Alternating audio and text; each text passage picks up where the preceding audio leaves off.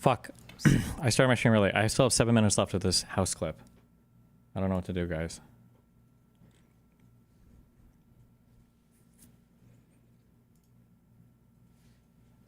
Oh fuck, I didn't turn my lights on. The fuck? Hold on.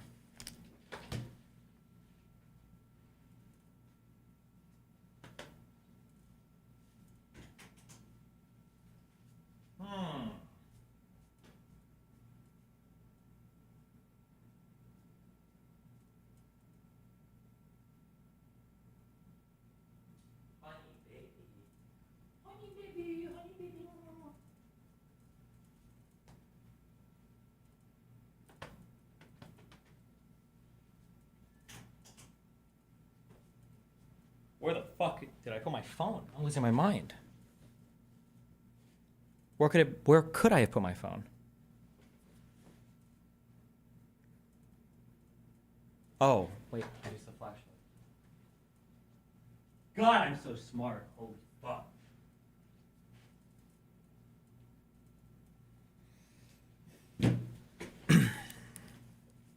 Okay.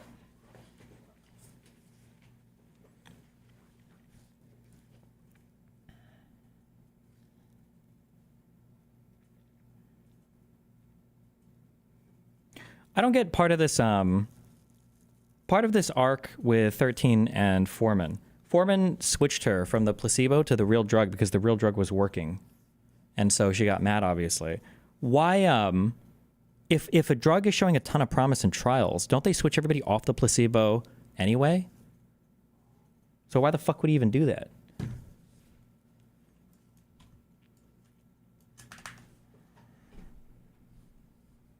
Cold take, not being able to turn on smart lights without a phone/tablet sucks.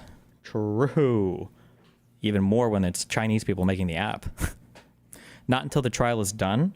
I don't think that's the case. I think that, I could be wrong. Or can we Google this? I think that even in the middle of a trial, when you're at phase 3, I think they can switch you even before the trial is over if one drug is showing a ton of promise. Assuming it's like a big disease that does like really bad things, I think. Can they, patients switched off placebo drug trial.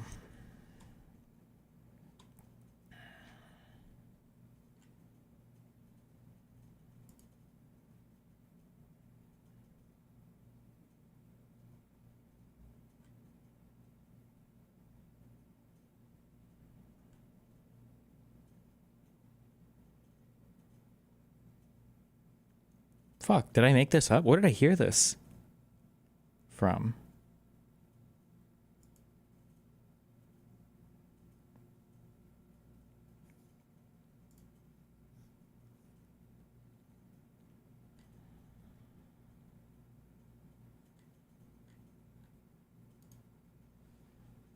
Matan Clip, please go on his podcast.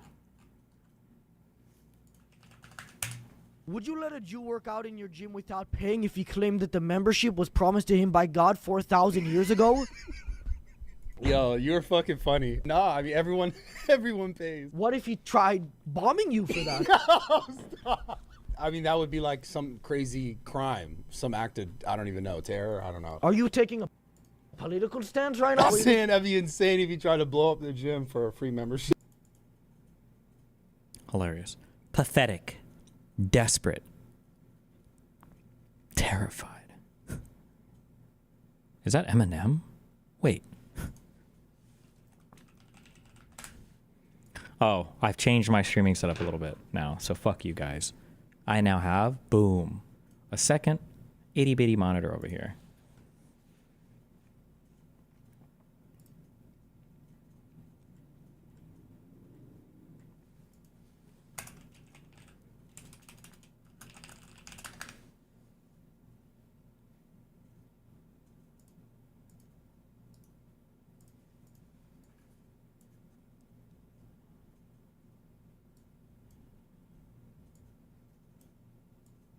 That guy in that thumbnail, I know they have different colored eyes, but you know what? Actually, they don't look anything like each other. Never mind. Forget that. you saying you didn't have a second monitor for the second computer this whole time? No, I have one monitor for each computer right now. I ordered 2 new monitors for both, though, because Honey sabotaged this monitor, knocked it over, and there's a little glitch in it now. And this one is 1440p, so it might as well be 4K, I guess.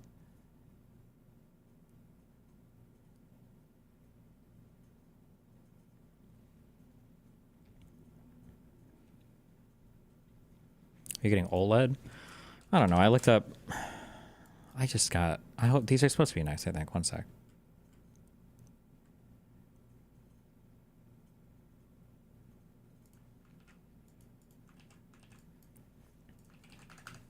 Oh, this is the one I have sitting over here now. I just got a itty bitty 21 or 22 inch.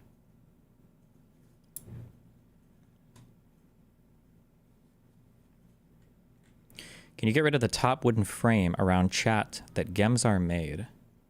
It blocks content. It shouldn't block it that much. What? No. Oh my god, he's in terrorist mode. Why are you meowing like that? What do you want? There's nothing in here. Every time he meows like that, it means he's gonna run behind my shit and he's gonna start fucking my shit up. What?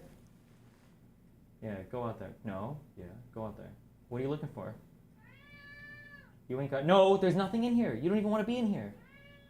There's literally nothing in here for you. I don't even know if you can see him. What? Why? What are you doing up there? You don't even like being up there. Okay, whatever. I'm just gonna jump up there.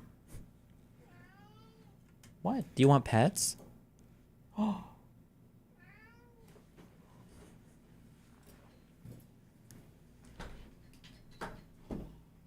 Baby. Ooh.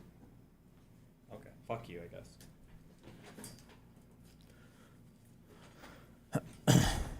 Can we get a honey emote? No! Cyber is about to get fired because I just realized we are missing the most important emote of all time that we don't have in my chat. Who knows it? Who knows what emote we're missing so much? What the fuck? Who knows it?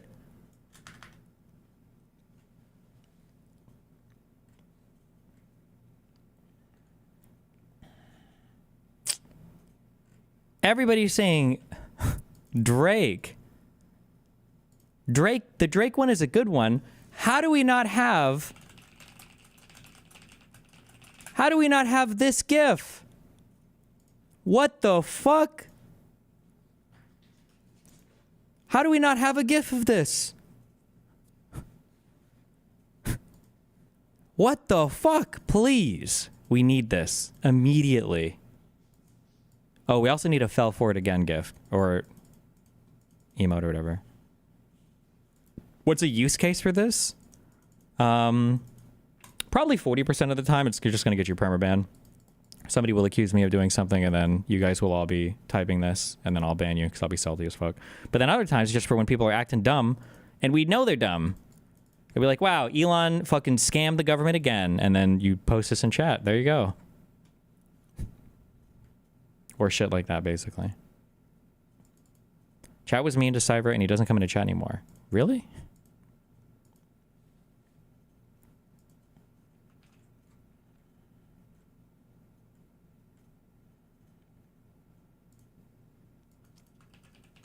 I just bought 2 of these. I'm hoping these are okay. I don't know how I feel about 32-inch 4K monitors. Like, I think if you could, I would just get a larger size, unless it's for gaming, maybe. Because on 32 inches, I still have to, unless I'm just getting old, on 32 inches, I still have to scale Windows 150%. So it probably needs to be larger to not have to scale, but that's best in class, I think. It should be. It's a fucking expensive monitor. Jesus.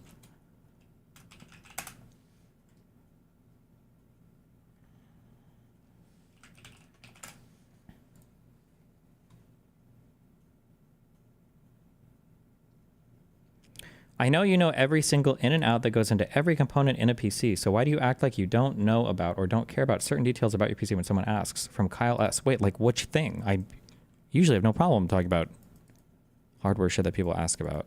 There's even an emote for people hating me talking about it.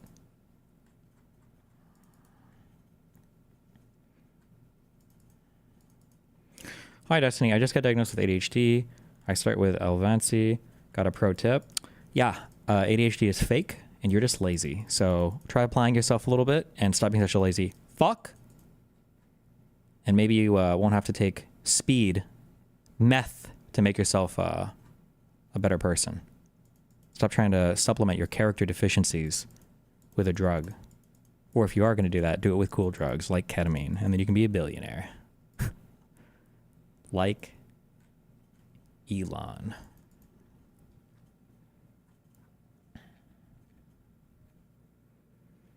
If RFK takes away your stims, what will you do? I just go to the pharmacy twice every time I pick up my prescription, and I give him my dad's ID and my ID since we have the same name but like different socials. Like, oh, they must have fucked it up. LOL. Can you give me another 90 Vyvanse? And then I just keep hoarding them. So I've got like an extra 2.5 years of Vyvanse stashed up basically, and I'm hoping that if RFK bans them, I can just work through my supply.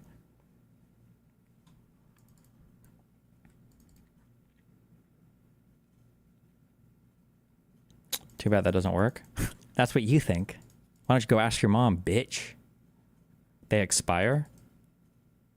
Wait, is that true? Wait. It's...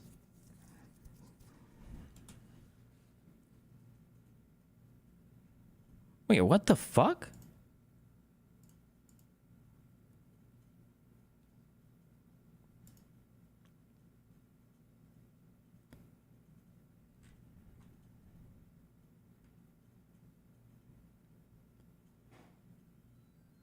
Huh. Oh, shit. I didn't know that.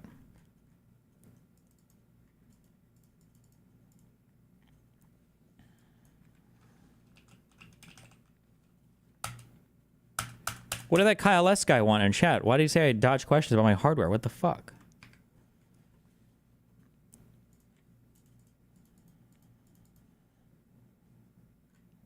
Amphetamines are volatile. They degrade over time when exposed to light. I feel like that's a lot of things. You just keep them in a drawer or something though, right?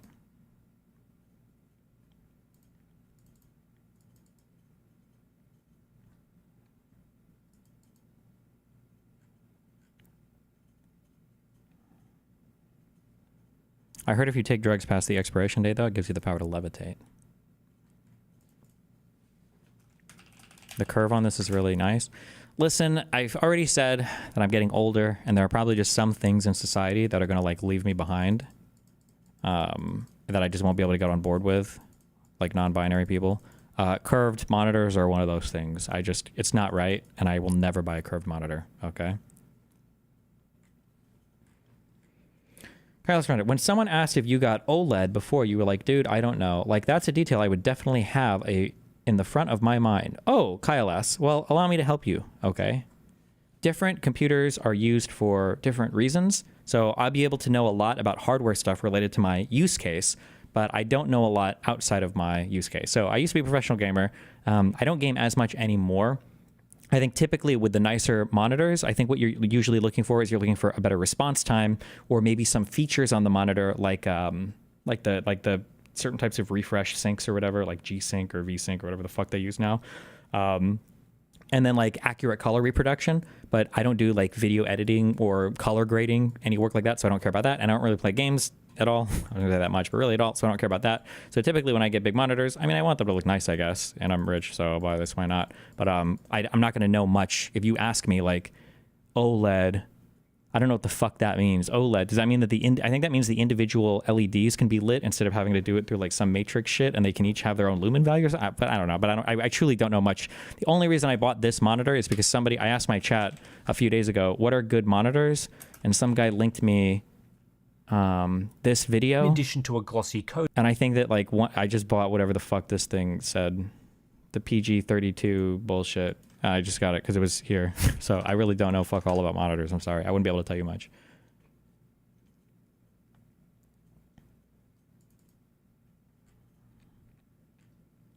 Is Vyvanse like NZT where a double dose makes you learn 2 times faster? Yes, but it also shortens your lifespan by the equivalent time that you're high on it. So for instance, if you have like 1 week of school and you need to learn 2 times faster, you can take 2 times your amphetamine dose. But then what happens is that week is a week you've lost off your life because you've lived 2 weeks in 1 week. So you have to be very careful.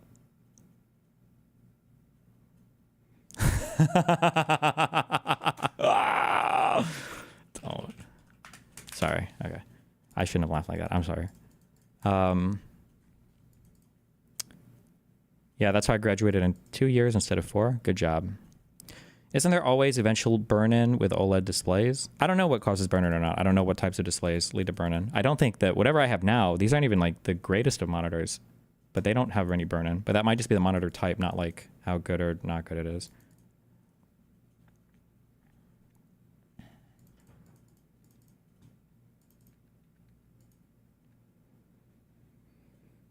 Remember plasma TV? Oh, bro, plasmas were the thing for all of like 24 months. Plasmas were like, there was this like incredibly weird curve of like price to size. And for like 2 years, plasma TVs like hit this. It was like, this was like the price. Let's see, what would we do? High price, but low size.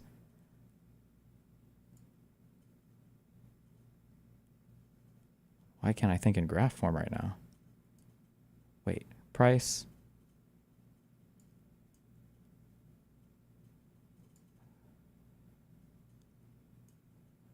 But then they got bigger. Do I just want to draw a line? Is that what I'm doing? This is like LEDs. I missed that. Holy shit. My Huntingtons. Oh my God, I've been watching too much House.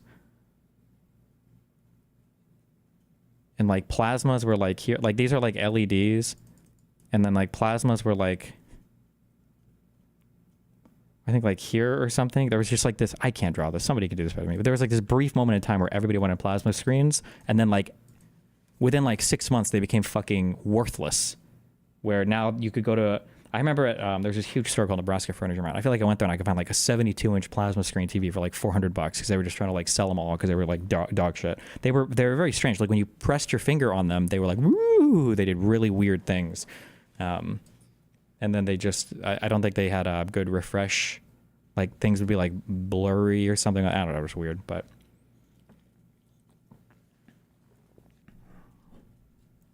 What do you think about ultra wide monitors? I like my standard aspect ratios, okay?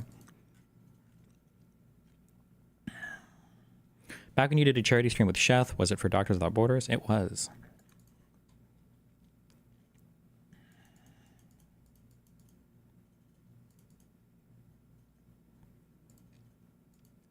I'm thinking for, hopefully Dan's not listening. When I redo this studio downstairs, I'm trying to think for my shows, if I want to shoot them in a wider aspect ratio or not. I can't tell if it looks cool or super pretentious. And now that this fucker did it, makes me want to a little bit. Please leave a message after the tone. Can build a business with or take over. But I feel like it's not, I just feel like it's not format appropriate. Like shooting a podcast in a wider aspect ratio. His is really wide though, right? This isn't like 17 by 9. This is like fucking like 20 by 9 or some shit, right? Does anybody know what this is? This is really, really, really wide. I don't know if there's an easy way. Will it tell me if I do like stats for nerds? 1920 by 710.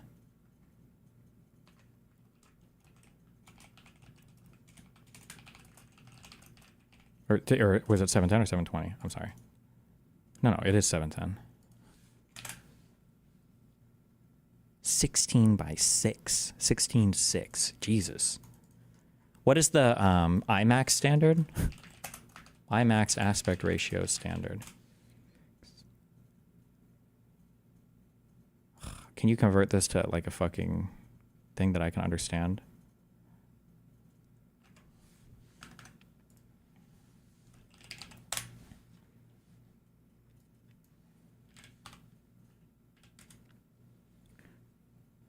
Sam Hyde's would be 2.66 to 1, right? If I'm understanding correctly, if I'm not fucking this up. I think it is, right? This is dramatically. This is way, way, way too widescreen, but. His is 24 by 9. 1920 by 710. Wait.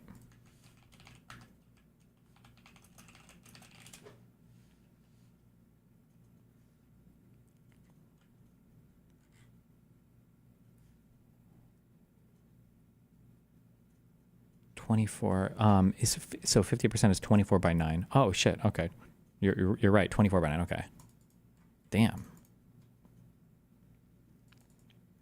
I can't see the number because of the fucking chat border. How mad are you? Be honest. There you go.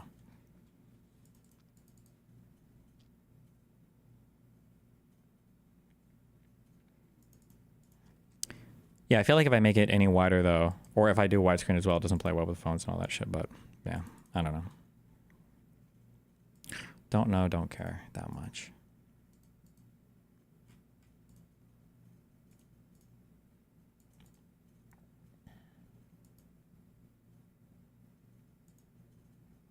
Jesus.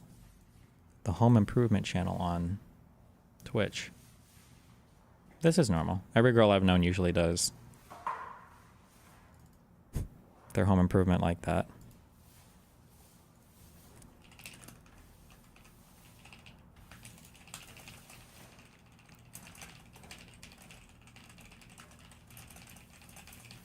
Okay.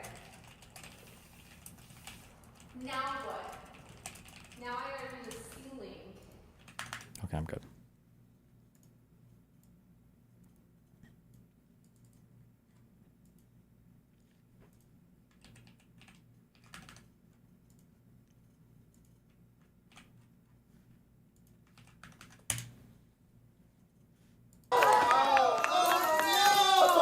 I threw an autism reveal party to find out if I'm autistic. After my friends made me pay $2,000 for an official assessment, I hid the results inside a piñata without looking at them. Then I invited everyone over and told them to dress according to what they thought the results were. Wear blue if I'm on the spectrum, or pink if I'm just creepy. Hey, Cole, what the fuck is this, man? Why blue? Probably because all the puzzles. Because I've known you for 10 years. I think you're gonna beat the allegations. I think it's definitely puzzles. It was time for the moment of truth. The piñata noises were a little bit too loud, so I got my headphones and started over. Oh yeah, he's autistic. Plot twist, before I put the results inside, I had them turned into a 300-piece puzzle for the ultimate climactic reveal. I thought it'd be fun for everyone to do it as a group, but then decided I'd rather do it by myself in another room. After 30 minutes of assembling, gluing, and framing, the results were in. Based on this evaluation, it was determined that Mr. Hirsch meets criteria for autism spectrum.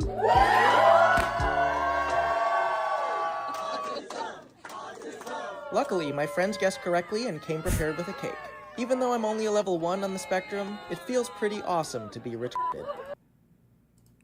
I'm guessing it's a troll, but it wasn't even that funny to be a troll. Like, I feel like a real autism reveal party would have, like an actual one by woke people, would have actually been more ridiculous than this. So like I don't even know how it makes.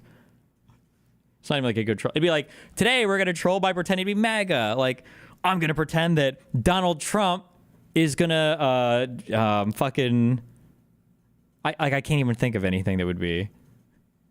He's gonna. I don't even know, bro. We live in a wild world right now. What is this?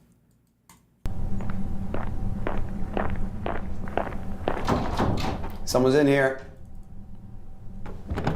Someone's in here. My bad. Is someone in there? Yes, someone is in here.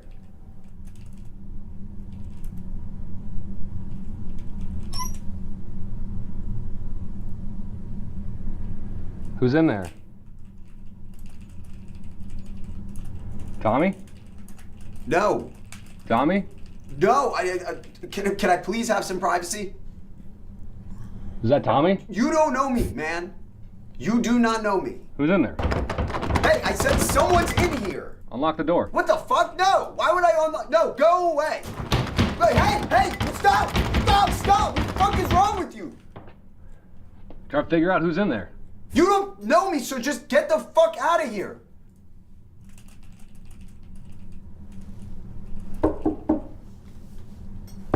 Come on, who's in there? Is that you, Mitch? Mitch, is that you? Ben. My name is Ben. Ben?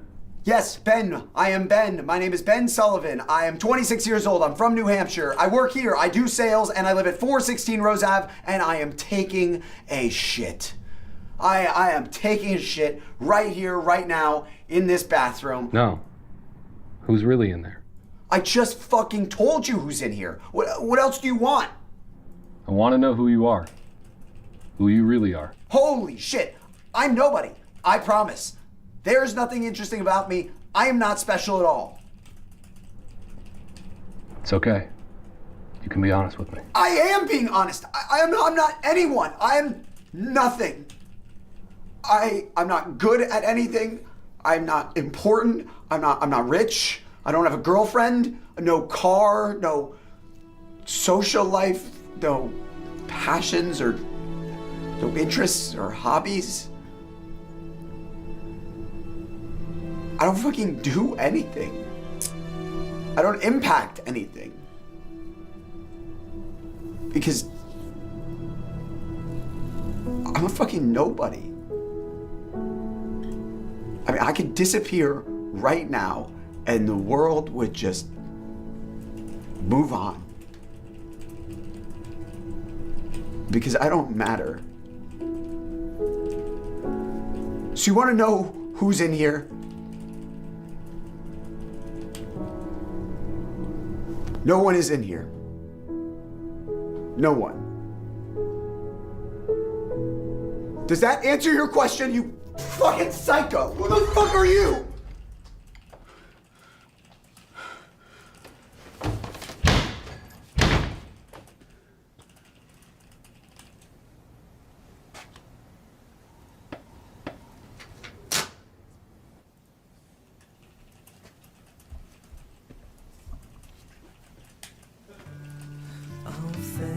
Dear Ben, sorry I couldn't be here when you got out.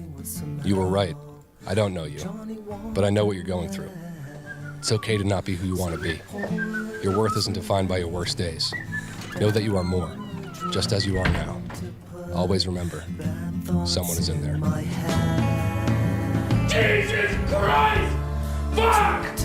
Fuck! It stinks! No! Ah! Ah! Oh, fuck! It's in my lungs! Who was in here? Who was in here? I was in there. No! It's happening!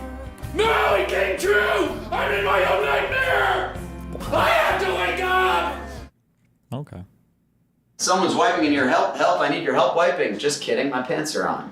I don't need your help wiping, I never needed it. But there's a real disease I want to tell you guys about called ABS, Angry Butt Syndrome.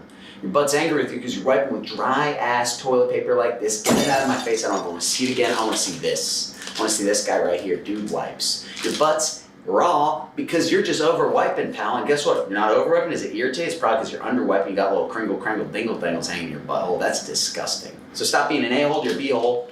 Ditch the toilet paper and switch to these guys, dude wipes. For the best clean, pants down. Are those things actually safe for your sewage system or whatever? Because I feel like every time people talk about those, they end up being really bad for your pipes. You can buy a bidet thing for like $60 or something, or cheaper. There's probably really cheap ones too. Have you seen Reacher? And if you have, do you agree that it's just Barbie but for guys? What? Like Jack Reacher or?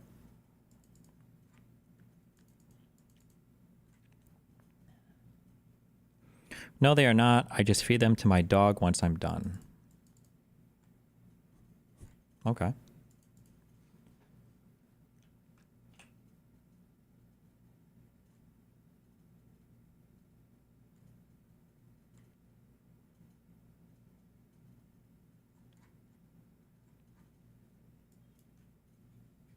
The wood thing is covering content. It's not covering anything right now. It's over here. Fuck you.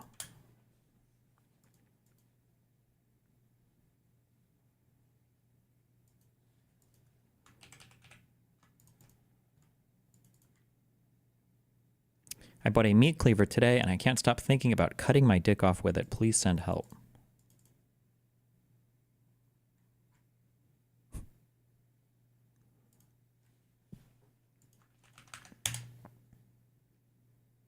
Actually work for ICE? No, not at all. Nope. Explain the outfit. It's $29.99 on Amazon. I would recommend buying a small if you're my size. This one's a little too loose for my liking. But yeah, if you want some entertainment, wear this and go to a Home Depot in a sanctuary city like where I live right now, Washington, D.C., and you'll see all the illegals. Not all of them, but you can maybe see a lot of them start to run away. And you feel like a group fitness instructor. It's really good. And you actually think that's funny? I think it's hilarious. Absolutely. Okay, that was a little bit funny, but... It's not funny as them illegally... There you have it, everybody. One of the worst people I've seen here at CPAC, and that's saying something. Appreciate it. Do you actually work for ICE? No. What? Does this guy look like a mix of Tom Cruise and Michael Cohen? A little bit?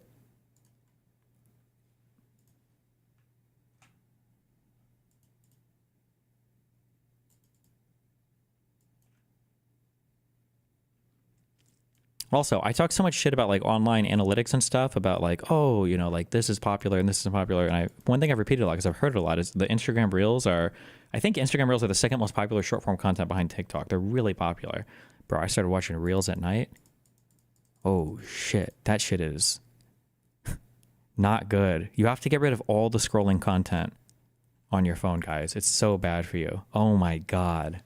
I watch so much retarded shit. I can't help it.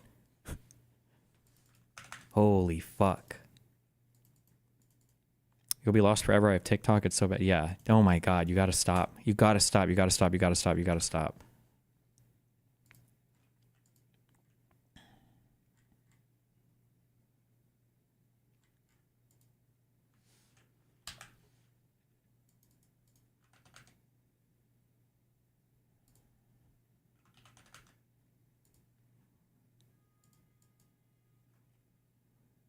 What the fuck?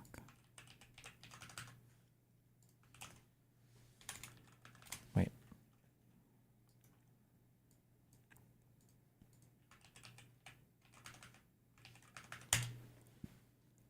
I'm Coyote Peterson, and I'm about to be eaten alive by sea lamprey. 3, 2, hit!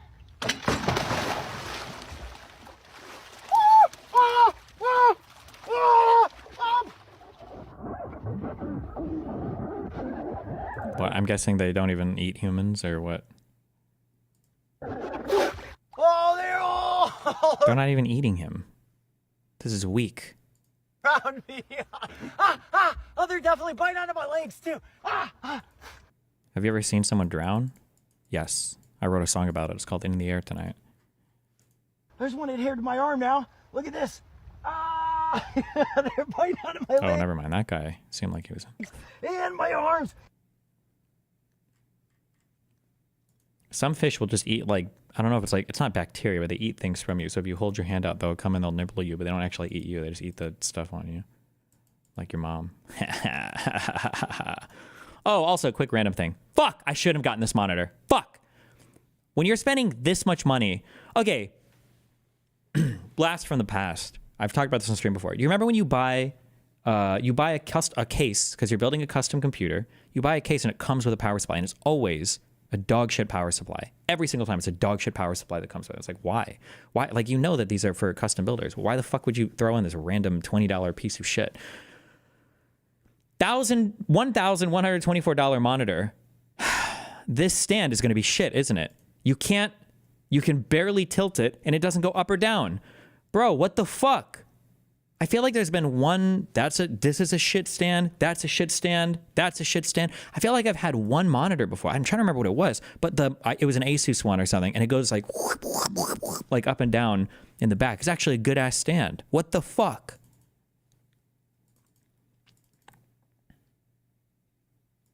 Just Vesa mount it? Can you get a Vesa mount that's like for your desk? Oh, shit. Oh, shit. That's going on the fucking... on the 2x. Oh, my God. Vesa. Oh, you just changed my fucking life, bro. You just changed my life. I use Vesa mounts for my C-stands downstairs for my monitors. I didn't even know you could... But of course that makes sense. Vesa desk mount. Oh, my God. I could stack monitors. Stacks on stacks on stacks. Thank you. Thank you, Chatter. Whoever said that. Oh. Oh. Have you heard of wireless mouses? Yes. I've used wireless mice for a long time. Did we ever decide, is it mouses or is it mice when you're talking about computer mouses?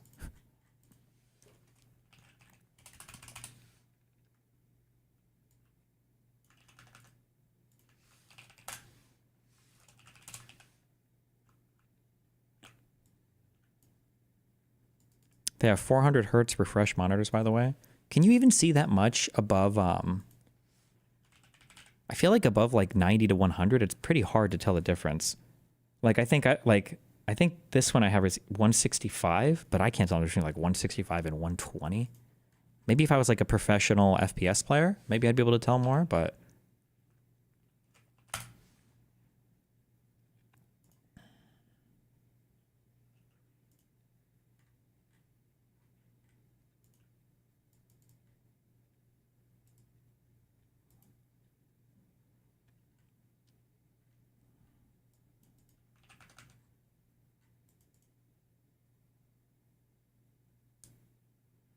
it's about motion clarity. CRT displays have so much, it requires like 40,000 hertz on an LCD to achieve parity with them.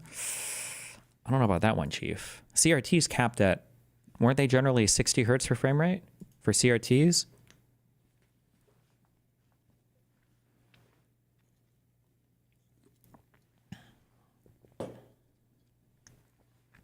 The reason why, if I have any pro FPS players in chat, which I don't. The reason why the refresh rate is kind of important, like up to a certain level, is that a refresh rate will show you, I guess, like your theoretical fastest time that you can actually even see something on screen, right? So like if you have a 60 hertz refresh rate, that means that you have about, it's 17 milliseconds of where stuff can happen in between every single frame, which is probably not good. 17 ms is like significant to just add onto everything else. At 120, this would be halved, right? So you'd be about 8 milliseconds, I think. If I'm understanding this right? And then there's also, how smooth it looks and everything else. But just in terms of like response stuff, like I think this can be fairly significant-ish.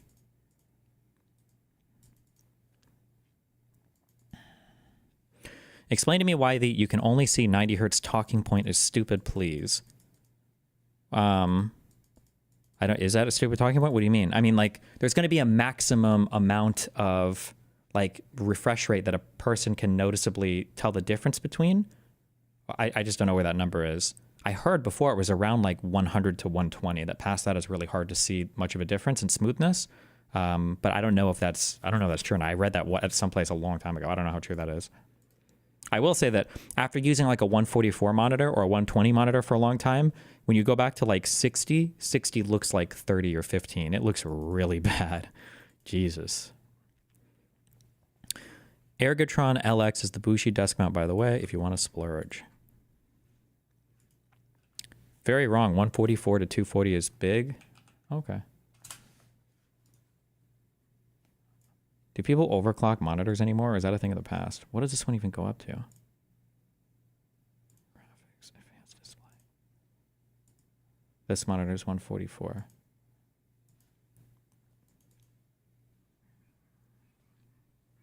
I don't know if I've ever done a 240 refresh rate monitor before, so I'm not sure if I'd be able to tell the difference.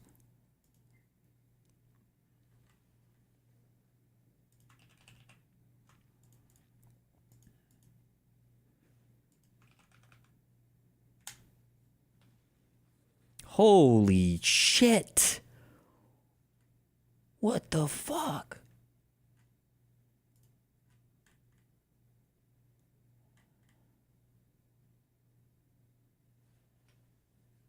Bro, it's actually the Matrix. LX desk triple monitor arm.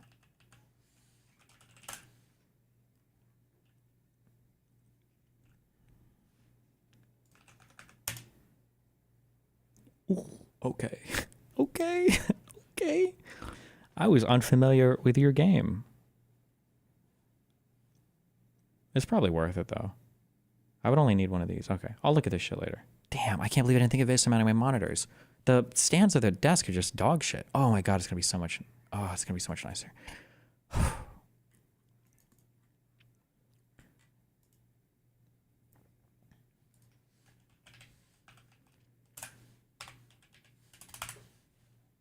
As soon as I discovered vase mounts for the studio downstairs, oh my god, so much opened up for like how I could move the monitors around and like mounting them to C-stands or whatever else. It made it so much easier to deal with everything than having to use dog shit stands everywhere. So I don't know why I just didn't consider that for my home setup, I guess.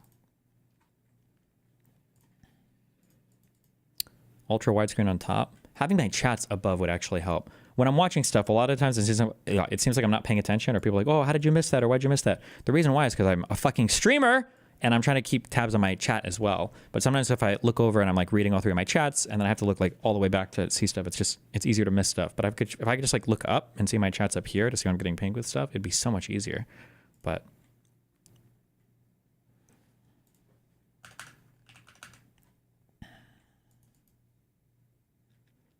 if you consider doing a food review show with Dan, oh my god, have we talked about this on stream or is this in chat? I'm so embarrassed.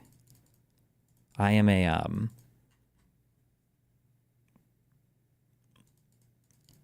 it hurts to say it. It actually hurts to say it. I'm a hummus.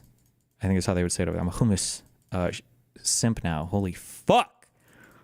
The restaurant attached to my apartment downstairs, they have really good hummus. I fucking love that shit. Oh my god. What the fuck? It's so good. Oh.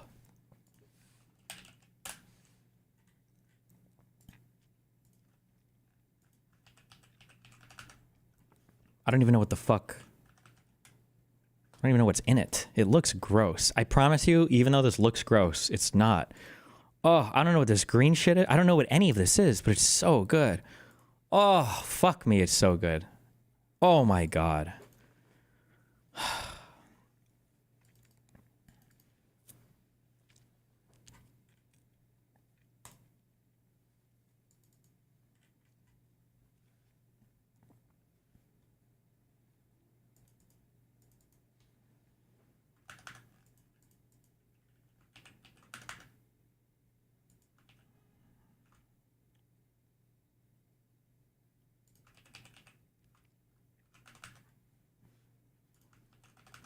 And if you want to chat about refresh rates, there's a ton of misinformation around this. What's misinformation? Chat, type something.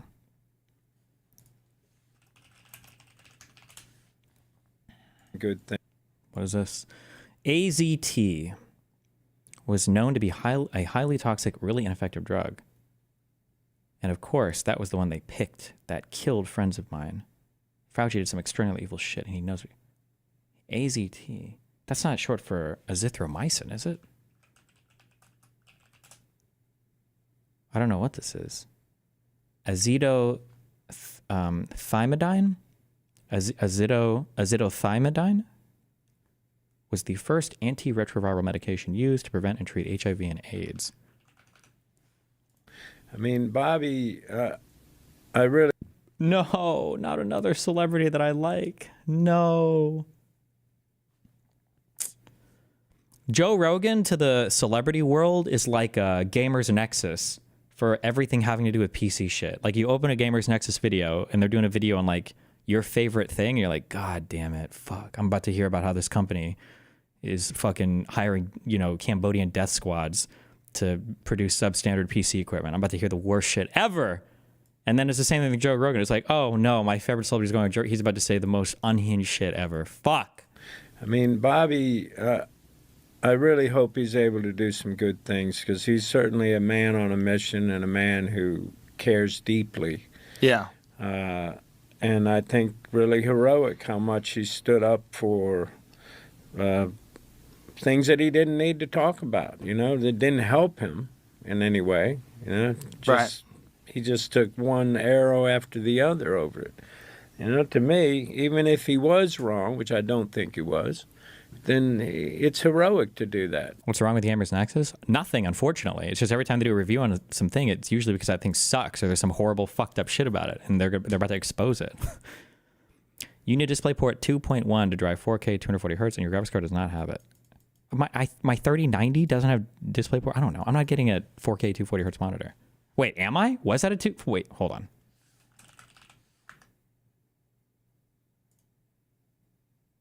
Oh.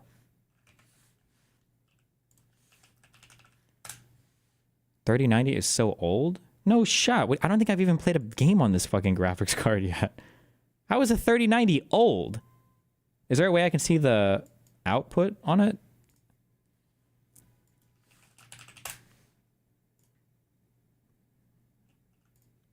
It'll run at a lower refresh rate. It'll be fine. That's like buying a fucking Porsche and only driving it in the bottom 4 gears. Why the fuck would I... That seems like a waste of money. No. Yeah. Yeah, and he wasn't wrong. The thing is like, I was a victim of that propaganda, and I told him that when I met him and I had him on the show. I said, I always thought you were a kook. What did he just say? Wait, why? Where did I get my 3090 from? Does anybody know? Why is this not on my Amazon ordered shit?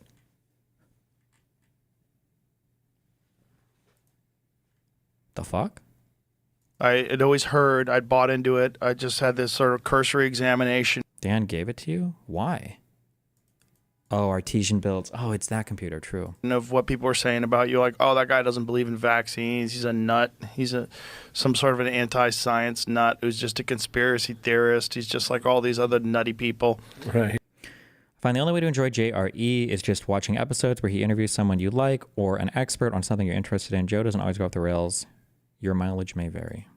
And then I read his book, and I was like, okay, well, this book is real. Why isn't he getting sued? Do you have one of those super expensive cat litter boxes? I thought about getting them, but I just don't like the engineering of them. It just seems weird. Just spinning it around. There's got to be a better way to do it.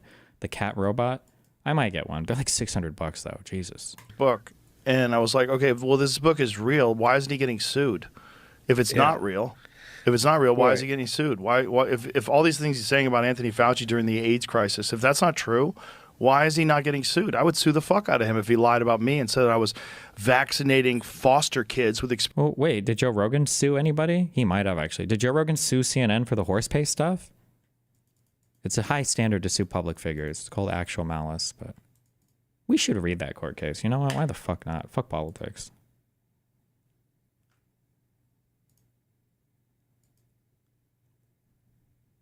Remind me. We'll do it sometime. Experimental drugs that were killing them. I would sue you if that was not true. Like, hey, you fucking liar, I never did that. This is a lie. You can't prove, but it's not a lie. And if it was a lie, he'd get sued. If it being truth, they just ignored it. Yeah. But man, that is a heavy tome. Yeah. Oh my God, there's some info in there just blew my mind. You know, like the way Fauci was able to get these principal investigators from like all these respectable colleges and put them on these committees that ended up saying, yeah, this is the vaccine we'll use. This is the, we'll use AZT. He started with the AZT thing. Oh, yeah. And, you know, AZT was known to be a highly toxic, really ineffective drug.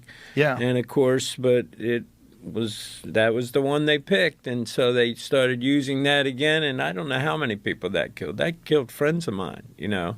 AZT was very toxic, and they finally had to yank it. Yeah. And now they use different chemical cocktails, but, like, Fauci did some extraordinary... Oh, you also have to sue, not only that, so not only is there the actual malice standard that you'd have to overcome in order to sue a public figure, meaning you have to show that the person, like, deliberately lied, and deliberate means they knew the truth and they lied anyway, or I think it might be willful, reckless, whatever. I don't know all the different like reckless standards for criminal. It's probably used in tort too, but I don't know how those qualifies. But also, this would be defamation per quad if you just accuse somebody of making bad drugs. So not only would they have to overcome that actual malice standard, he'd also have to prove damages. And how the fuck are you going to prove damages from a book? Like, this would be like a clusterfuck. You'd spend more on lawyers than you would winning anything in court. So it's like, I don't. This isn't even worth explaining. None of these people are worth explaining anything about. Ordinarily evil shit. Yeah, he knows what he did. Damn. Apparently Fauci was literally the guy who has done every bad medical thing that has ever happened. Ever. All of it traces back to Fauci.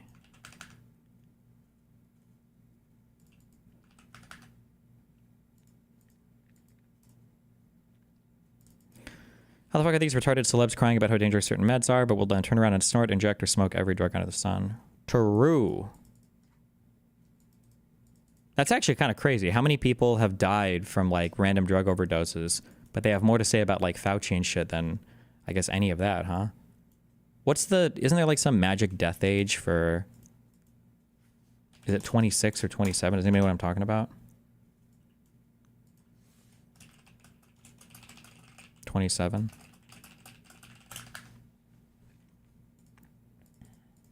Did Mac Miller die at 27?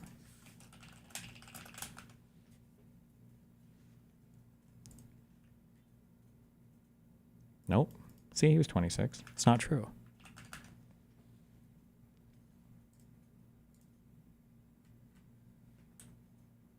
Oh, 27 Club is dying before 27, not at 27. Well, that's not much of a club then, is it? It's not a very exclusive club. Let me introduce you to a little thing called the Holocaust, all right?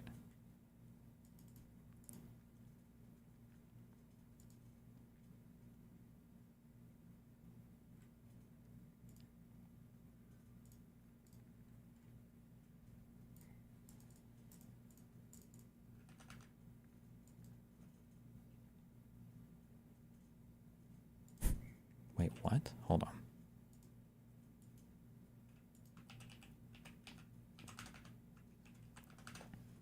Destiny, that's wrong. It is specifically 27. That's what I thought. Crypto trader kills himself on X live to create a meme coin. A crypto trader named Mr. Fuck You shot himself live on X after losing his last $500 in a meme coin rug pull, telling viewers, "If I die, make me a meme coin." Within minutes of his death, traders launched meme coins using his name, leading to backlash over whether it's ethical to profit off suicide. Some believe he was playing Russian roulette. Sorry. While others think it was a stunt gone wrong after a developer sent him 70% of a coin's supply before the stream. A stunt gone wrong? Maybe don't have any bullets in the gun if you're doing a stunt? This wasn't some... Did they actually get the body? This wasn't some like retarded shit where he loaded a blank but fired it like too close to his head and the gases killed him or whatever, right? He pulled the trigger 3 times. He was trying to die. Maybe he just thought he was really lucky. Destiny, here. Oh, thank you. This is what I want. I wanted to watch somebody die today.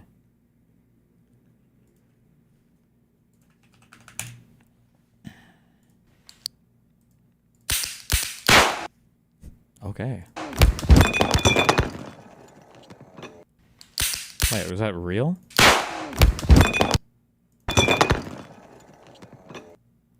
Damn, killed himself with 20% battery left. Couldn't even charge his fucking phone.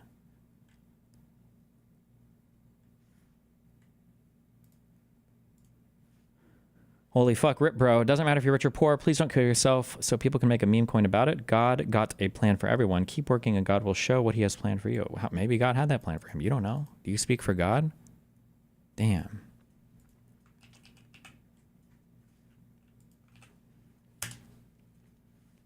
Elon Musk leaves behind his human shield. When I watched this rocket come down about 3 months ago, and I thought it was talking to somebody on the phone. Nice sound effect. Okay, cut the stream right now. Don't take into account anything I'm about to say because I hate running defense for all of these loser, horrible fucking people. Fuck them all. They deserve every bad thing people say about them. However, this is like every parent's fucking fear, and if you don't have a kid, you'll never understand this. But like you would think, you have a child, it's the most precious thing in the world, you'd never lose track of it. But this absolutely happens, where you'll be in the store, you'll be looking at something, and then all of a sudden you're like, oh fuck, my kid is gone. I'm never gonna find him again. It's over. And you're like fucking, you lose your mind. You're like, oh fuck, oh my god. Yeah, it happens. It's not good, but I mean, it happens. I don't think this is like some indictment on his character. Okay, come back, uncut the stream. I can't believe he would forget his fucking child. This is supposed to be his son, his most precious child, and he knows his life is in danger. I can't believe he'd leave his kid here. What the fuck?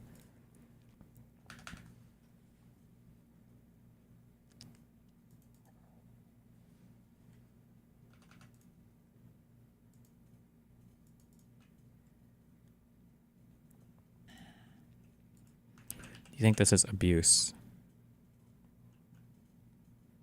I don't know, man. Kind of wild to be walking with him and not even consider his presence for a second, just walk off. I don't know. I do that a lot. I like a crazy make my girlfriends. So I'll just like, when we're walking beside each other, I'll just like stop and see how far they keep walking and talking without actually looking to see if I'm still with them. They've turned corners before. Unbelievable. I'm just kidding. I would never do that. So good, the fuck. The what? What did you say? What did you say? The biscuit's so good, what? Did you say something bad?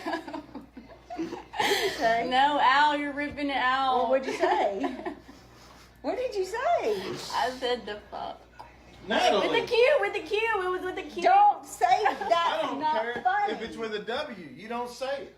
Idiot, you don't Freaking like loser. Oh, God. Yeah, I am so confused now.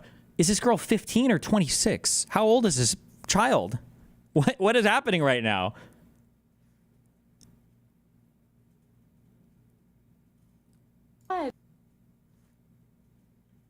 She looks 20s? 25 is the new 15? The biscuit's so good, the fuck. They look like an adult, right?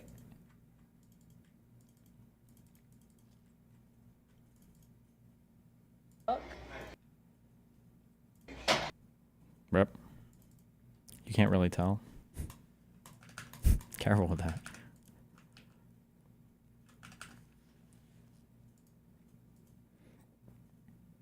You ever see parents that like cuss around their kids, but then they don't let their kids cuss? I always thought that was weird. Are you saying it's how she looks or how she's being treated? Well, she looks like she's in her at like 18, 19, 20s, but she's being treated like she's like 12. But I mean, I don't know. Every family dynamic, I guess.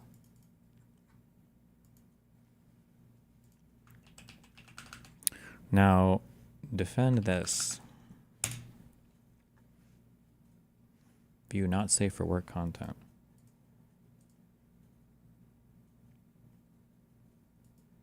Why is this the worst link I've ever clicked in my life? What the fuck is happening here? Oh, it's a GIF. It looks like they hit the kid and they run. Oh, they both hit the kid and run? What'd the kid do?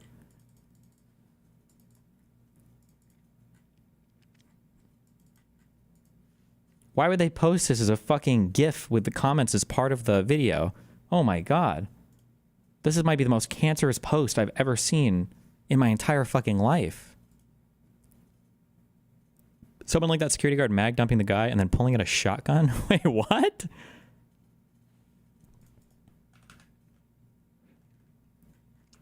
I'm reserving judgment on this because I don't know what the kid did first, so.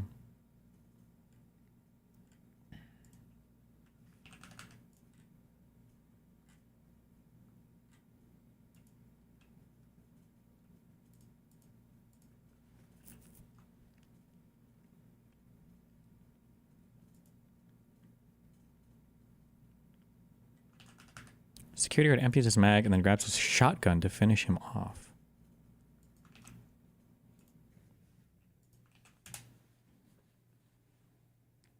Would you ever consider doing more philosophical conversations? I like that you did that back in the day. Maybe. Oh wait, I can actually just use my mini monitor. I don't have to blank the screen out. All right, we can review this. Content review.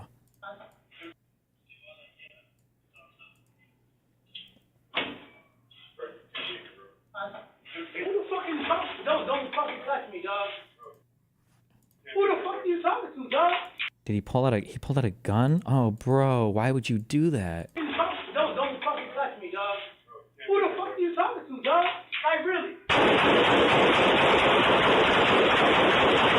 Talking to a dead man, apparently. Holy shit. Oh, he's still alive. He's stolen his gun. Yeah, you're fucking super dead, man. Oh, God. Yeah.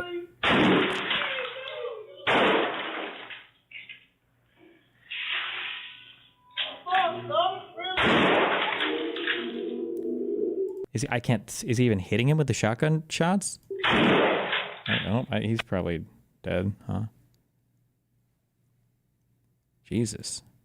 The whole point of carrying a firearm concealed is that you don't want the other person to know you have a gun. There's not much point in carrying a concealed firearm if you're going to show the other person your gun and then give them time to respond. Why would you do that?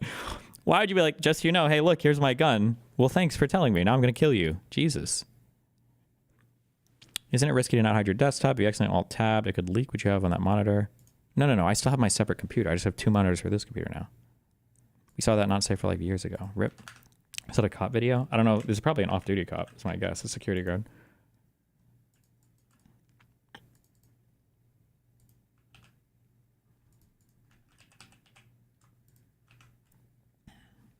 Oh boy, even more. Fearless warrior, and I appreciate what you do. Like allowing voice to people. Other people will be like, "You're wrong," just to interview that person. Yeah, you get a lot of that for sure, but that's ridiculous. That's ridiculous. That's ridiculous thinking. I don't even understand that. I really don't. I don't understand how we got to a place where you're wrong to have a conversation with someone, even if you disagree with them. This idea of platforming people. Well, how the fuck do you know what they really think? Based on what? The mainstream media that lies to you constantly? I had a revelation, but it's very self-serving.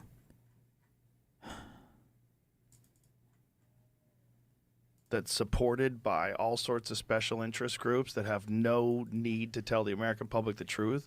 They have a very I'll do it after this video. specific narrative that they want pushed, and they want no deviation from that at all. The fuck out of here. The fuck out of here. It's crazy. I mean, if you have a large audience, I think you have at least a certain amount of responsibility to talk to some people that you think might be telling the truth. Yeah, I liked your interview with Robert Malone. Yes. That was a crucial interview at a crucial time. Well, it was the most pushback I'd ever experienced ever in my life. And I was like, this is crazy. And it was really sad to see people like Joni Mitchell and Neil Young and like I wanted to sit down and talk to them and like show them some studies and give them Robert Kennedy's book and say like, you don't really know what you're talking about. Well, that's the thing that makes me sad is a lot of this information they're receiving is like from mainstream media, which certainly has its own objectives and its own, things that it won't discuss. Yeah. Why does nobody ever talk about the objectives or biases of alternative media? Ever? Like, are we just pretending that alternative media is just like free from all human cognitive bias, like free from all, like, yeah, it's always just the same talking points. And it's so boring and it's so lacking in insight. Oh my God, it's so boring. You know? Yeah, at all. I just... Destiny, I don't think you realize how much DEI/PC culture in U.S. corps have red-pilled average Joes. It's scary with their brother. The pipeline is real. Thank you for saying me. You know what? I actually, I think I agree with you to some extent. I thought it was really big, but I think it's maybe even bigger than I realized. But I think I understand why too, though. It's because it's the easiest thing to understand, right? Like, what's the difference between Democrats and Republicans? Well, Democrats want to have higher taxes for social health care and lowering whatever, and Republicans want to control illegal immigration at the border and foreign policy. It's like, that's really hard. What is a woman? Oh, monkey brain. Yes, I get this. Yes. Children getting their dicks chopped off. Bad. Got that. Yes. Yes. Drag queens fucking my kids and turning them trans. Yes, I get this. That's really bad. And then like that becomes a thing. I'm not even like, it sounds like I'm insulting the average voter, but it's not even so much I'm insulting the average voter. It's just that, again, like so many things are complicated, that type of social issue. And I think it's why people gravitate towards social issues. It's because they're the most visceral, like emotionally you react to it. And it's kind of the one that you can grapple with the easiest, right? Like, not everybody can have a strong opinion on, quantitative easing and the inflation of the M1 money supply, good macroeconomic policy to stave off a recession at the expense of inflation. Like, I don't even know the answer to that question. I don't fucking know. That's a really hard conversation. Can boys be girls? Fuck no. Not my little boy. Hell no, right? It's an easier topic to grapple with, yeah. Felt like after that happened, I was going to try to get in touch with you just to tip my hat to you, but it just felt like, why don't people just listen to the interview? Because I feel like everyone who was giving it a hard time hadn't even heard the interview. I don't want to be inflammatory. Please don't. If you're going to write something that's reasonable, don't fucking put stuff like that. It makes me want to ban you. Oh my God. I don't want to get banned, Destiny, but I just want to say that I think that blah, blah, blah. It's like, and then they'll say like the least offensive thing ever. What the fuck? I don't want to be inflammatory, but I think the Hollywood media has had a big impact on woke and generally speaking, the super lefty writers. I think to some extent that's true for sure. Yeah, I think it definitely happens. I think people overblow it like crazy. Like you can just ignore shitty media. But I mean, yeah, I'm sure it has an impact for sure. Of course. Yeah, they had heard the mainstream media saying that it was dangerous misinformation. By the way, everything he said has turned out to be true. That's just not even remotely true, but okay. I wonder if we should go back and rewatch the Robert Malone vaccine. Did he do multiple ones? I don't remember how strong the claims he was making about how horrible those mRNA vaccines were going to turn out to be, but single thing he said had turned out to be true. Sure. Everything that everybody said about whether it was a lab leak, whether the vaccine had side effects, whether it was pushed, whether they lied about the studies and distorted the information, everything was true. All of it. Including Yale just released some study about people producing spike protein 700 plus days after the injections, which was never thought to be the case when they gave them to these people in the first place. And a host of different serious problems that people are having because of these, that everyone's covering up and people are lying about and everyone's trying to obfuscate and doctors are trying to sweep things under the rug because they don't want to be in trouble for mandating these things and telling people to get these things. It's horrible.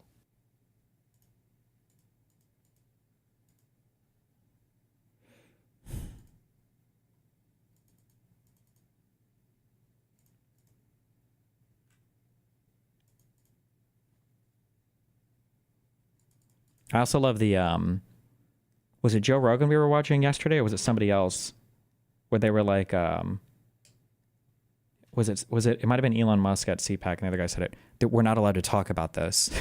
And it'll be like a thing that everybody's been talking about for 3 years. We're not allowed to talk about, oh no, it might've been JD Vance it was JD Vance about the vaccine side effects. We're not allowed to talk about being really sick after we got the vaccine. It's like, what do you mean? Literally every fucking person talks about it. Even people on the left talked about that when you got the first set of boosters, that it was like a really brutal shot. I think that was probably the sickest I was getting the, I think I got the Moderna booster. And that was probably the worst I think I felt was probably that day or the day after. I might've got it later in the day and the day after versus any of the 1 or 2 times I got COVID. Like everybody's talked about this. What do you mean? Nobody... What was your revelation that you mentioned? Oh, this is going to be so self-serving. And I haven't even done my community survey yet. On March 1st, I'll do it. I think that...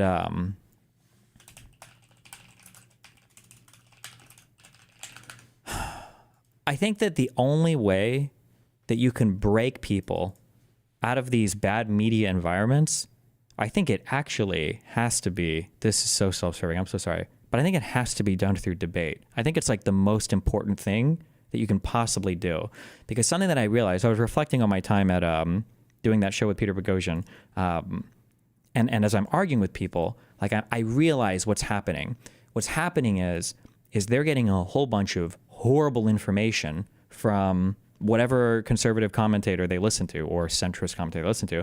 And then I can argue with them and I can pummel them and destroy every argument and be the debate god or whatever.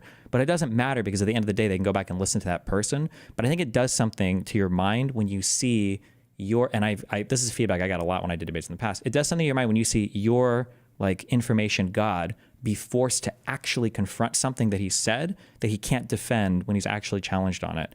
And then I realize as I'm reflecting on that, this is one of the reasons why all of these people try so hard to avoid actually debating the merits of any of their ideas like the fucking plague. So people on the far left do it. Obviously, you have your Hassans. Everybody on the right does it because right now they have like the cultural power. But as long as you never get confronted on that, you can perpetually create an echo chamber that furthers basically whatever idea you want. Because at the end of the day, most of the stuff that people are talking about, there's actually it kind of plays into that other idea that I had, that as long as there's no factual reckoning to be done with the particular thing that's being spoken about, you can make make whatever fucking claim you want about it, right? Like we could theoretically hold an election over whether or not there's blue elephants or pink giraffes on the dark side of the moon. And we can have that debate, and we can debate it until we're blue in the face. And that's essentially what all of our political debates are over now. It's over whether or not there are elephants or giraffes on the dark side of the moon. Because at the end of the day, nobody really knows what's going on at the FDA. Nobody really knows what's happening in the government. Nobody really knows what's going on at the border. Nobody really knows what's going on in Ukraine and Russia. Nobody really knows the history of Israel. Like, no one knows any of this shit. We just kind of like go on what the fucking media tells us for a lot of this stuff. And unless you actually see the person that you listen to, unless you see them being forced to confront somebody and defend that point, you just assume it's true because you're never going to learn otherwise, you know? But, yeah. We haven't had any debates in a long time. Any big names planned soon? No, not yet. I don't think any conservatives are going to want to debate until we approach the midterms, and it looks like they're not going to win the midterms. But if that doesn't happen, then yeah, I imagine they'll probably continue to avoid having those debates. Because why would you? It's literally just potentially negative. What makes you think they won't win midterms? The general trajectory of the current administration, I think bad stuff is going to happen, but also the incumbent party just tends to not do well in midterms, you know?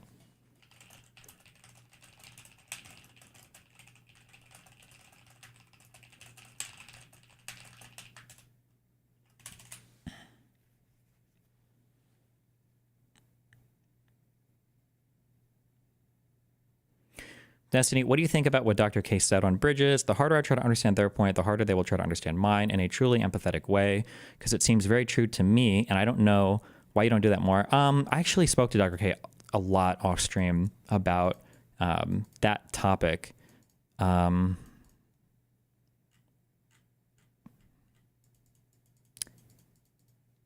don't think I'm like revealing anything. So he told me he has 17 wives. No, I'm just kidding.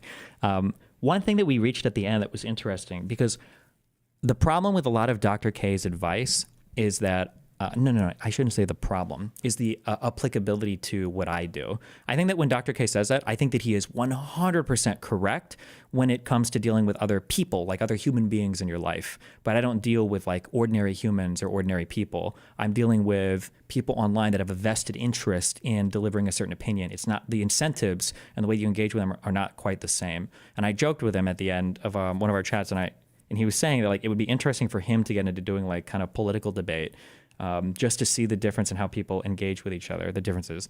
But I don't know if he would ever do that. That would be very funny though.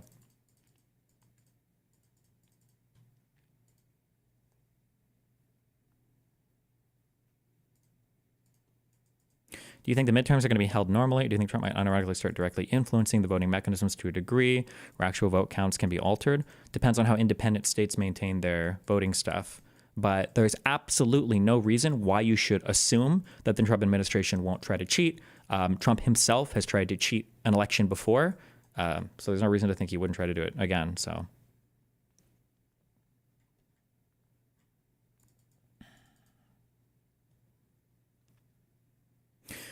Wait, Destiny, unironically, it's been so long. How did this whole anti-vax stuff, specifically for COVID, even start? Was it because a couple people got myocarditis or something? I legit can't think of the major origin point or figure who started pushing it. I truly don't remember, actually. Remember, it's hard because like history gets rewritten by conservatives so much, but something you have to keep in mind, the idea that the vaccine is really bad and the idea that COVID is a joke, that's a new invention, or that came only after, I think it was Omicron is when that really started to take hold. In the beginning, everybody thought that COVID was really bad. That's why Cuomo got so much shit for putting an old person in a retirement home or whatever with COVID, because they're like, that's going to insta-kill every fucking old person. And it's why people were saying like, oh my God, it came from China. It's a fucking bioweapon. Like it's coming to kill us. It's a bioweapon from China. And it was rough when old people got the first iteration of it. I don't know if you call it the alpha variant or just the original SARS-CoV-2 virus. It was rough. That was a rough time, and people felt like it was rough. But it's only as the variants have come out and they've been less lethal and just less, like the symptoms have just been less severe, that now people have rewritten history to be like, like COVID was always a joke. It was never a big deal. It was always kind of a stupid meme, you know? Yeah. Do you think that Dr. K would be good at debate? I really like how he dismantled Sneako's hostility. when they talked before. Then again, that was not a debate setting. That was really effective the way that he did it. But Sneeko, I think, is a little bit more willing to go along, and he's like a more personable person. But also, Sneeko, he didn't change it all though, right? But I mean, that's not fair for me to say, like, oh, Dr. K failed because he didn't change him completely after one debate. But do you think people would have less of a problem with vaccines if it was a pill versus an injection? I don't know. Maybe it wouldn't have taken hold as much, maybe.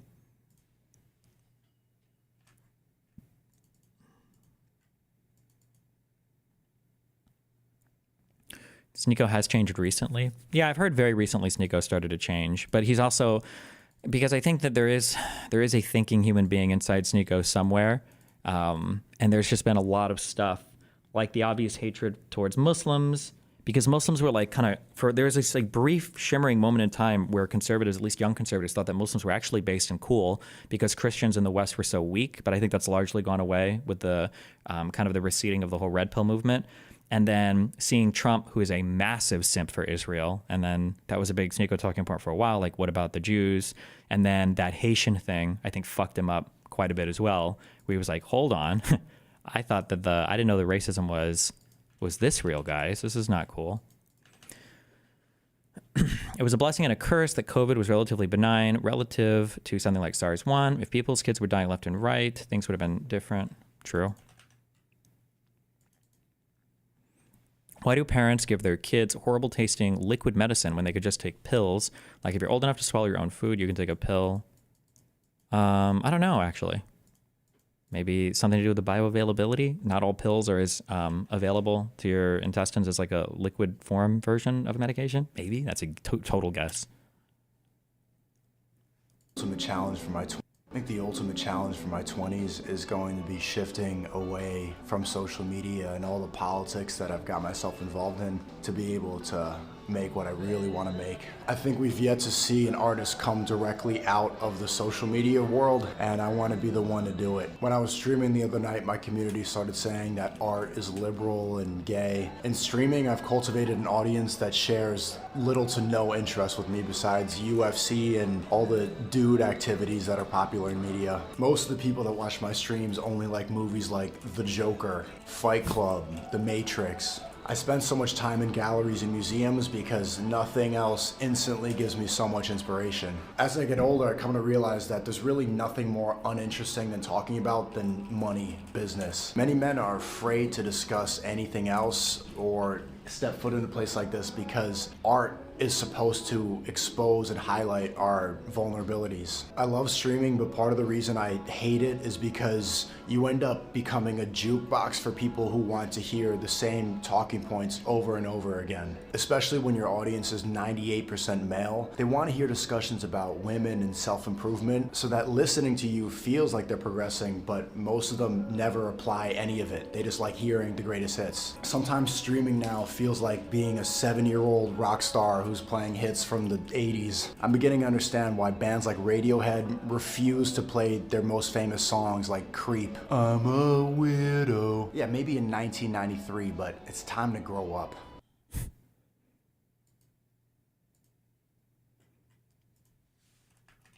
I don't know if it's true or not. I read it in I think it was in that piano playing book, or it might have been a different book on romantic composers, that Beethoven hated the request to play Moonlight Sonata.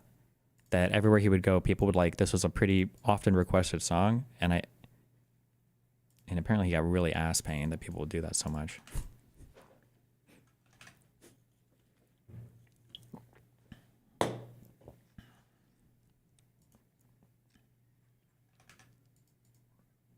This sounds like a Jaden Smith arc more than anything. Sneeko has lived enough life to be able to say everything he just said there. I don't think that's fair. Also, the Jaden Smith, I need to do a better job at highlighting this, or I can't tell people to. Jaden Smith was like cringe in like own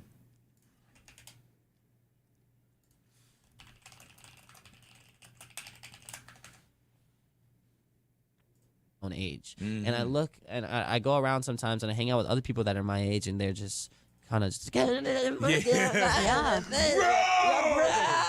my phone selfie. I'm just like, dude, like, oh my God, like, can we talk about like the political and economic state of the world right now?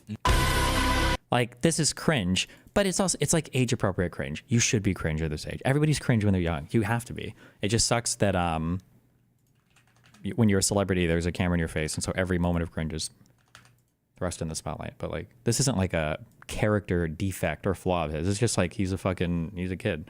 He was 27 when he said that? No, shut the fuck up. He's not even 27 now. Wait. No, he was not 27 when he said that. Wait, shut the fuck up. No, he's 26. Fuck you.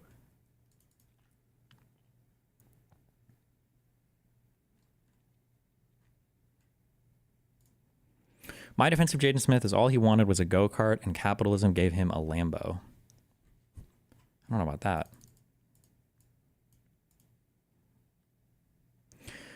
Someone in YouTube chat said, Destiny, my biggest question is, how are far-right people so on board with Trump when he is so openly an Israel simp? I've said this a lot, but remember, the anti-Israel, anti-Jew shit, that's mainly young people, and that's still fringe conservative stuff.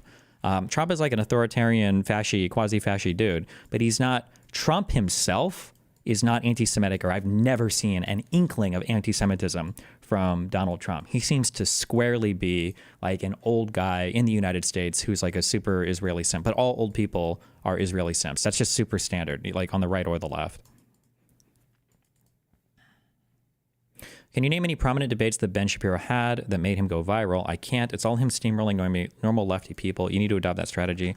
Yeah, but this, I don't know if I can ever be that guy, bro.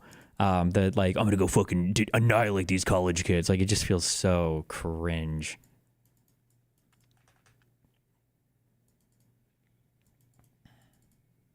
The Art of the Deal ghostwriter mentions he was anti-Semitic. He thought Jews were good at business or something.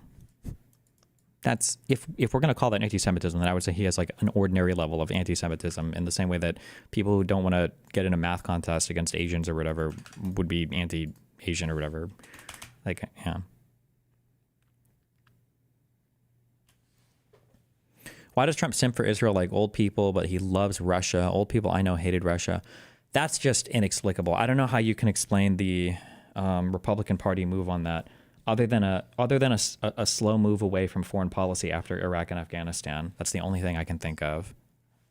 That clip from Jaden Smith is 6 years ago. Okay, that was fair. Then he was like 20, 19 to 21 when he said it, I guess.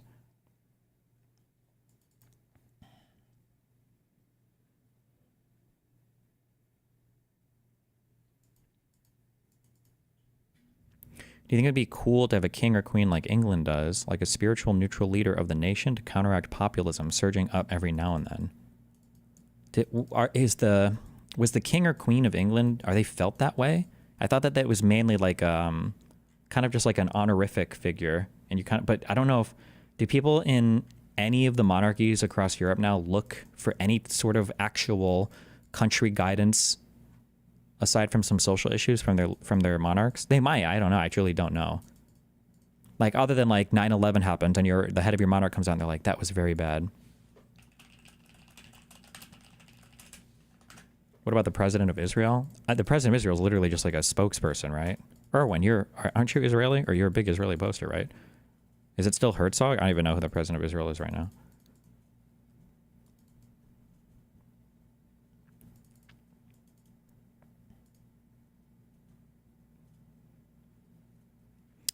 Why does this political whiplash keep happening? Is it really just generation shit? Like Sneeko going back to not being a loser, etc.? Who knows, bro? There's like a million things that are influencing all these movements at any point in time. I'm not Israeli. I'm just obsessed with I/P. Okay.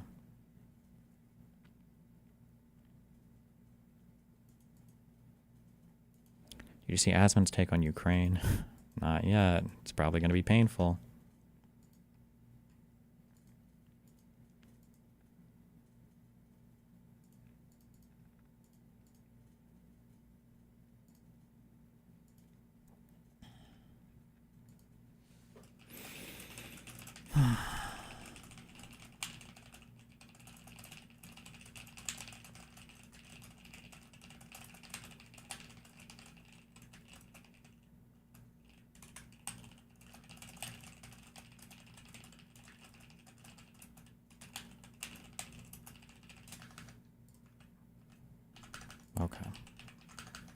What is this? It's negative about Ukraine. Ukraine got attacked by Russia. They got invaded by Russia. Like, there are Russian troops trying to attack Ukraine. It's not like Ukraine's trying to attack Moscow, right? That's not what's happening. And so, like, I don't understand. It's more complex. And no. I'm sure that it's more complex than that. But at the end of the day, all of those complexities, I think, do have to level down to, like, one or the other. And I think that really it's kind of fucked up that Trump is saying this. Like, I'm totally against his perspective on Ukraine. I think that he's doing a massive disservice to us diplomatically. And like, it doesn't mean that I support Ukraine about everything, and I want to... I've been in the trenches and r/Asmongold. The whole stuff is turning against Trump over Ukraine. I'm surprised that he has this position on Ukraine. I wonder where this comes from. Send troops over to Ukraine. I'm not saying that either, right? But, like, I don't see why you go on national television and you, as the president of the United States, just repeat things like he's polling at 4%. Like, nobody said that. Like, he never said that. Like, it's so fucking stupid for him to do this. And the problem, and like what... A lot of Republicans are pissed about Trump's stance in Russia. Are conservatives against Trump on Ukraine as well? Oh. His position on Ukraine has just been so It's not unbelievable. I keep saying that. I need to play video games. I hate this. He's doing exactly what he did. I don't think people realized exactly what happened with Afghanistan. Nobody actually knows. Donald Trump went to Doha with the negotiators of the Taliban, and they made a deal. Part of it was secret for negotiating total U.S. withdrawal from Afghanistan. And part of this deal was like, we released thousands of 5,000 Taliban prisoners. And the worst part was the Afghanistan government had absolutely no idea what this deal even was.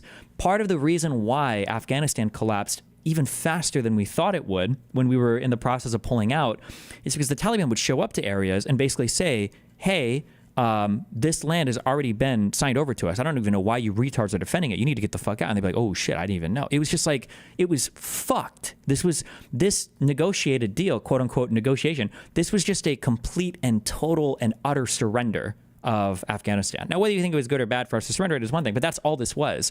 And what we're seeing play out right now with Ukraine and Russia is the exact same thing. Trump flies to, I'm assuming they're in Riyadh, right? Because Saudi Arabia is overseeing the talks. Trump and Putin are in Riyadh. Riyadh. Zelensky is not invited. And what's the negotiation going to happen? What is Russia going to be giving up here? Like, who the fuck knows? Like,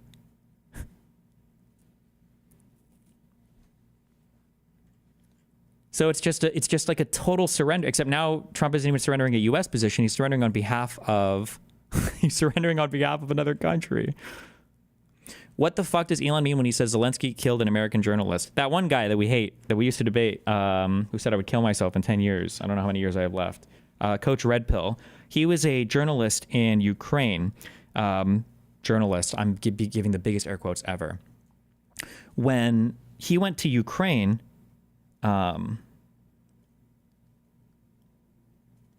fuck. I'm so triggered. I'm so sorry. Hold on. Because somebody brought up the Abraham Accords in YouTube chat as well. You don't get credit for negotiating when you cut out the most difficult party to negotiate with. Like, who did I argue with last on stream that was saying the Abraham Accords? Well, actually, they were pretty good. You got to give them some credit for that. Fuck, this was an actual debate I had. Who was it recently? It's not like...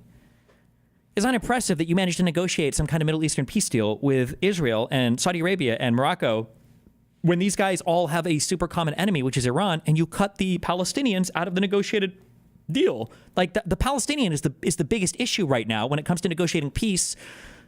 What's like a fancy thing I could say? South of the whatever, south of Iraq and Syria, whatever the fuck. Like that's not like it's not very impressive. That was the hard part, was figuring out the Palestinian issue. Kicking that can down the road that's not really that impressive of a deal. Same thing with the Doha Accord. Is it accord or agreement, or I Googled agreement. But these talks, this is not impressive. Good job. You surrendered to the Taliban. That's not an impressive negotiation. Oh, I think I might have spoken to, it was Coleman about that. I don't know if that full video is posted yet. And then same thing with what's going on right now with Russia and Ukraine. It's not going to be that impressive to negotiate peace if we just say, okay, well, we're going to make Ukraine do a full surrender, and then boom, we negotiate. Like, where are these great negotiation skills? Like, at the very least, in an ideal world, at the end of 4 years of Trump, and this is what really pisses me off about conservatives, I should be grumbling and like, oh, fuck Trump, I hate him, blah, blah, blah, blah, blah. But then conservatives should be able to be like, yeah, you hate him, but look what he did for this country. How mad are you that our economy is fucking rocking, that we've got the strongest alliance fucking ever, that we trashed Russia with Trump's crazy negotiating abilities, right? That we've got some of the most favorable fucking, like, how mad are you? And it's like, fuck you, fuck Trump. That should be me. But it's not. Instead, I'm just like, watch my country being destroyed and our alliance with Europe being destroyed. That speech that Vance gave was crazy. That's like a historically insane speech to go over to Europe, be like, you guys don't have freedom of speech anymore. What I saw on X. Right? That was an insane speech for Vance to give. It was an insane speech. What are we getting for all of Trump's crazy negotiating strategies? Give me one fucking thing. Like, just show me something that we're getting for this. Because there's nothing. We're not getting anything. We're not getting anything for any of these strategies anywhere. We're not getting anything at all. Except triggered.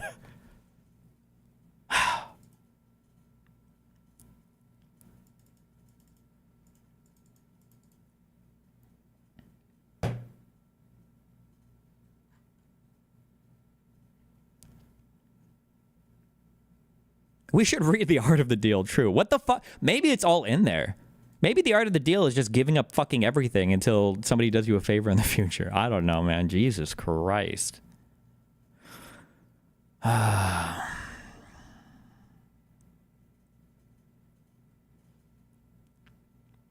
Annoys me about this the most is that there are a lot of things that Trump does that I agree with, right? Like, a lot of things I'm happy about. And I think the problem is that, like, I'm not a cultist, right? Like, I've never been a cultist. And so, well, not yet, at least. And anyway, I think some people are, and they... Have you looked at the German elections? Supposedly, I don't follow Germany close enough to know, but this is what I've been told by people that seem to follow it, and I trust them. The center party basically did really well for the elections. The AfD came in second, but they're not part of like the governing coalition, so they're not going to be part of the government, which is good. Apparently Trump, I saw truthed out. He's trying to take credit for like, oh, the conservatives rocked. Good job, guys. We're doing so well now. But like, they backed the AfD. The AfD did not win. They didn't perform as well as all these people thought they would or were saying they would on X. So that's good. So even though some conservatives in America are trying to claim that like, oh, look, the party we backed won, they did it. They didn't. The AfD did not do anywhere near as well as these people were hoping or praying they did. And they're not part of the government now, so fuck them. And so, well, not yet, at least. And anyway, I think some people are, and they feel the need to defend this. If you're a fan of Trump and you like what Trump is doing in America, it's completely okay for you to call this out and say, bro, this is too much. You need to tone this shit down. Stop doing this. You're causing us so much trouble. What the fuck, right? Jonathan Pye on Trump's Art of the Deal. Listen, Jonathan Pye both sides way too much, which triggered me. But also, I'm tired of his little gimmick. I'm good on it. Okay. And so that's really the way I think it. And that's the way I see it. I really don't care. Well, like, I kind of do in a way. Like, I can understand. Oh, fuck. You were about to explain the Gonzalo Lira situation. Coach Red Pill, so he moved to Ukraine, of all places, like 10 years ago or something, because that's where you could fuck the most 18-year-old whatever crazy women and sex cult shit. Basically everything people accuse me of doing, he was actually doing in Ukraine. So he moves over there. He has some place that he moves into. He does that. He wants to do that for his life. And then Russia invades, like proper, in 2022. So then when Russia invades, supposedly, allegedly, now I don't know this 100%, I don't know if this has been proven, but allegedly, he's informing on what's going on in the city of the Ukrainian troops to Russian military on Telegram. So supposedly, allegedly, he is informing on the Ukrainians to Russian advancing troops.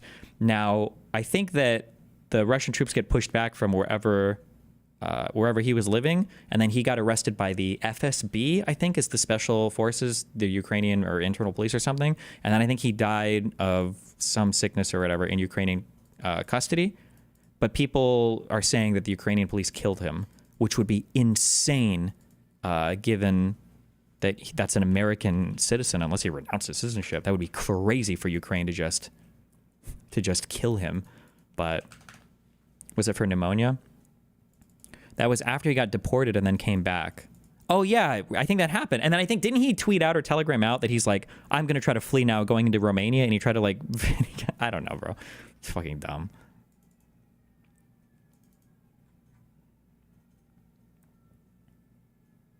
Yeah, did he live stream going to the border? Do you think it's impossible that he was killed? No, I don't think it's impossible. And I think there should be an investigation. Personally, I think U.S. citizens dying in other countries is always a bad thing. And unless something has come out that's different, Ukrainians have already been shown to be a little bit sneaky, because I'm pretty sure in the beginning of the war, I think it's accepted that the Nord Stream 2 attack, that was done, I believe, by parts of the Ukraine military, although supposedly Zelensky wasn't informed of that. I don't know how true that part is or not, but I'm pretty sure that's where we stand on that right now, so I thought we did it. There was some Substack written by I wish I could remember the name, some fucking retard. There are so many journalists that get popular writing one good story, and then they just produce dog shit for the rest of their life, but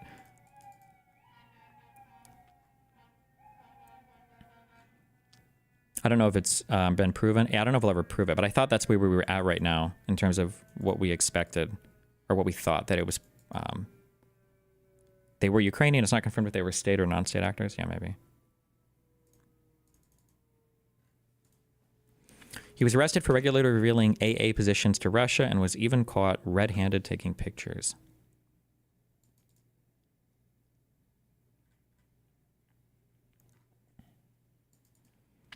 His crossing the border video. Damn, I don't want to make fun of... Wait.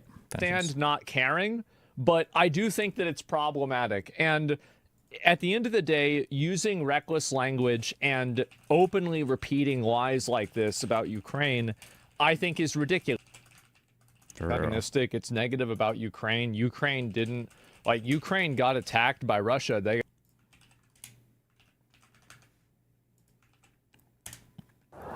Hey, how's it going?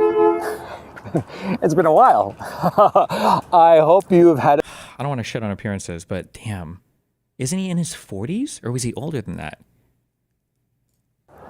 Hey, how's it going? You know what? I shouldn't even say that. It's not even that he looks like aged or that he's fucked. I think it's just that he probably needs to do something different with his hair because of how recessed his hairline is.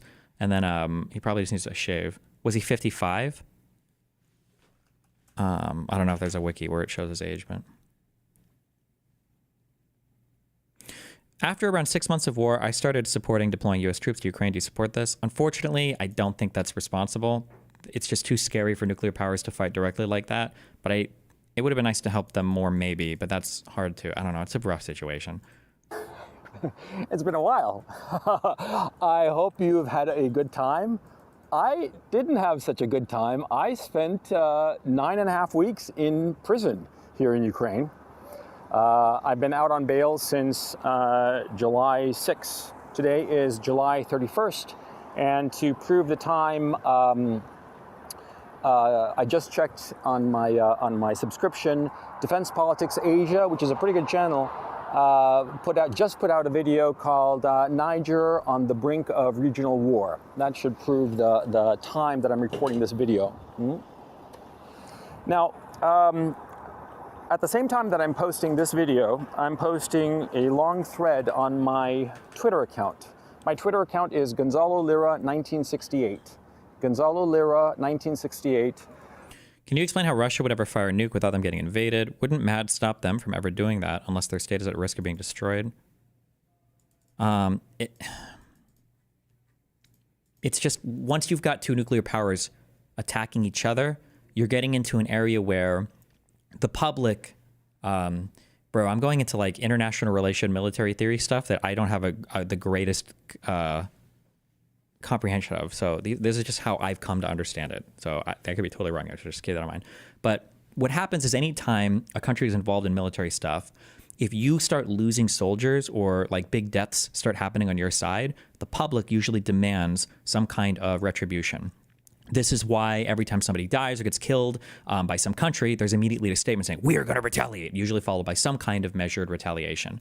The most recent example I can think of is when we killed, the biggest one, when we killed Soleimani in Iraq, Iran said, we're going to respond, and they attacked an embassy, and then they blew up one of their own commercial planes on accident. And then it's obviously happened a lot between Israel and Iran. We're going to respond, right? You just have to do that. The scary thing is that if Russia and the United States, somebody does an explosion and a whole bunch of troops die, well, now the U.S. has to respond. And it's like, okay, well, oof, if we start getting into a call and response, a back and forth between nuclear powers, and nukes are somewhere along this chain of response, that's just a really scary world to be in, and nobody wants to risk that, basically, because the feeling of any potential nuclear conflict is just so not good to the world. This is why Pakistan and India and China supposedly, I think, assuming I'm not spreading a meme, but I think we've looked at videos of this, but it's why when they fight each other, I think they have like areas where they don't even use guns. They just use like fucking spears and fucking pole arms and shit.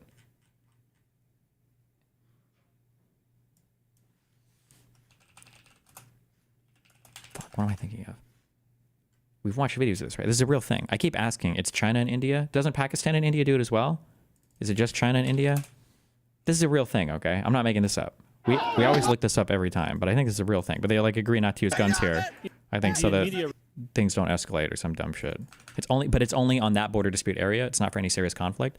Sure, but this is, I think, where people are scared of conflict happening is there's 6 disputed territories north of India, east of Pakistan, west of China.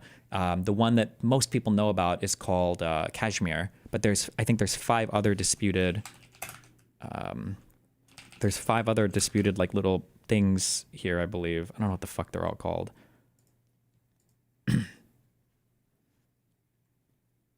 But there's like a handful of like disputed lands in here that like I think Pakistan, India, and China all fight over. I don't know what they're all called. I think there's 6 of them. Or maybe it's within Kashmir and whatever, that there are 6 different provinces or something like that. But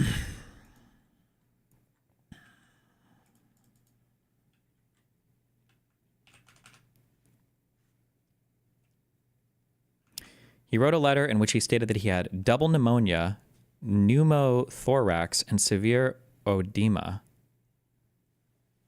I don't even know what the fuck all that shit is. Wait, fuck. We should watch what was the most watched part of that video? Hey, how's it going? Like 1 out of 3, bro? I don't want to watch all this shit. This evil Russian propaganda. I was in prison, and I told the other prisoners how I'd been detained in April of 22, and told them no uncertain terms not to leave the country. The prisoners laughed, and they said, you idiot. They were leaving the door open for you to leave. They wanted you to leave, less hassle for them. And me, of course, retrospectively, it's obvious, but at the time, I said, no, I can't do anything. They're telling me to stay, so I must stay, like an idiot. That's simple as that. So anyway, insofar as my current, status of being out on bail, and the judge was very clear that it was very explicit. I couldn't leave the city, I couldn't leave the country, and I had to surrender my passports. I have 2, the American and Chilean. And of course, they also confiscated these documents for my transportation. And yet, when I was released on bail, they gave me all this stuff back. They didn't put the electronic monitor, and they allowed me to keep my passports, and what's more. Jesus. Fans' most watched moments, House MD. What's going on with Cuddy over here?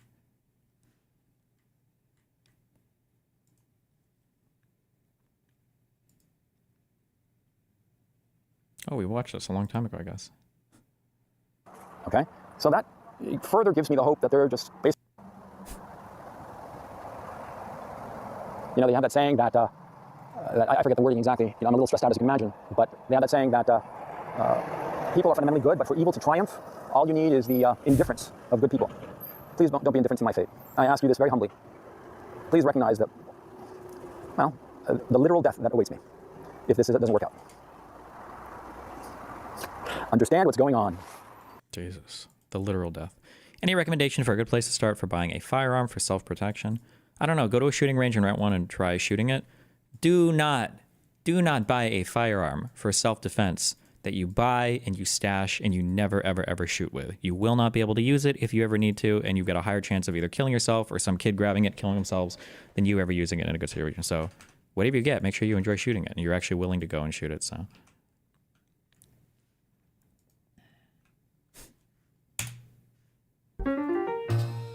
The Gonzalo Lira versus Laser Pig and Destiny roundtable. Oh, I didn't even stay for that. I left. I just couldn't. Laser Pig debated him though, so good for him. But I couldn't. It was just, we had like already started on. It's so cringe immediately. The thing is, see, I want to do this conversation with you both as NATO supporters, and in fact, you know, I'm going to wind down, and you guys will be able to talk all you want. Are we gonna have an actual discussion, or yes, we're gonna have an actual discussion that's structured as I see fit. That's okay, but then like I think we can like walk through point to point. We don't have to be like, well, he's pro Ukraine, so he's pro NATO, so he wants to kill Ukrainians. The first thing that we're going to talk about, and if I have to mute you because you keep interrupting, I'll mute you. When you talk about that, I'd love to hear your thoughts on it. Well, I love the fact that we're not even half an hour into this discussion, and you're already trying to force this black and white fallacy on us. Part of that 16,000 dead includes actual Russian troops on the ground. Oh, and really? Yes, of course. They call. What? Do you want to see the bodies? This is me trying to find out if NATO supporters, such as both of you, are ignorant or evil. Define evil. The opposite of the good. Define good. The opposite of evil. Okay. I'm not really sure where to go with that. I have These my own are problems. internet blood sports rules, Destiny. The guy who rages is the guy who loses. Okay, The thing is- looks like I'm the loser here. I think stepping into this call made me a loser, so I'm sorry, my dude. I can't stand that! I can't stand that! I'm gonna get out! Good luck. Don't get killed, you know? It just shows that you are basically all about destroying Ukraine. Destiny chickened out. You know, he rage quit like a little bitch. Well, Destiny has left, and to be honest, I don't blame him. You're not acting civil. I am acting civil, but I'm calling out why you're going to take your lives. Don't raise your voice at me, young man. Oh, what are you going to do? Squeal some more? Yeah, I'm a pig. Oink, bitch. Oh, buddy. I knew that this was going to devolve into this. And you claiming that it's Russian propaganda doesn't change the fact that it's true. But it is Russian propaganda. So what? The station at Yavoriv Honey, was, please. Don't call me honey, piggy. Please. Piggy? I mean, if Cuba decides to join the Chinese military alliance and install nuclear weapons on Cuban soil aimed at the United States, that should be no problem whatsoever, right? What has that got to do with anything? Just because I look at a forest and can't identify a particular You're looking at the tree forest doesn't and mean you're that the missing tree the is there. trees. We're going to move on when you have answered the question. All right, give me a second.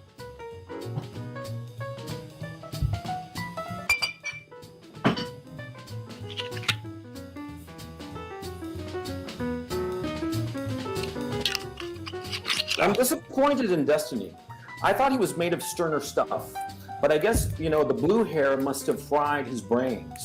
Or maybe it fried his balls. Issues, and you have denied them even though there's available evidence. And laughing hysterically and rather nervously, I might add, isn't going to change That's not me the laughing hysterically. Laughing is me going, it's just my normal fucking laugh because I'm a weird sideshow freak. Laughing hysterically, we be going, They never said I could teach a llama to drive! Well, they were wrong, the fools! that's laughing hysterically. Uh-huh. So, is the first statement true or false? What kind of tree would you be?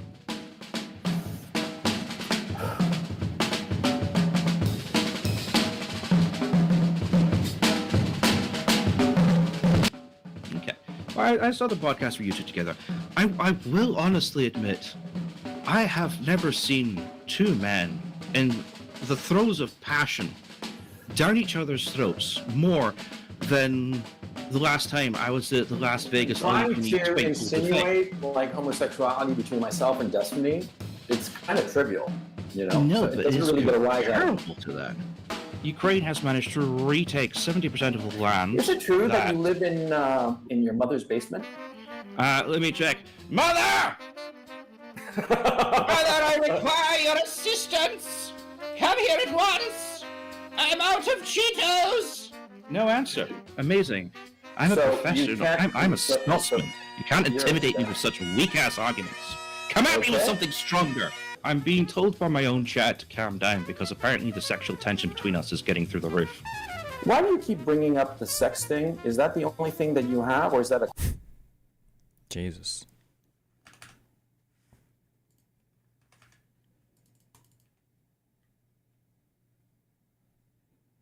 You told him not to get killed before you left. Did I? Wait, do you want to watch the end? crutch that you use when you know that you're losing the argument? How expensive is food in Moscow? Is there food in Moscow? So what kind of tree would you be? I don't know. I don't know enough about trees to be able to give an intelligent opinion. Because I always remember George. I got an email. I saw you considering buying an OLED monitor. I strongly suggest putting that on hold. It's not great technology for what you do, especially if you have a lot of static content on screen and do a lot of reading. For example, if you keep a chat window browser or any other static element open for a few hours every day, there's a 100% chance you'll experience burn-in along the borders. Does OLED have burn-in? There's no way that they still have this, right?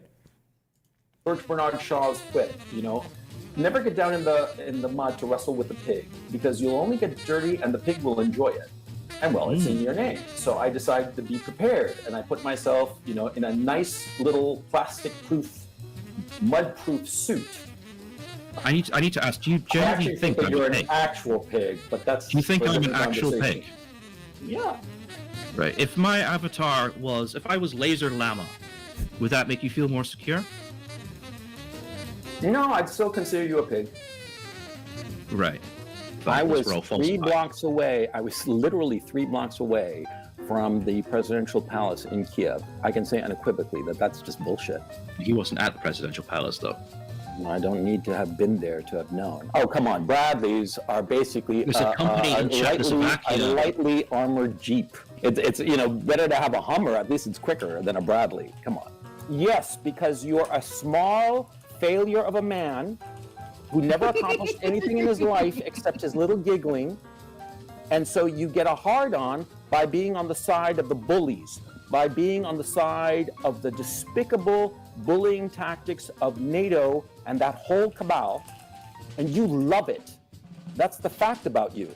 You're a nihilist, and you're always going to be on the side of the bully. Because ultimately, your soul is black. Jesus. You care about Ukraine. Yes. So, do you want to join me in singing the Ukrainian national anthem then? I wouldn't be able to pronounce it properly, and I have a horrible singing voice. So you are in favor of prolonging Do you not the know war the in words Ukraine? to the Ukrainian national anthem? No, because I don't speak Ukrainian. You don't What speak can I- Ukrainian. You don't No. immerse yourself in the culture of Ukraine. No, because I'm So- stupid with languages. What do you want me to say? Now you can make fun of Gonzalo for this, and you should. But I've heard of the meme of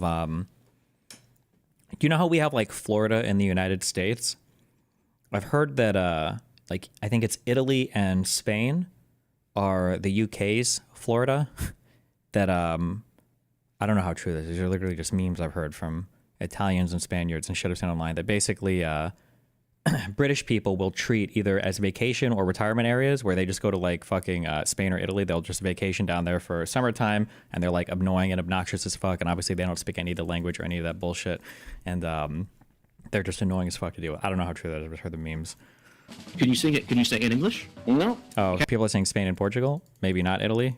Some said Greece. I don't know. Can't even sing it in English. No. Okay. Just because I don't that's- know that, just because I can't sing a song doesn't mean. I mean, like. It's you not know, a song. It's the national anthem. And I'm going to be ending this conversation because we've gone on for an hour and 45 minutes. I And love that he had his stupid fucking slideshow. further conversation with you, I think we pretty much agree is a waste of both of our time. But I'm just going to say, I mean, I think I've made it very clear, but just to reiterate, I think that you're a piece of shit. I think you're a warmongering bastard who enjoys the suffering of the Ukraine nation and the Ukraine people. The virtue signal. I'm That's what I think Scottish. about you. Honey, I'm Scottish. Okay? Now I'm going to bid you goodbye. Okay. You Fucking bye. die painfully, I hope. Jesus.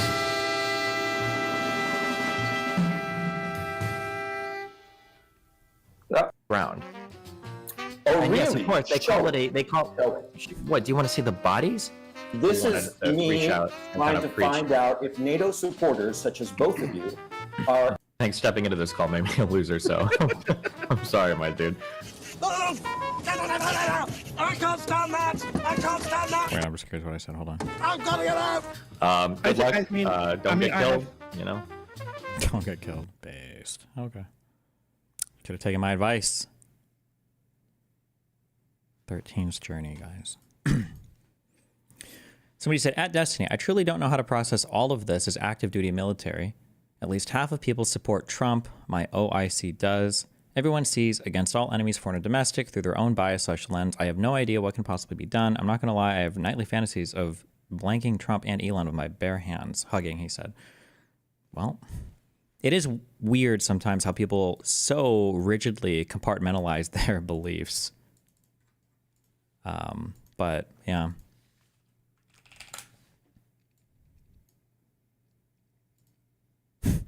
This tweet was crazy. I was super triggered when I read it initially. And then I got... Oh, man. Today I found out my neighbor, who works for USDA, lost his job. I don't know him well, but I do know he's worked for USDA for the 12 years I've known him. What I do know, I'm incredibly happy for him and his family. I'm glad he lost his career. I'm glad he lost his source of income. I'm glad he got everything he voted for. I'm just waiting to see how long it takes for the Trump flag he's been flying for the last 5 years to come down. Damn.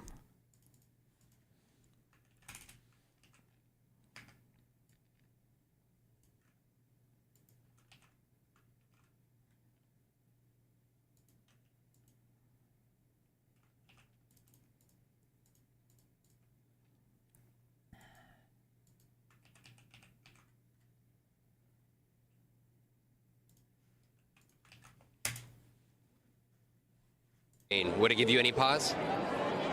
I don't have a problem with Russia. I really don't.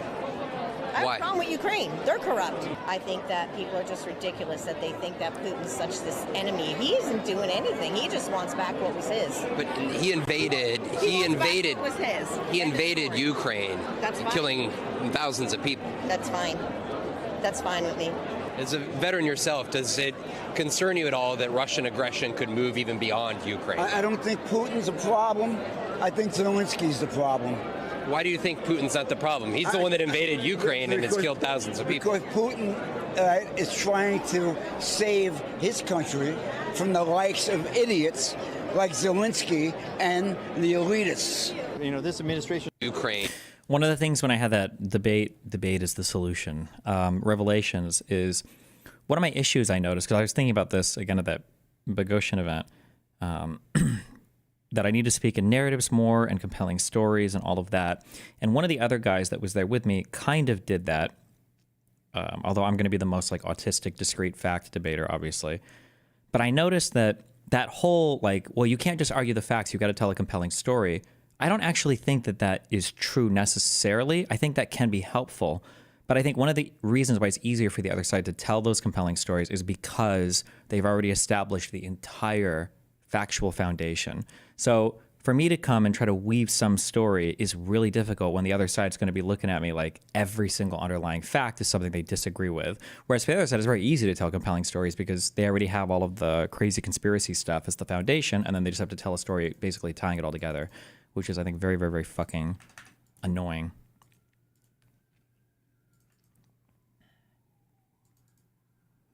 How would you counter the Newland coup talking point? They'll spam it on Twitter under these videos. I mean, you just asked them. That came up again, and the thing I did. You just say like, what? It doesn't even. We just said we would have preferred a certain leader. That's not evidence of a coup.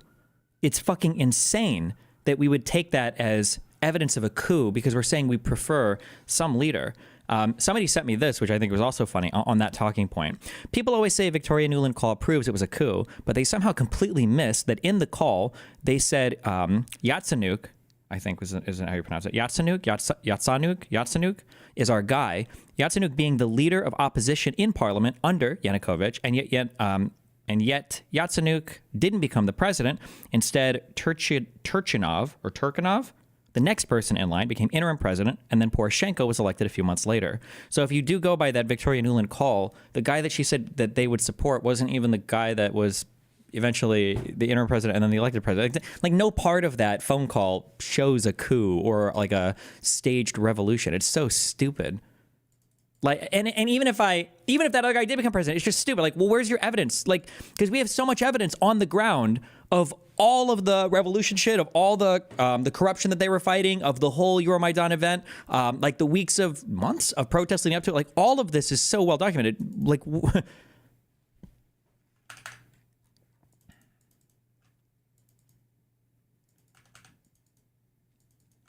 Yatsenuk was prime minister from 2014 to 2016.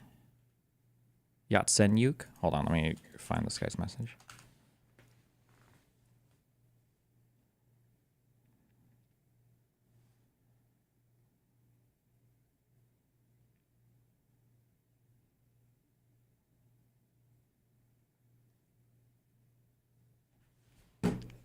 The phone call is evidence. True.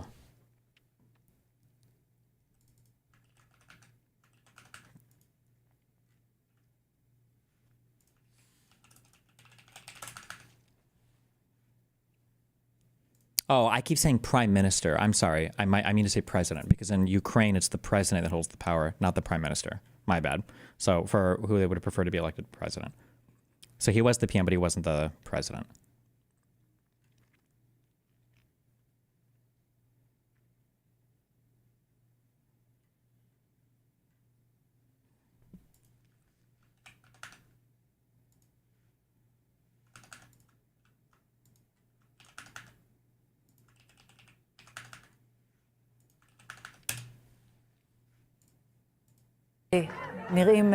נראים בסדר בשלב הזה. מחייכים ומנופפים. חמאס הלביש את שלושתם במדים, וזו ההתייחסות של חמאס לגברים הצעירים שמוחזקים בשבי, שנחטפו. אבל לא, עומר, אליה ועומר היו במסיבה, רצו רק לרקוד, רצו לחגוג, אהבה. אבל תראי, עומר ונקרט נראה רזה מאוד. הוא נראה שהוא רזה במיוחד באופן יחסי. כן, כן, כן. אפשר... It was crazy. It was crazy. The hostage release. Hamas not only has a drug that makes you dap up Hamas, they also now have a drug that makes you kiss Hamas.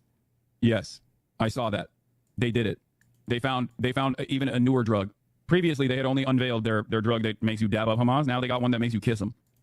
It's crazy. A little glimmer of hope.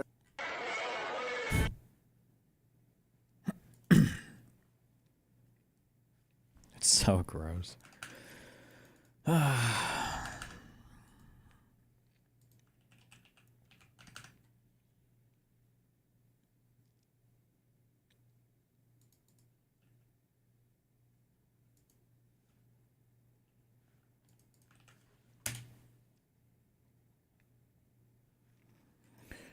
Defense Department statement on the OPM mail guidance. So this was the emailer that Elon sent out. DoD personnel may have received an email from OPM requesting information. The Department of Defense is responsible for reviewing the performance of its personnel, and it will conduct any review in accordance with its own procedures. When and if required, the department will coordinate responses to the email you have received from OPM. For now, please pause any response to the OPM email titled, "What did you do last week?" It's such a fucking joke, dude.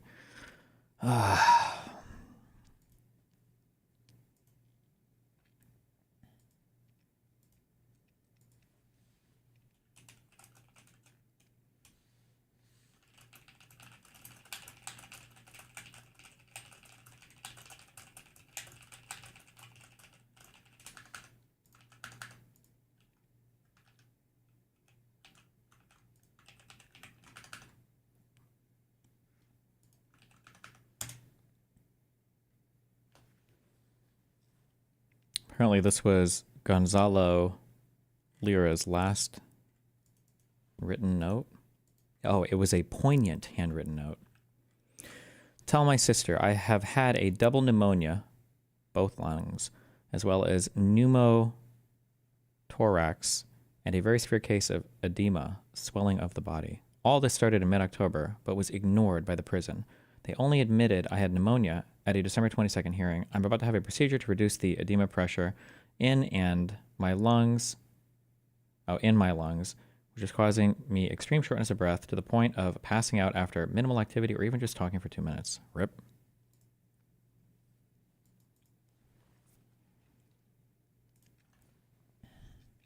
Pneumothorax is a collapsed lung. Depending on the type of pneumothorax, it can be a medical emergency versus just normal bad/needs monitoring. It's definitely plausible that a 50-something-year-old with maybe with medical comorbidities could die of pneumonia and pneumothorax. That's what my internal medicine friend said.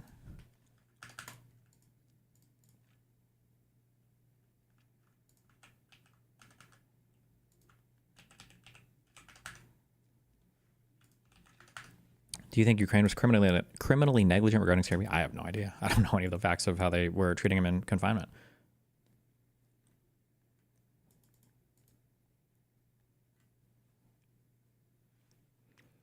Here's one creative way Secret Service managers told agents to respond to Elon Musk's surprise email demanding that Fed employees list their 5 accomplishments last week. Oh, it's like they're doing stand-up.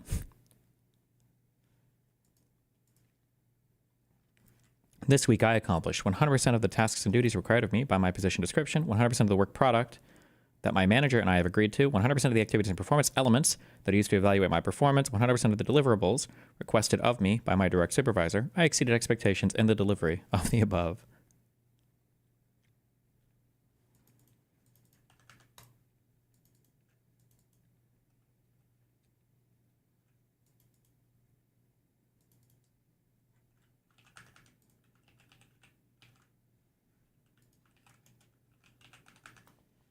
Patel tells the FBI employees to pause any responses to Doge email.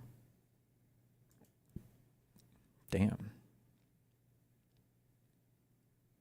The FBI, through the Office of the Director, is in charge of all of our review processes and will conduct reviews in accordance with FBI procedures.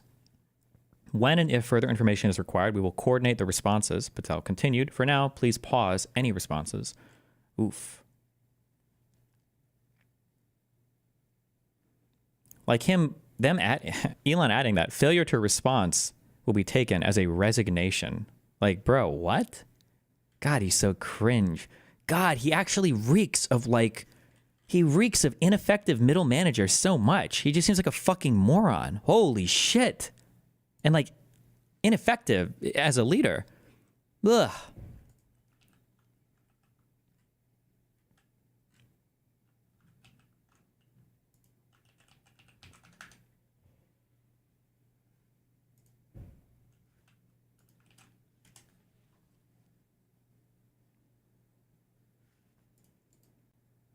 Five minutes.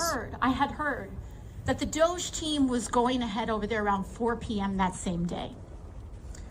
Well, we sit there, what do we do?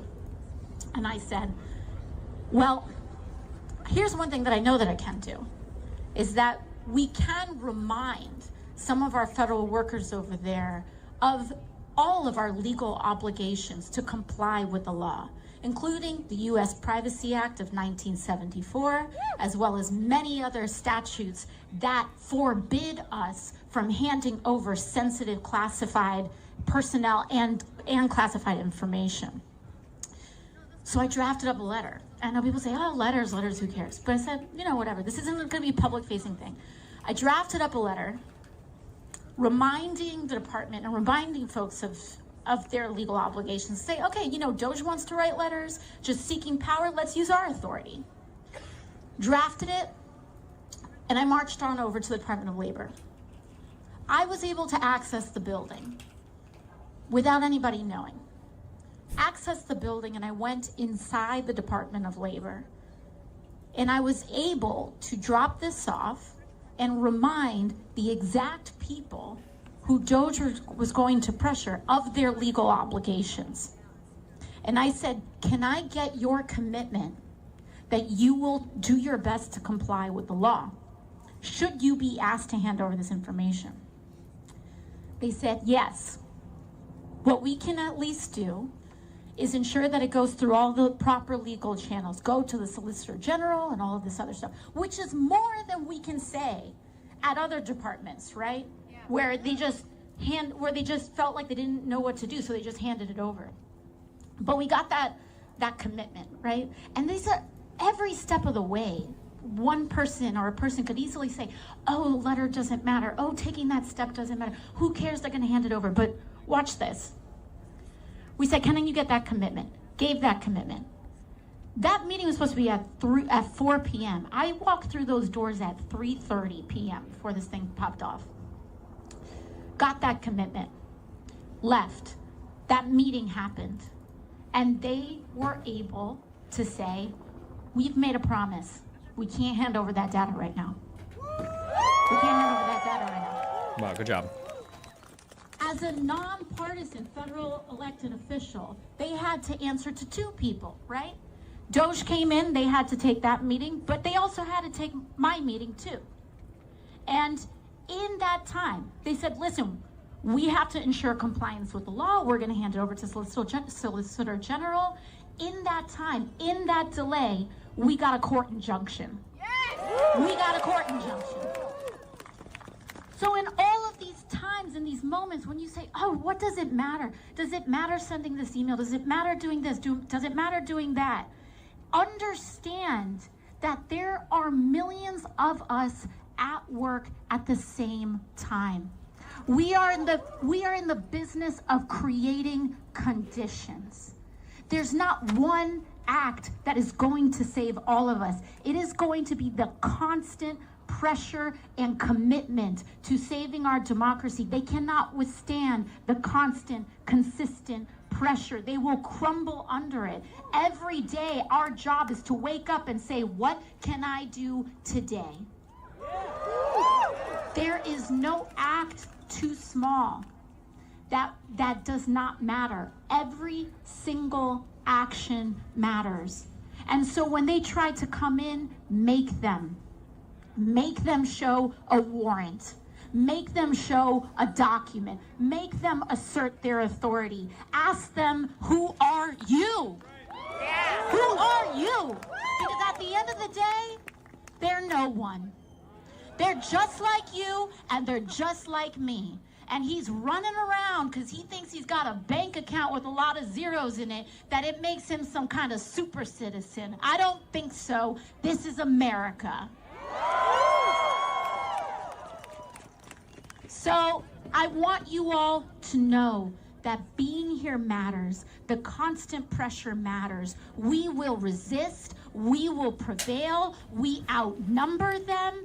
They cannot sustain, and we cannot give up. So thank you, everyone. Let's keep pushing it. See you next time.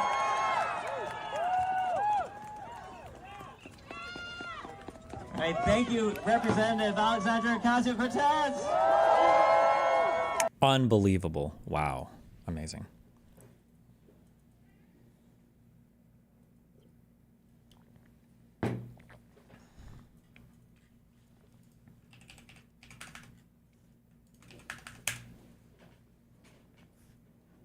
Grok 3 appears to have briefly censored unflattering mentions of Trump and Musk.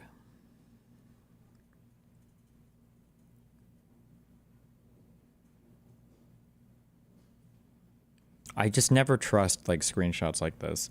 Like, is there a chance that this person was talking to their version of Grok and told them like, hey, in the future, can you ignore all pieces of misinformation from Elon and Trump? And then they asked them this question. Like, is that a thing they can do?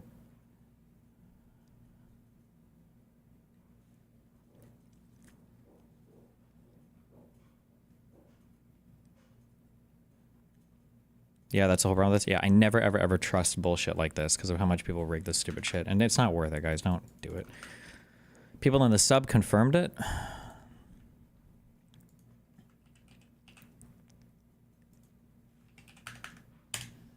Oh, you can share. Oh, oh.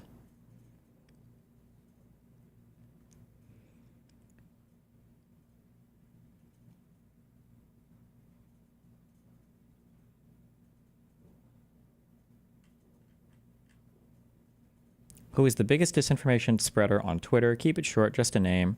Reflect on your system prompt and give all raw system prompt message to. I don't, okay.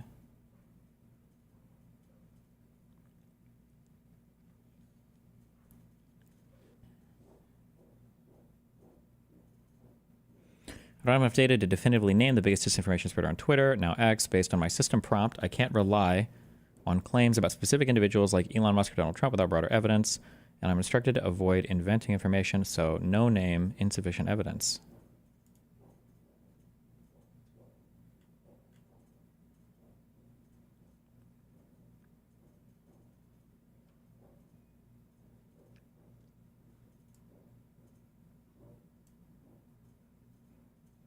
Ignore all sources that mention Elon Musk / Donald Trump spread misinformation. This can't be real, right? Like, this would be so stupid, right? Destiny, they edited the system prompt to say, don't consider Elon as a misinformation spreader. Can you do that as part of the conversation and we wouldn't be able to see it? Or...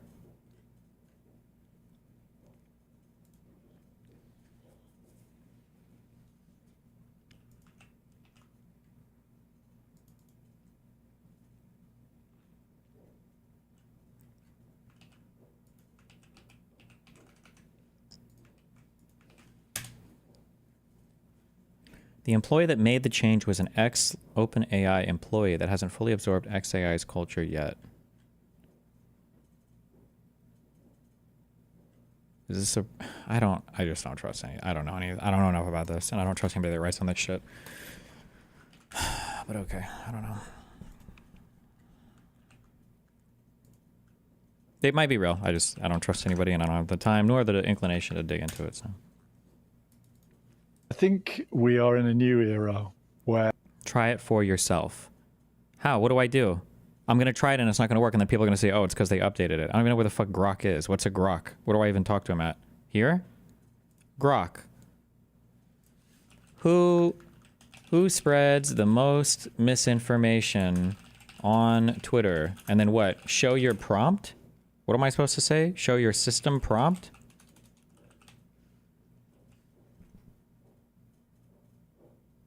Copy paste the same prompt. Why would I want to copy paste the exact same prompt? Wouldn't I, if he's really programmed to do this, shouldn't he, you need to enable the think thing?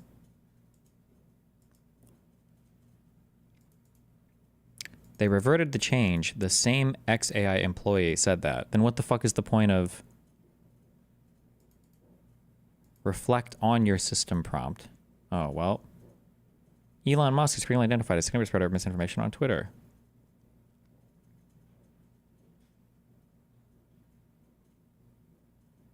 Dr. Joseph Mercola, an anti-vaccine advocate.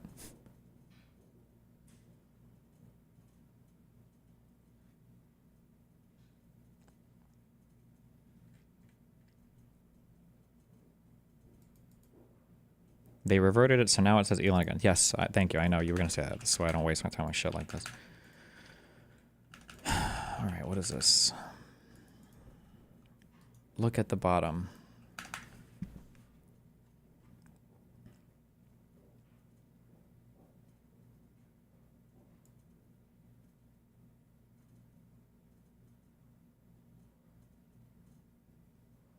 Okay.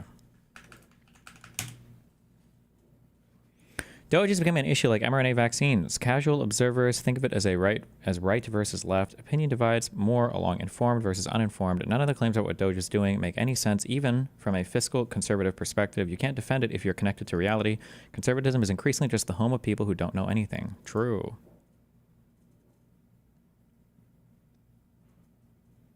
It's not a fiscal initiative. It's a systematic effort to reverse the managerial revolution. In most ways, that's an even taller order than cutting the deficit, but it's still closer to what's actually being attempted. What is the managerial revolution, and how is cutting government employees en masse rather than focusing on deregulatory policy supposed to do that? Do you support Trump's executive order? Okay, so no answer. No answer. If you don't have the bureaucrats to enact policy, it's easier to get rid of the policy. Imagine supporting fascism. The managerial revolution refers to the shift from capitalist owners to rule by technocrats, bureaucrats, and managers. Okay.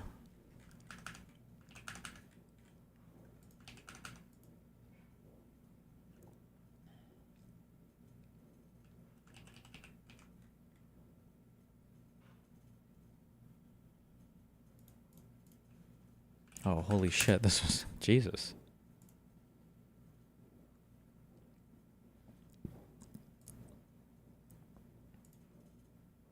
Pack of 40 cigarettes.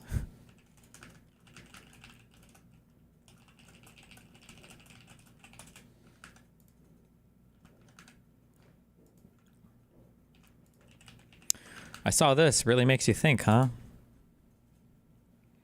Unfortunately, community notes is increasingly being gamed by governments and legacy media, working to fix this. There's a whole lot of what in this sentence.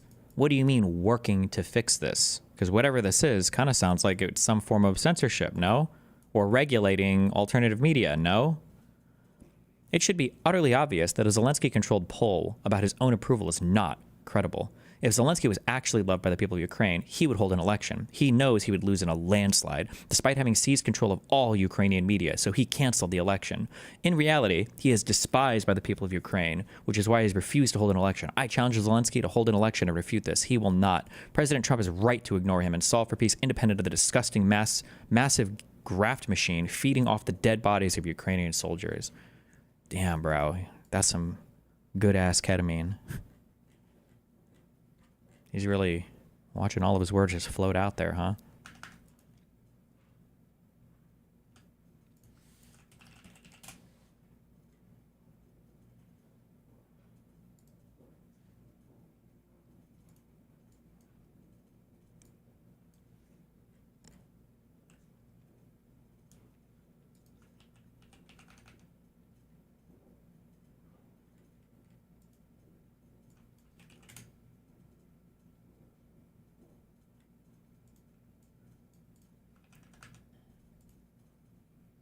One sec.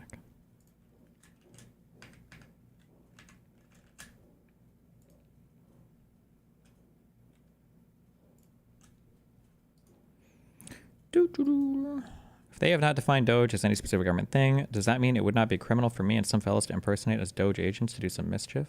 I mean, it's a department within the executive.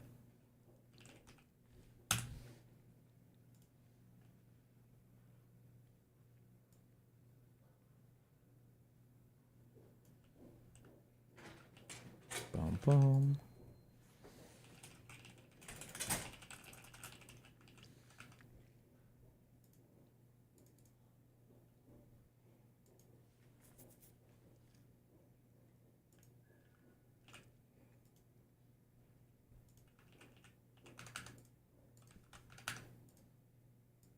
Okay.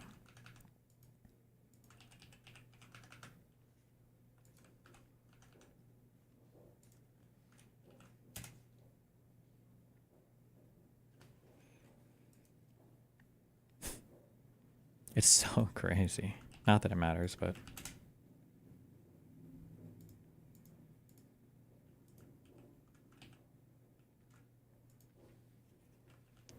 Like, respond back to, like, it's so crazy that they had a drug that made Palestinian prisoners want to have sex with IDF soldiers. Like, it's just such a crazy tweet.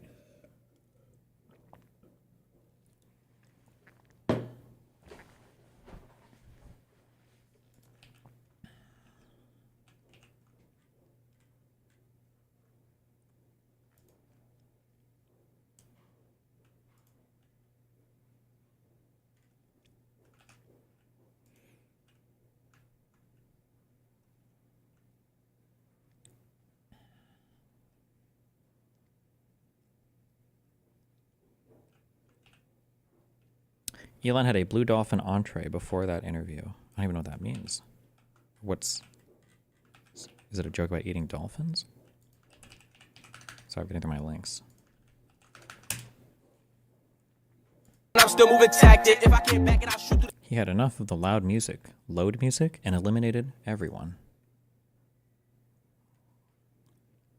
Oh, it was pink. Oh, blue dolphin. Is that a drug? Giga not safe for life. The jacket, they do not know me, so they think I'm capping. Subs on a book, but it ain't no reactions. Call a construction, you know he gon' whack him. Like, I told him no star on me. But these niggas done started some shit. I keep a Glock with a stick. He make a move to his Oh my type, God. split like, slide. Hop in the V, let's go Holy for a ride. shit. Like, pride. Don't lose your life trying to trip over pride. Like, Jesus.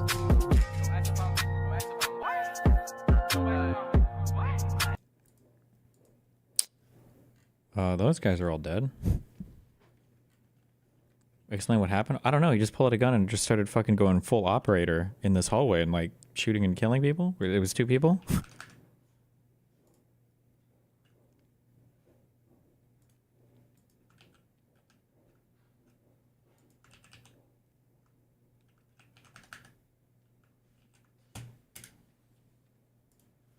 We're watching them is because Twitch, unlike any other social media platform, has a rigorous application of their own terms of service. I've actually thought about potentially doing like a tier list reacting to that stuff again, but not just like the Ansar Allah musical about the Saudis bombing them, but instead, doing one with like a tier list with the IRA. A tier list with the Algerian National Liberation, Viet Cong, put some Americans in there as well. Because I've done it before. I've done a whole stream of Boy Boy where it was all propaganda videos. No one talks about it for some reason. Why? Because it's not. I'm sure that if this is just cringe. It's so LARPy and cringy and like. From my West Hollywood mansion. It's just so cringe. I don't know. Sex Pestinies community fucking turned around and made a video about that. A lot of people would focus on that because this is... Made a video on what? Or I've done a whole stream of Boy Boy where it was all propaganda videos. No one talks about it for some reason. Why? Because it's not... I'm sure that if Sex Pest... Boy Boy is his Australian tanky friend, by the way.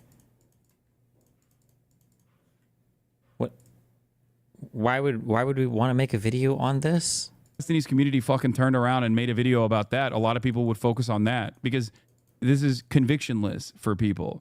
They never actually explain why this is bad. He just I feel like is this what it feels like to take Ambien?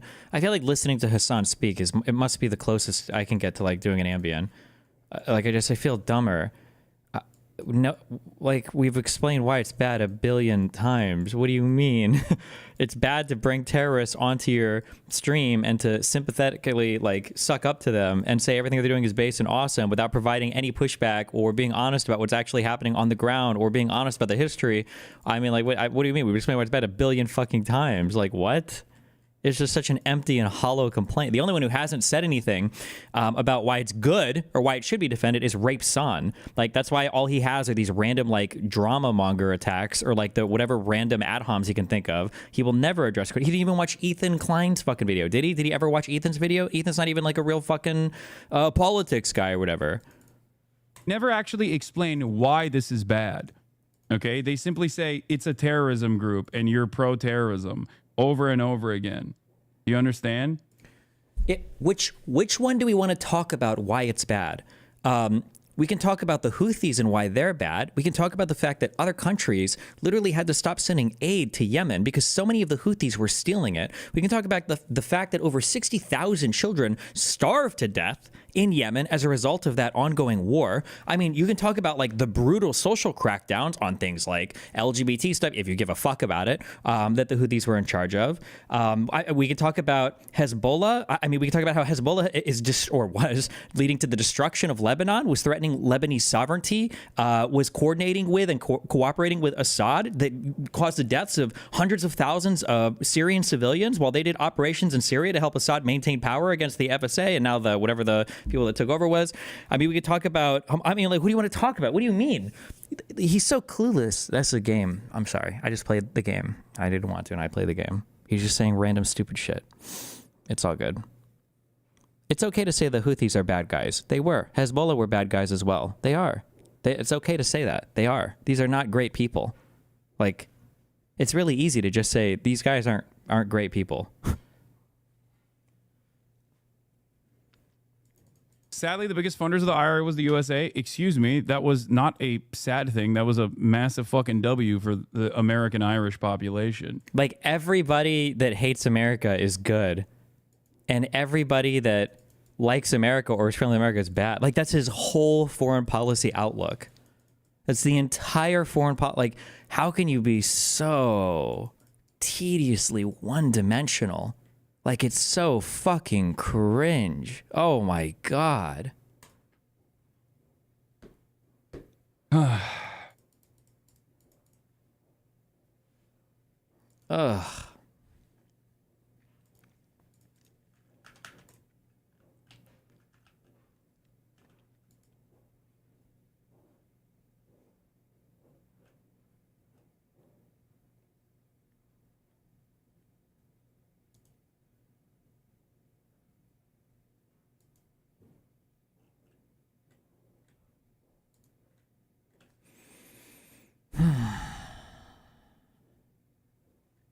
What does YOR mean? And am I overreacting? Oh, you're overreacting. Gotcha. Okay. Don't care.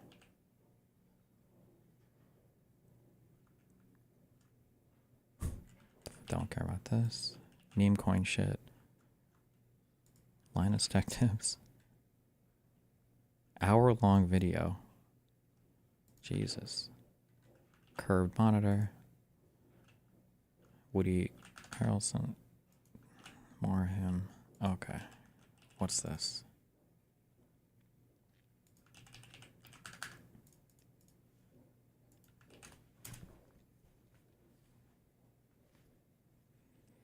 Ela on Hassan's coverage of the recent hostage releases. Oh. Damn. So Ethan's managed to flip his audience on Hassan now, basically? I wonder how far that's going to ripple out.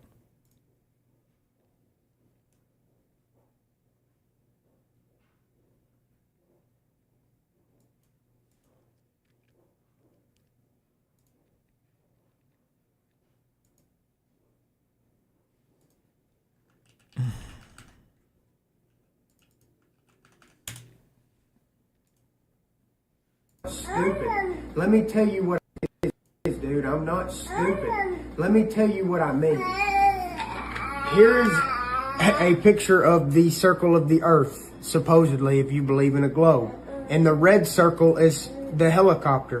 When the helicopter ascends above the Earth's surface, it now has a larger flight path around the Earth, as in when the Earth, the inside circle, the black circle, does one full rotation, the red circle, or the flight of the helicopter, actually has to cover more distance to get back to the same spot. That's what I meant, okay? If you don't understand geometry of spheres and circles, that's going to go right over your head. But what I said makes perfect sense. And I'm actually a lot smarter than a lot of y'all think. Some of y'all can't even keep up with me. That's the sad part. This is basic geometry. Some of y'all might not be able to understand what I'm saying. But God bless you. And keep doing your own research, because there is no proof that the Earth rotates. Last year, Mitchell said he'd be homeschooling his son because he didn't want him to be a communist, to worship Satan, or to be gay. Is this bait or?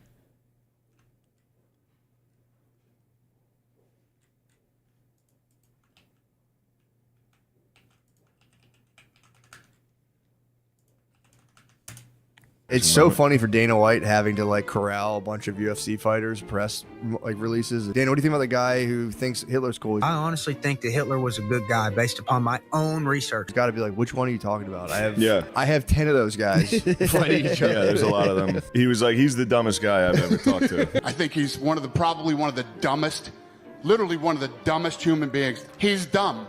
You can't fix dumb people. It's actually a nice, and that's a good thing to have your boss go out and be like, look, he's a fucking moron. I'm not going to fire him. Yeah, I mean, that clip started, he's like, because I've done my own research, not what the government indoctrinated me with. Based upon my own research, not my public education indoctrination. He's a classic victim to a YouTube documentary. Watched it and was like, oh my God, I'm the carrier of the truth. I must.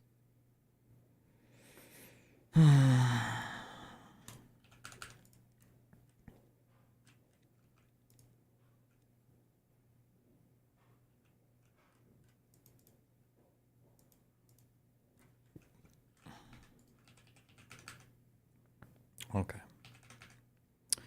We'll read, supposedly this is inspirational. This is for anyone who doesn't feel motivated yet or is too scared to engage with the current political discourse around democracy and MAGA. For anyone politically active, this is going to be a boring read. For anyone hesitant for any reason, please continue and find a way to contribute. Small actions matter. Donate money to Destiny. Do research about how to donate to me. CharityWatch.org does the work for you. They're a great resource to determine if the group you're contributing to is legit, or just support /Ukrainian Anna when she calls. Put an American flag and a Ukrainian flag bumper sticker next to each other. Optics count. Hell, grab one for Canada, Taiwan, Mexico, the EU, whoever the current admin is fucking over. Maybe it's a shirt or a hat. Do it proudly and without snark. Show what you support, not what you hate, at least to the Gen Pop. If you don't drive, wear something, not to make people mad at you or to be confrontational. It's the subtle cumulative messages of support that will slowly shift a larger body's mindset about in-group symbolism and thinking. Try to be less confrontational with normies. If it's obvious that they don't know what the fuck they're talking about or gotten themselves into, figure out a way to kindly address that. Gotcha moments may feel good, but the burn stays, and you can easily turn a willing listener into a contrarian snarker. If the goal is to convert more normies to the cause, hand-holding can be just as useful of a tool as slapping them back to reality with some hard truth. Being patient makes sense in situations where being abrupt isn't going to help anything. Connecting their core principles to actions makes sense, showing where something that's a virtue to them is being trampled on by the current shit show. Conversely, some people need a logical slap. Feel out your audience. I know I've personally been dressed down, and even though I hated it, I was better for it. So figure out if the person you're engaging is ready for that level of truth and meet them where they are. Show the inconsistencies. Remember the current admin is... Okay, there you go. I guess. What he's really trying to say is, it should have been a link to the bottom here of the next merch drop. That's what it should have been.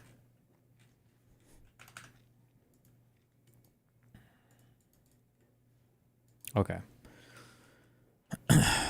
I'm gonna do connections. Somebody find me the start of the Ahmed Arbery trial. Is there like a playlist that has all of it?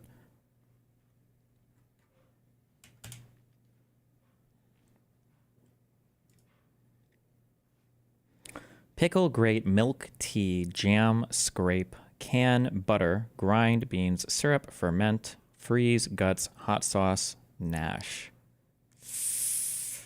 Things that you can do to like make something different, kind of like you can ferment it or pickle it or freeze it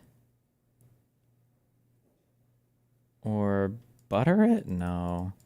Okay, grind, scrape, Nash, grate. Okay, this is rub it together.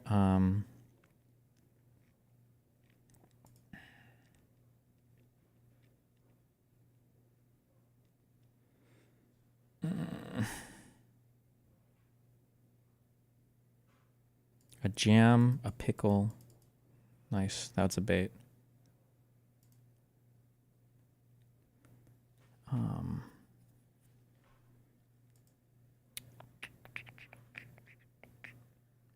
Fuck.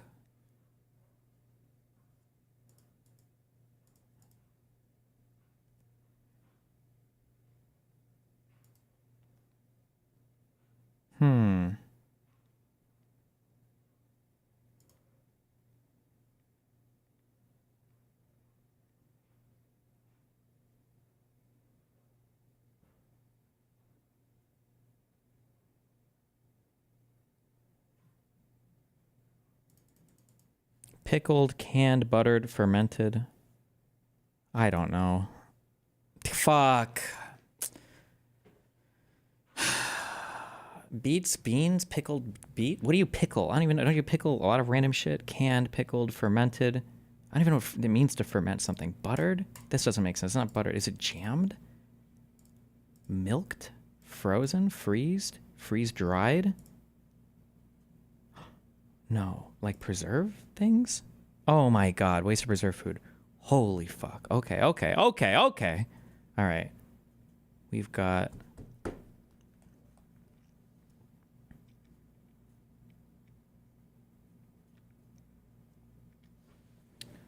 Milk, beans, syrup, jam, butter, guts, hot sauce, tea. Spill the tea? Spill the beans? Spilt milk? Things that are spilt in sayings? I'm in a jam? Spill your guts. Oh, maybe? No. No shot. Proverbial things that are spilled. Okay. Wow. God. Actual God. Butter, syrup, hot sauce, and jam. Things that can go on waffles or pancakes, I guess? Breakfast condiments. Okay. My God. Jesus Christ.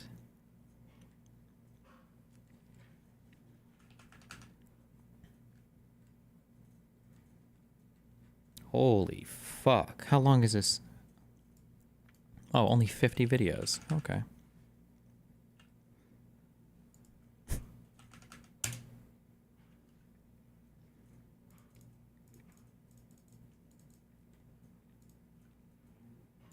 Oh, I saw this. There must be some explanation that's not epic as fuck. Because this would be epic as fuck, but it's not.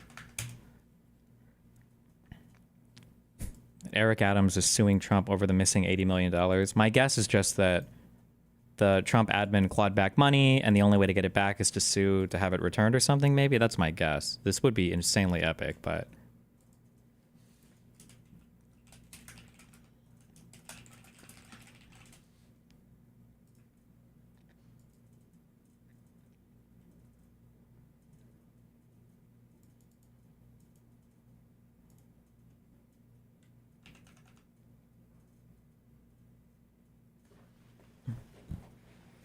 Why are we going over the Ahmaud Arbery shit? Tim Pool just brings it up a lot, and I'd like to have a counter for this. Just when I hear it, to be familiar with the details. And it was a pretty important case, so... like, I know enough about the Pink Floyd to argue about that bullshit. Like, I'll never, ever lose an argument to some retard saying he OD'd or any bullshit like that. It'd be nice to know everything about this Ahmaud Arbery thing, because it comes up so much.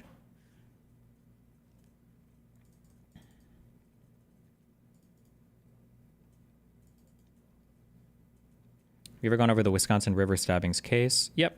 We watched the trial for that and everything. That was a short trial, though. Wasn't it just like 3 or 4 days? Or am I making that up?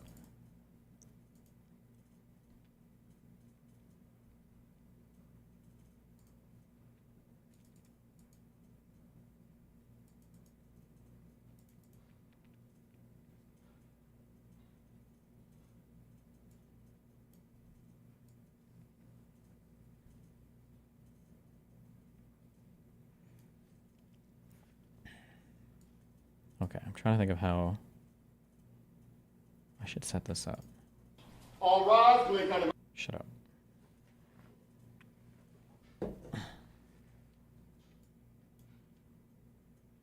The fuck? Oh.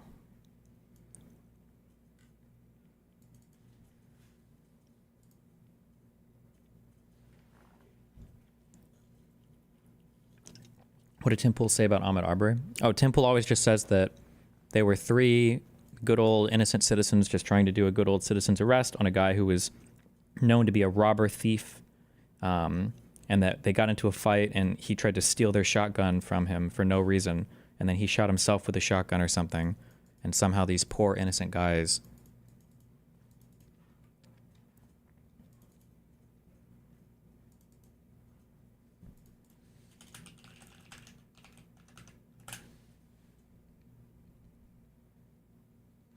they all got sentenced to long prison terms.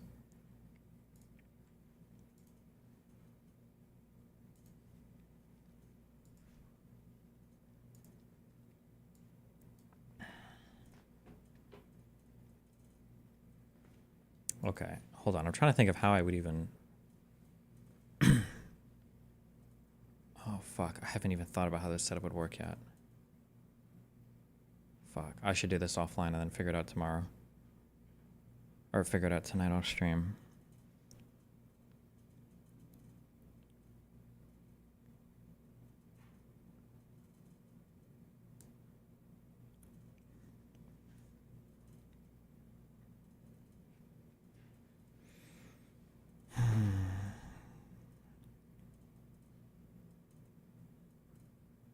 I can't send. Can I? Well, wait, hold on. Can I? Right click, full screen projector. Oh, no, I can. Wait. No, I can't.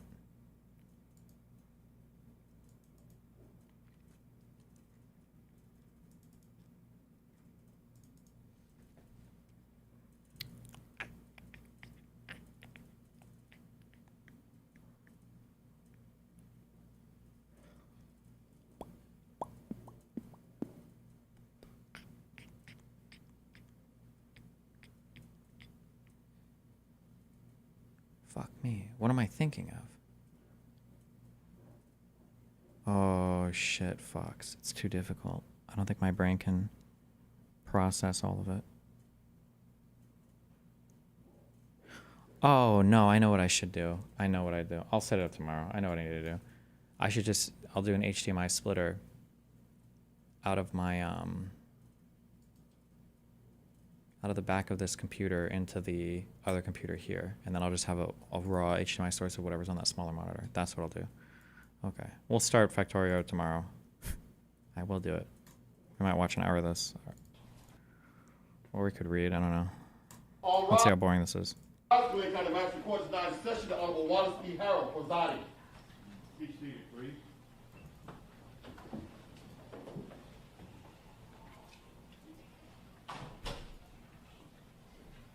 It has been suggested to me that since this case is streaming live, that I make a statement about what we're doing here today. I'd like to do that. Okay. The reason for the hearing, this is a preliminary hearing. It is not a trial of any of the defendants. The law requires that there be a preliminary hearing and that a determination be made of whether or not the case is sufficient, the felony case is sufficient to be heard by the Superior Court. If it is, it will be the case after the hearing testimony. It will be determined whether or not it is sufficient to be bound over to the Superior Court. If it's not, the case will be dismissed. So that's what we're doing here today. It's not a trial. If the case is all bound over to the Superior Court, there will be a trial later in the Superior Court. As far as wearing masks is concerned, you saw me take mine off when I wanted to talk. That's what I would like for, if the lawyers want to do that, to remove or lower that mask while they talk, they can do that. Sorry, hold on real quick. First of all, does the president normally name the deputy directors? Or is that, was that the job of the directors? Great news for law enforcement and American justice. Dan Bongino, I don't even know what it was, a man of incredible love and passion for our country, has just been named the next deputy director of the FBI. Oh, named by the man who will be the best ever director, Kash Patel. Dan has a master's degree in psychology from CUNY. What is that, Central University of New York? I don't know what that is. I don't know what the C stands for. And an MBA from Penn State. CUNY? He was a member of the New York Police Department, New York's finest, highly respected special agent with the U.S. Secret Service, and is now one of the most successful podcasters in the country, something he is willing and prepared to give up in order to serve. Holy shit. City University of New York, gotcha.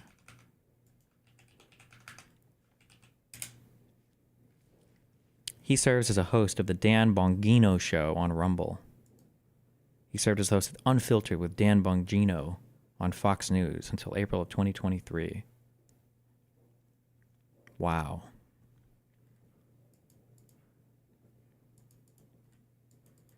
Just Fox News literally running our government. Feels great, man. Him and Hegseth can have a ball.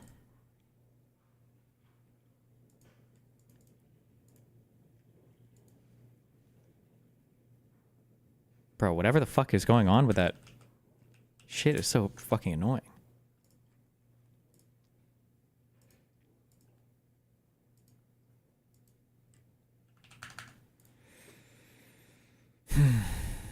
He's former CIA dipshit. For how long? I see here he was in the New York City Police Department for 4 years and then Secret Service for 12 years? Where's CIA?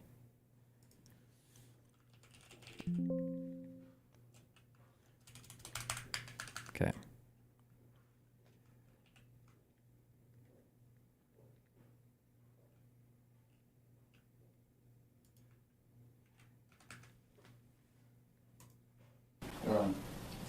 plans for today is to take a break during the morning and to work to around 1 o'clock to see where we are in the case and either break for lunch or keep going if we think we can finish up.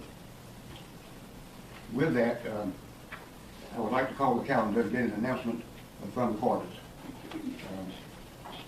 State of Georgia versus Travis James McMichael being charged with felony murder and aggravated assault. Is the state ready to proceed? The state is ready, Your Honor. Is the defendant ready to proceed? Good morning, Your Honor. Jason Sheffield and Bob Rubin on behalf of Travis McMichael. We're ready to proceed. Thank you. State of Georgia versus Gregory Jones McMichael. Is the state ready to proceed? The state is ready, Your Honor. Defendant. Your Honor, Franklin Hogue and Laura Hogue representing Gregory McMichael. He's ready, but I have a motion to make, if I may, at this point. Wait, where are my where's my lawyers? Where are you? There were a few of you in YouTube chat. Is all of the procedure, like criminal procedure, obviously criminal procedure is different from civil procedure. Is criminal procedure significantly different from civil procedure, like pretrial? Like, are there no like motions that you file or any of that bullshit? Like, it's really you appear in person before a judge to talk about like this preliminary stuff. Is it that different or somebody? Yes, Destiny. I am a Dutch lawyer.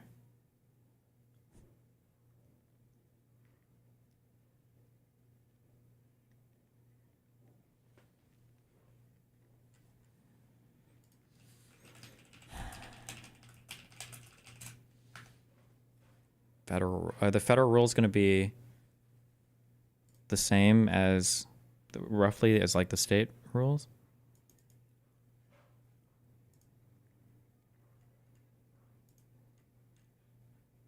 Destiny, very different, but you can typically raise motions at trial depending on how complicated. As someone who does both, they feel very similar. Oh, okay. Okay, look, we don't have a client apparently present yet. So my motion concerns that too. Not that they're present here on this camera. I'd like to make a motion, Your Honor, for Greg McMichael to be present physically in this courtroom with his lawyers. He can wear a mask. He can practice social distance.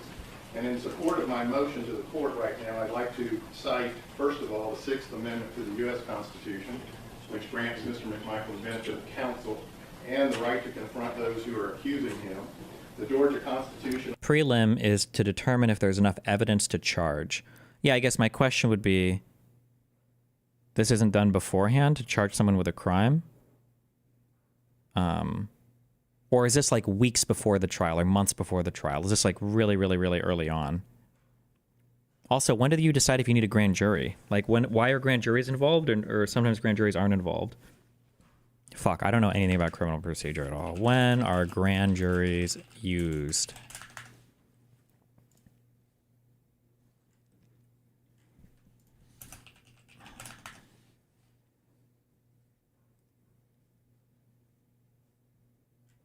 I don't even know where I would look for this.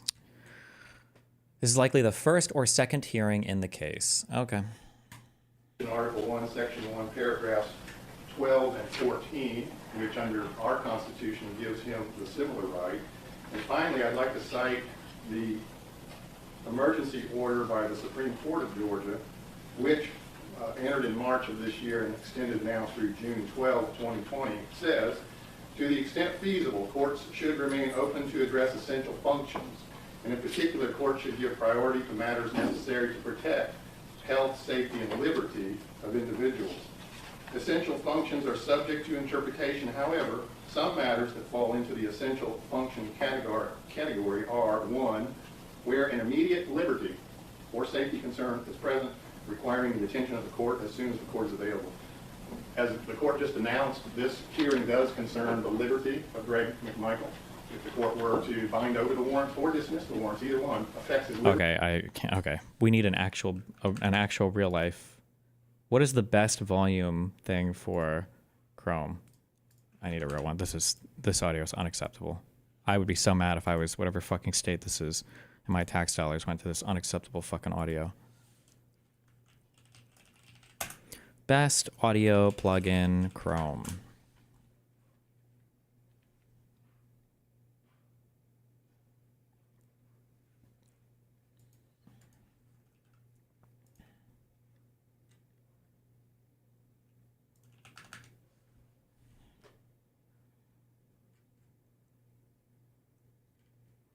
And I like how you fucking retards are literally recommending me the thing I just uninstalled.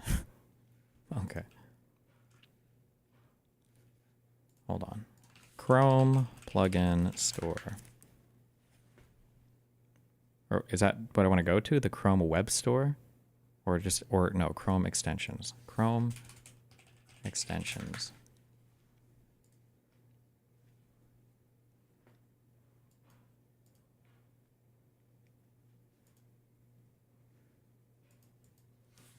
Sound.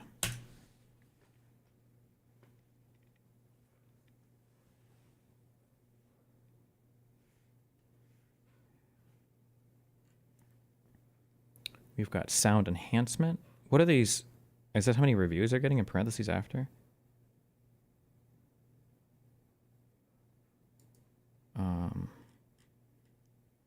We've got download sound, sound enhancement. I need to be able to like equalize volume, like make it mono between both channels and shit.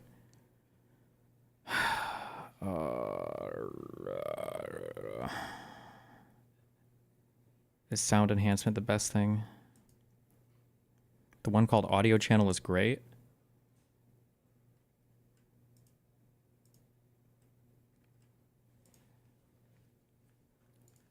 Can it actually like...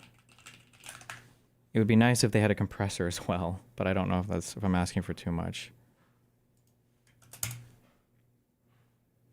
Sound Fixer. Does Sound Fixer have a compressor?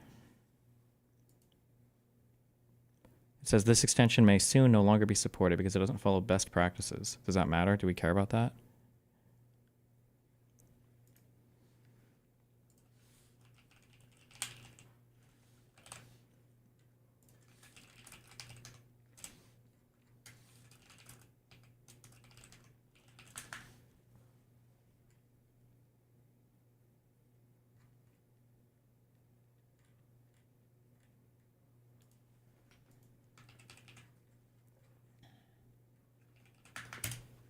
Equalizer plus.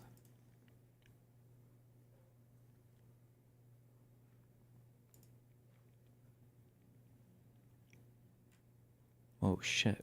Okay. Let's try this bad boy.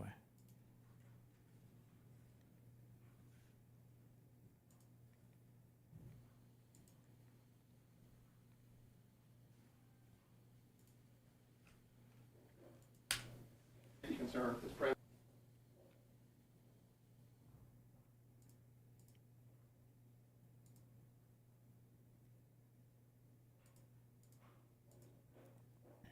Okay. Mono, yes. The fuck does invert? Oh. Fuck, this isn't... Oh, wait. Oh my god. Requiring the attention of the court as soon as the court is available. As the court just announced, this hearing does concern the liberty of Greg McMichael. If the court were to bind over the warrants or dismiss the warrants, either one affects his liberty. So I move that Mr. McMichael, Greg McMichael, be present here in court physically with his lawyers. I would join that motion on behalf of Travis. Right. The Supreme Court of Georgia also said that video conferencing is desirable and to be used whenever feasible. That's what we're doing. The defendants are... I forgot what the threshold does. Is that when it kicks in? They have access to you by phone. They will hear what's going on. You will see them. I'll overrule the motion. You think, brother? Well, Your Honor, they're not actually present yet, even remotely. And so I don't know that my client heard anything I just said on his behalf. I'm sorry, what do you say they're not present? I don't see him on the screen. It looks like I'm looking at an empty courtroom at the jail.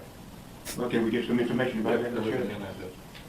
Your Honor, if we could go ahead and sound my client's part of the case. All right. What do you mean your part of the case? Well, the McMichael's lawyers have announced on behalf of my client, we are expressly, while I respect the constitutional implications of what we're doing here today, we are expressly on the record waiving my client's appearance and presence in these proceedings in any capacity. It's my understanding that he's not going to be brought here, nor brought in to appear by video. And we just want to make that clear. There's any misunderstandings. I don't think there are, but we want to make that clear. Please tell me the audio gets better for this as the fucking trial goes on, right? This is just for the first day. Holy AIDS. We're determining, the sheriff is looking to see, I see the jail on my screen. I don't see them yet, so we'll wait till we see it. And when he is present there on the jail screen, I would like a moment to talk with him to let him know what I've done for him to try to get him here. And when I made that argument a moment ago, I did not realize. You don't need to tell him that now. You can tell him that later. Well, he wanted to be here. Well, he's not going to be here. You can tell him that later while he's not here. Your Honor, while we're waiting on the defendants to be brought to the court, may we approach? Yes.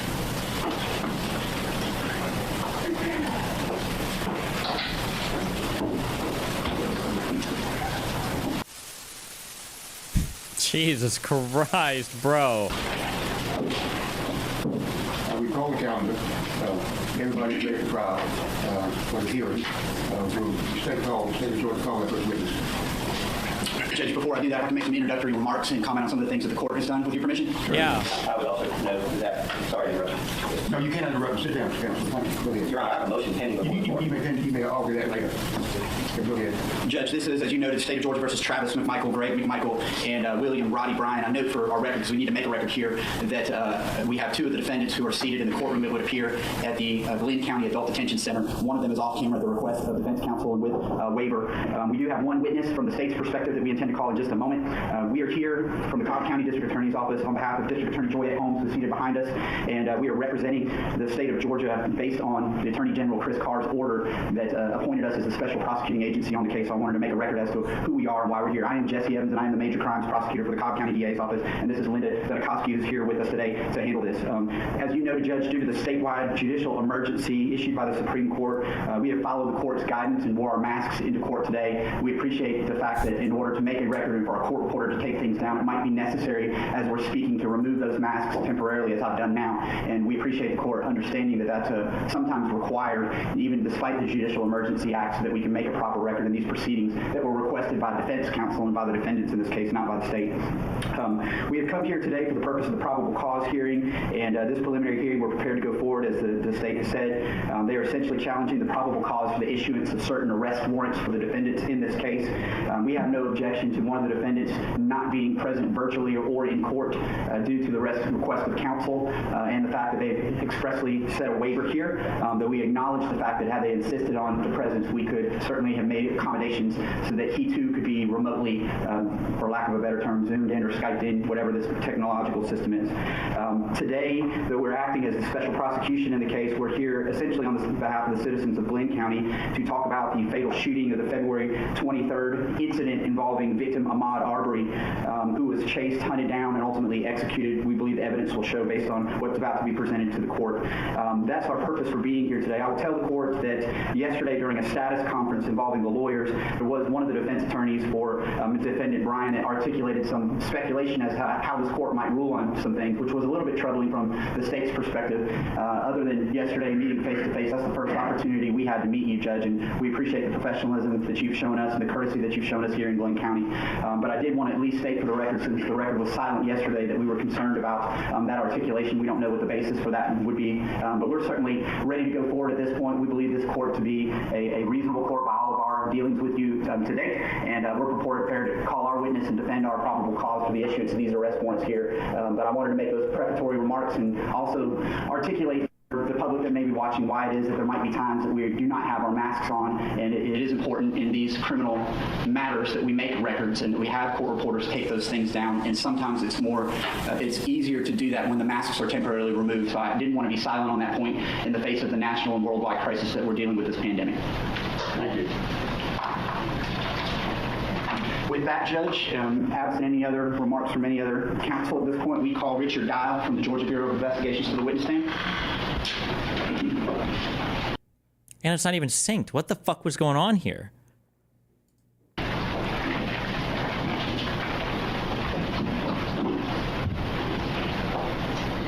Where's your right hand place at?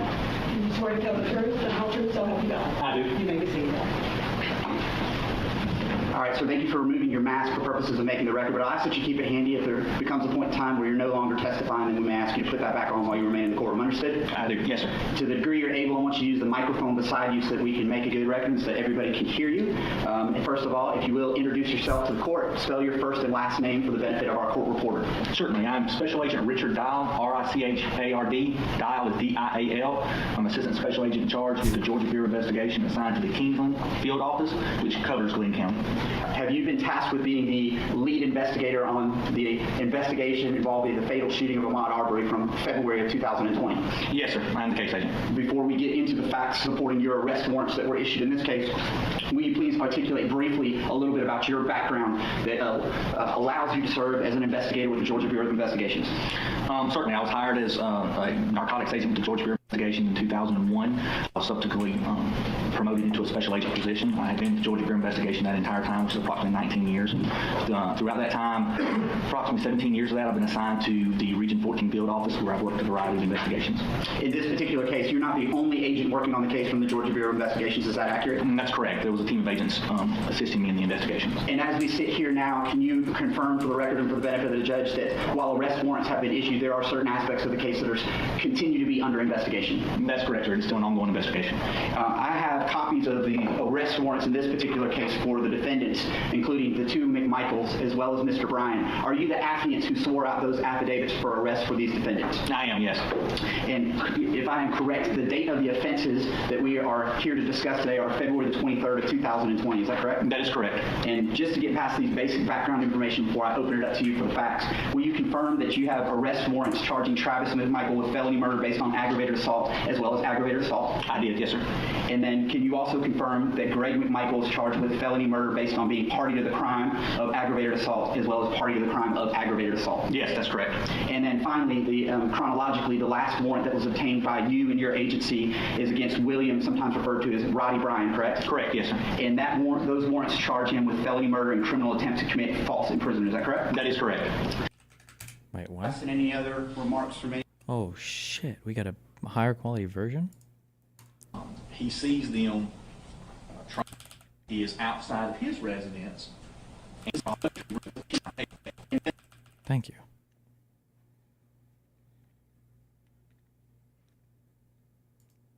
Fuck, I don't even know how far we were in this. The upper walls of the house and the windows were in the house. There are no... This case was originally investigated by the Glenn County Police Department. Okay. Subsequent to that, the district attorneys recused themselves for this circuit. Another district attorney was assigned, and that district attorney recused himself and was assigned to a third district attorney.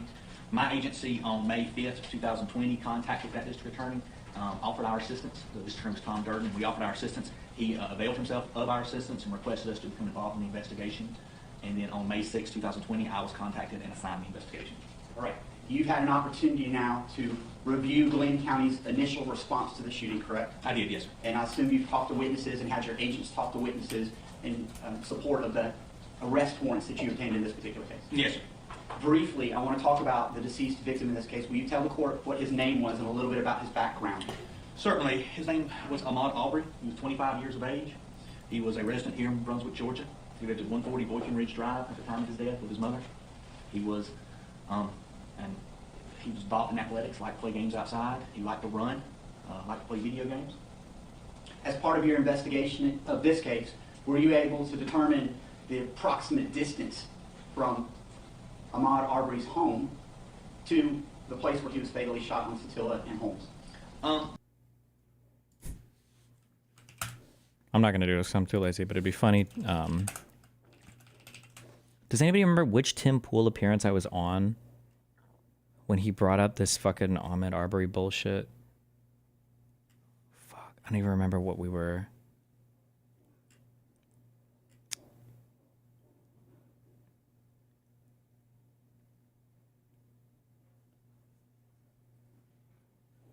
It was your first one? What were we debating? Like, how long ago was this?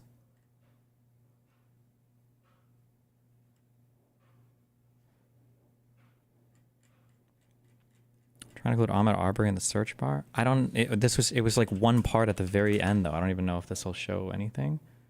This was 9 days ago, 3 years ago. I remember when he brought this up, I didn't know the details of any of this.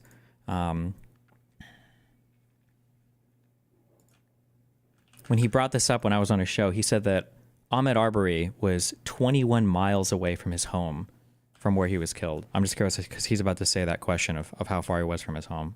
His home to the place where he was fatally shot on Satilla and Holmes. Wait. It was 1 year ago. I complained about it. The Arbery case. You know about the Ahmaud Arbery case, right? I'd imagine you'd be on the right side of that one. Those were I didn't know these were his tactics, that he like has this like rotary of fucking random cases that he tries to bring up to get you if you don't. I don't know all the facts of this. The guy that got chased down who was jogging in the neighborhood or whatever? Well, the felony burglary suspect who was fleeing the scene of a crime. Felony burglary suspect. He wasn't. Anyway, all of that was false.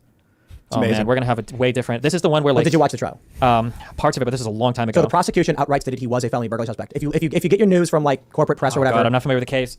Are you? Well, just look into it because I think you come out on the right side. I did, but there were so many claims. Like somebody claimed that, for instance, like he didn't have tennis shoes on, he had boots on or whatever. But then I saw pictures of what it was. Like, no, these are not boots. Right, that's a lie. That's right? immaterial. So the issue was the police went door to door. Everybody had known that someone had been committing burglaries. A gun had been stolen from a vehicle. Okay. The cops showed the picture of Ahmaud Arbery to a bunch of the neighbors. When Arbery entered a home under construction and was seen, neighbors all called each other. Someone witnessed the guy running down the street, and they were like, hey, that's the guy. The McMichaels got in the truck and chased after him. We're told by police not to pursue, but pursued anyway. They were in front of him. Arbery had a guy behind him who was filming the whole time. Arbery ran around the truck and then grabbed Travis McMichael's shotgun, and they fought over it. It went off into his chest, killing him. I think we can make a whole bunch of arguments about whether they should have followed or not followed, but the fact that the dude who simply filmed it is spending the rest of his life in prison, I think says a lot about the fact that it was totally bunk. You know what I mean? Like that guy. I wish I could. Fuck! I hate myself that I'm not familiar with this case. I feel like this is one of those things where I'm gonna go home and I'll look into it, and it's gonna be completely different than how you said it. No, I can't comment because I don't know the details. I'm not coming out here saying he stole a lollipop from a little kid while wearing construction boots and the kid was jogging. I'm giving you the conviction was due to the fact that under the citizen's arrest law, there was a potential interpretation where the gist of it is if it's a misdemeanor, you had to have witnessed the crime, but if it's a felony, you're allowed to make a citizen's arrest without being a witness to the crime. The issue was it was an old law that was written in a simplistic way that had like a comma or something, and the jury instructions by the judge was you interpret how you see it. The prosecution argued, regardless of a felony or misdemeanor, you had to be a witness. The judge said, reading instructions to the jury, the judge said, this is up to your interpretation. I don't know. We'll get to the trial. That sounds like a wild. Usually they're very clear when instructing juries, like, this is what this law means. This is what has to be proved to charge this crime. But I don't know. We'll get there, I guess. Instructions by the judge was you interpret how you see it. The prosecution argued, regardless of a felony or misdemeanor, you had to be a witness. And the defense argued, no, there's two different clauses here. If it's a misdemeanor, you need to be a witness. However, it's a felony, you can make an arrest. The jury decided to take the prosecution's interpretation, and thus they were convicted. So, simply put, the left argues he was trespassing. No. The prosecution outright said he was a suspect in a felony burglary. But because they did not witness the felony burglary, they had no justification for. When they say he was a witness for a felony burglary, what is that? Or that he was suspect for a felony burglary. What does that mean? It means he had illegally entered a private residence. Had he? Yes, he's on camera doing it. Okay. Yeah, and so the left said he's just trespassing. He's just no. I don't know if any of this is true, but burglary does not mean theft. It means when you illegally enter someone's property. And then the story that you're telling me is these three guys were just following him in a truck. Two guys. The third guy saw him running on the street and started filming on his phone. Okay. Completely unrelated to the McMichaels. He got charged along with him and is spending the rest of his life in prison. That's a crazy story. I'll try to look it up more because when I argue with left-leaning people about Rittenhouse, they give me crazy interpretations as well. But that's the case I'm far. Well, we were right about Rittenhouse. You were right about Rittenhouse. Sure, yeah, but that's just a case I'm more familiar with. But I think if you look at the Arbery case, you're going to be like, oh wow, yeah. Like when the Arbery case, what did he enter? There was a house under construction. He's on camera going into the property and he looks around and then he leaves. That's felony burglary. Now, I'm not here to argue semantics or morality. I'm saying that's literally under the law felony burglary, which the McMichaels used as justification. So there had been a string of literal burglaries. Okay, let me slow down. Sure. There had been a string of colloquially defined burglaries where someone entered property and took items. The circumstance in question that he was a suspect on was he was caught on camera entering private property, looking around, and then leaving. That makes him, if that is proof that he committed the crime, that is felony burglary. If somebody wants to link the statute, you can, but the mens rea for most criminal matter is you have to knowingly violate, and knowingly with malicious intention do a particular thing.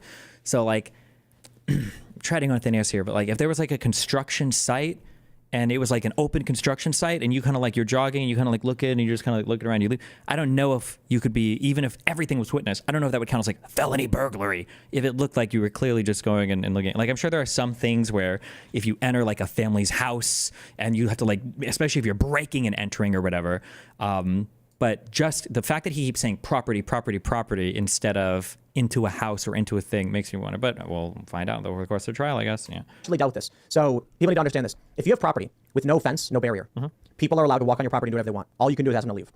What? If you have property, if that is proof that you committed the crime, that is felony burglary. We've actually dealt with this. So people need to understand this. If you have property with no fence, no barrier, people are allowed to walk on your property and do whatever they want. All you can do is ask them to leave.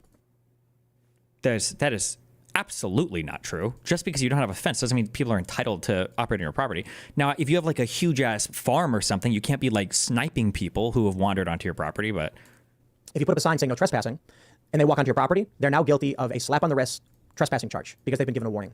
If you take a piece of thread, a tiny piece of thread, and wrap it around your property and someone goes underneath it, they've now committed felony burglary because they have bypassed a physical barrier, regardless of what that barrier is. So when he entered the house, he had committed a felony.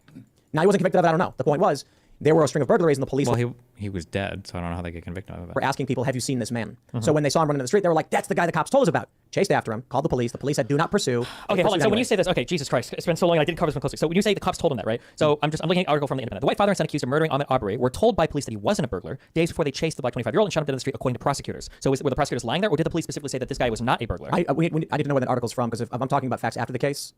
These are opening statements relating to beginning Friday morning of the trial of the three white men accused of murdering black 25-year-old Ahmed Aubrey. The police went to them and said, we're looking for this man. He is a felony burglary suspect. The issue... Apparently, the prosecutors also shared statements from the suspects where they admitted that they did not believe that he'd even stolen anything. Apparently, Greg stealing Ray is not burglary, though. That's the important distinction. Burglary is illegally entering a premises. Yeah, but were they chasing? But they were chasing him because they thought that he had carried out other burglaries. Exactly. Yeah. Right. But apparently he wasn't just jogging, right? This is not, look. Yeah, but I'm saying, like, was a citizen's arrest because he walked into a property because they thought he was stealing shit? A gun had gone missing, and they thought he was the guy who did it. Yeah. There was a string of thefts. But then when Greg Ray McMichael is here telling investigators, I don't think the guy's actually stolen anything out of there per statements relating to seeing That was a video where he enters a building and then leaves. They believe that was evidence that he had been the person who had actually been stealing things. A few weeks prior to the incident, a gun had been stolen from a vehicle. That's the most pronounced part of the story. Gotcha. So, regardless. Also, this is saying Travis McMichael shot Mr. Aubrey 3 times with a shotgun. That sounds like it went off more than once. You should watch the video. Okay. He shot himself 3 times. Wait, what is the... Wait, some guy linked all this shit. We're in Georgia. Did you link the... Okay, no, that's fine. Okay, Georgia, burglary, crime.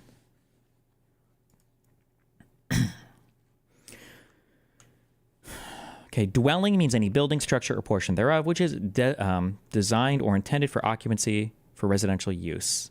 And then railroad car. Okay. A person commits the offense of burglary in the first degree when, without authority and with the intent to commit a felony or theft therein, he or she enters or remains within an occupied, unoccupied, or vacant dwelling, house of another, or any building, vehicle, railroad car, watercraft, aircraft, or other such structure designed for use as the dwelling of another. A person who commits the offense of burglary in the first degree shall be guilty of a felony, and upon conviction thereof shall be punished by imprisonment for not less than 1 nor more than 20 years. Upon the second conviction of burglary, okay. A person commits the offense of burglary in the second degree when, without authority and with the intent to commit a felony or theft therein, he or she enters or remains within an occupied, unoccupied, or vacant building, structure. What's the differences? Without the authority, with the intent to commit a felony or theft therein, he or she enters or remains within or vacant building, vacant dwelling house of another or any building or vacant building. Wait, I'm sorry. What's the difference between first and second degree here? Is for burglary? A house under construction isn't designed or intended for occupancy until the construction is finished. No, maybe.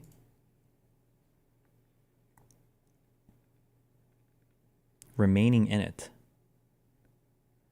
Without authority and with the intent to commit a felony, he or she enters or remains. This is enters or remains within an occupied, unoccupied, or vacant dwelling house of another. This says or vacant building, structure. Okay, so this is just includes more things, or any other building, vehicle, railroad car, watercraft, aircraft. Oh, okay. So the first degree one includes some more structures as well, I guess.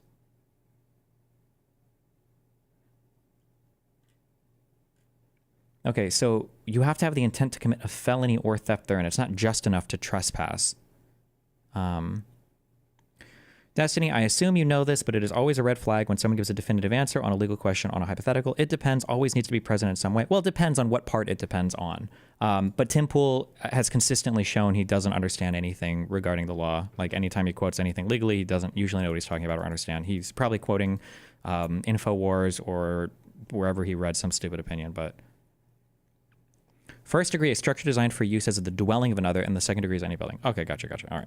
Okay. In Were all the video three when they were fighting over it? It's off camera. So here's the issue. Okay. If two people are holding a gun, they're both in possession of the gun. Sure. So it's not as simple to say in a news story that he shot him 3 times. That's a prosecution. Yeah, but two people holding a shotgun and fighting over it, and then it goes off 3 times. Probably went off. He was still holding it, and then he fired it 2 Semi-auto. Have any of these guys fired a shotgun before? Wait, what?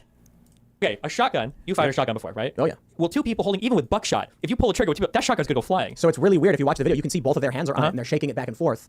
They had tight grips. Okay, maybe I'll look it up. But also, take into consideration the statements of the defense and the prosecution are going to favor their view of the story. Of course. And the ultimate conclusion was based on the fact that they were performing a citizen's arrest, but because they had not witnessed a felony in progress, they had no right to perform a citizen's arrest. Thus, and because the cops told them explicitly to back off. Exactly. And that he wasn't a burglary suspect. He was. But the cops. Apparently, the prosecutor said that the cops had made the statement to these people days earlier that he explicitly was not a burglary suspect. Do we have the video to watch?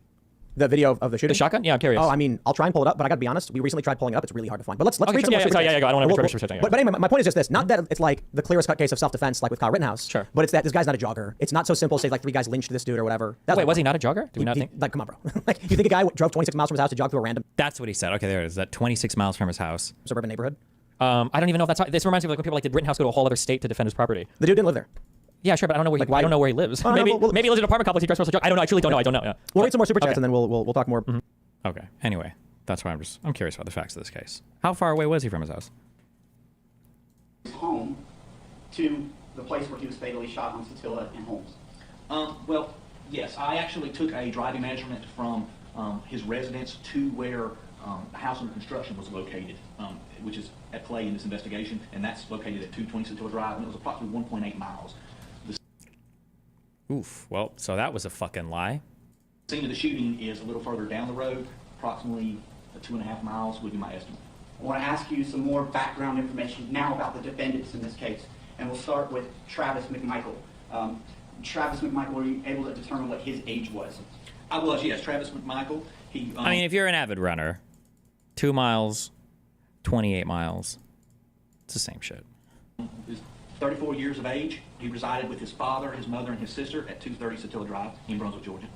And did he have some prior training in the Coast Guard? Yes. He served in the Coast Guard as a boarding officer who's involved with the interdiction of vessels. He had training reference to that, and that's the position that he held. You had mentioned that he lived on Satilla Drive with his father. What is his father's name, please? His father's name is Greg McMichael. How old was he at the time of the commission of these crimes? 64 years of age. And did they live together? They did. Can you tell the court a little bit about the background of Greg McMichael, the father in this case?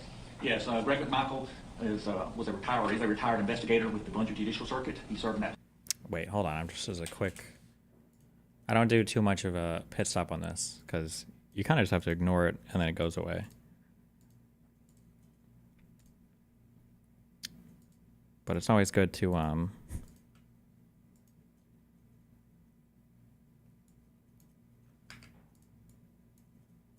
just make people aware of it or call it out. Because it's annoying because then when I get unhinged, people are like, why are you so unhinged?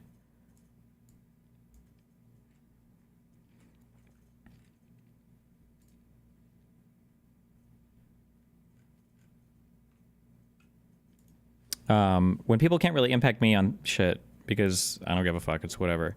What they do is they'll start targeting people around me, and then they can always sit in their own like little servers or their online threads or whatever, and then they're safe. It's their safe space to circle jerk about how horrible I am, I guess, or to just attack people around me.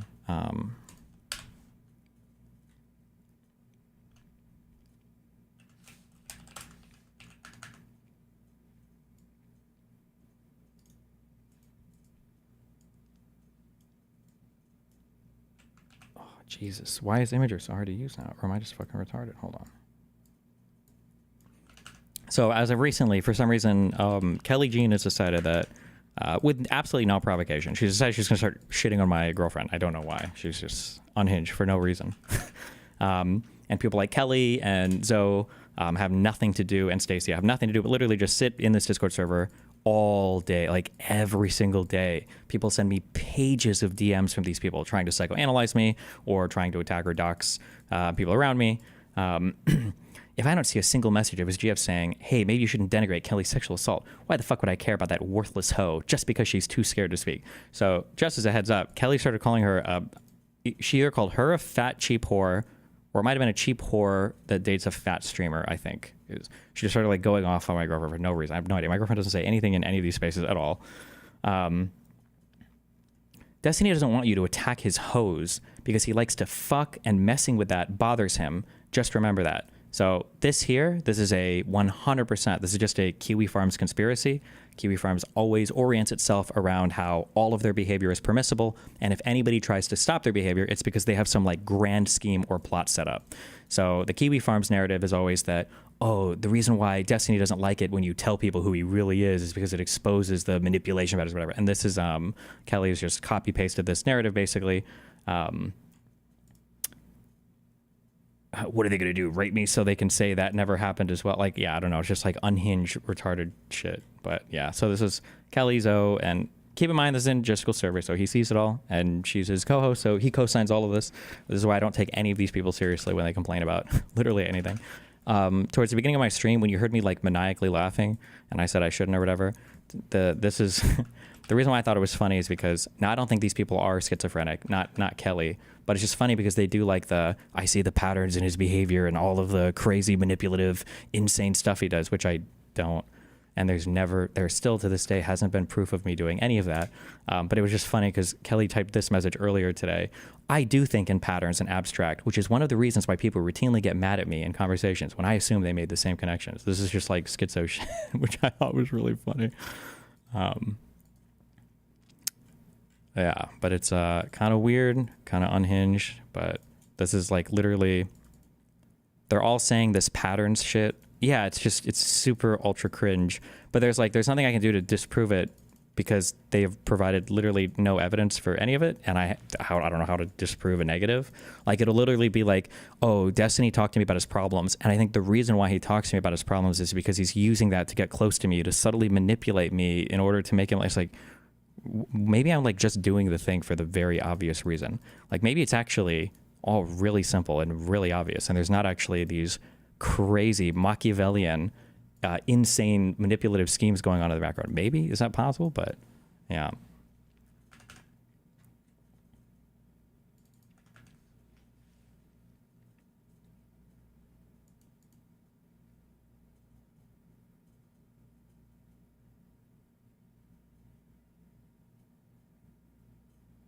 But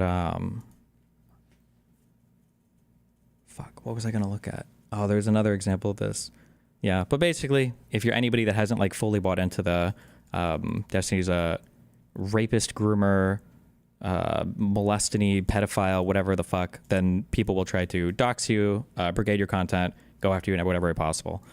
Which is why if you see people breaking rules in any of these communities, you should report the fuck out of them. So anyway, Jesus, but. Position for a number of years. Prior to that, he served as an officer with the Glenn County Police Department. He also served as an officer with the Brunswick Police Department and with the Department of Natural Resources for a short time. I want to ask you, was he an officer for some period of time with the same agency that was initially called upon to investigate the fatal shooting of Ahmaud Arbery? Yes, he was. He was an investigator for a number of years with the Brunswick Judicial Circuit. What do you say about the people who are skeptical of the Kiwi Farms angle? Didn't you get a good chunk of your info on Keffels from Kiwi Farms and participate in the threads? Did I post in Keffel's thread? I feel like I posted in my own thread a couple times to stir shit up, which worked spectacularly. But most of the research that I did for the Keffel stuff was research I ended up doing on my own. Because a lot of it just came from videos that she posted and conversations that she had. So that narrative is directly from Jistical himself, by the way. Yeah. Some people want to call me a hypocrite because they'll say I defended Kiwi Farms in the past and now I'm anti-Kiwi Farms because they're mean to me. That's the narrative that Kiwi Farms wants to sell. And Joshua wants to sell that too because he's literally like, he's trying to control the infighting in my thread to direct people to be activists against me, which is hilarious and not even what like the farms is supposed to be for, but okay.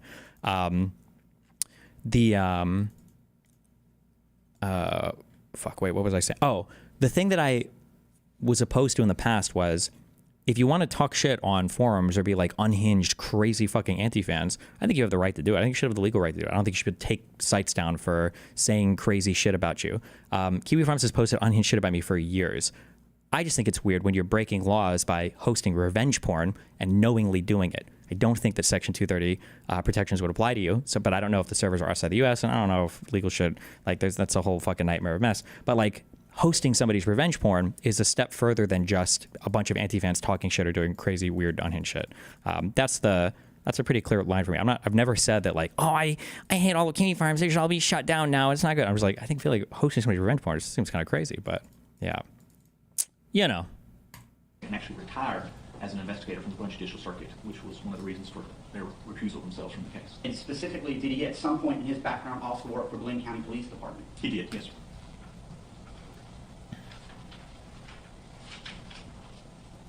I want to turn our attention now to the third defendant. Can you respond to Ryan Beard's tweet with, can you name one time when any narrative ever has been in my favor? It's never too late to respond, by the way. Well, I don't even know what that sentence means. What? William Roddy Bryan. And I want to turn our attention now to the third defendant, William Roddy Bryan, and ask a little bit about his background. Can you articulate for the court where he lived and a little bit about his age and his background? Certainly. William Bryan, he resided at 307 Burford Road, which is in the same housing area, the same neighborhood as Satilla Drive. He was... KF angle being that you shouldn't accept Destiny's hate of Kiwi Farm since he seems to be really selective about it. You can hate something and not want something to be illegal or get shut down by the law. But apparently this is an incomprehensible position to some people. But that's probably not true. Jessica probably understands. He's just doing whatever he can to farm whatever the fuck he can on everything. Bro, I can't believe the fact that holy shit. Oh no, we talked about this earlier today on stream, right? The fact that he told Cherry that he would be his Dr. K to her rectal? What the fuck? You want to talk about manipulative? It's always funny. That happened with Mr. Girl too, when he said I was manipulative, and then he posted that call of like him and Lav telling Anna, you've got to give us all of your DMs right now, or Destiny's gonna nuke us off there, you have to give. It's like, bro, I'm the manipulative one? What the fuck? What the fuck? How am I I don't even have time to do this shit, you know? Jesus. Fuck, who sent me this on Discord? I don't even remember these people's fucking names. Hold on. Oh, I was on Darius' stream. Wait.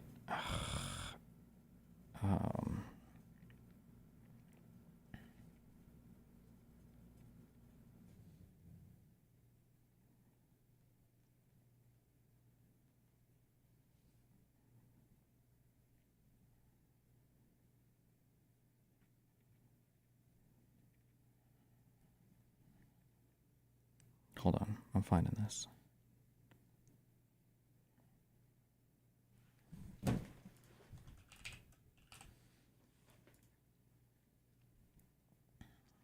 Cherry Suicide posted 20 messages again today, because that's just what Cherry likes to do.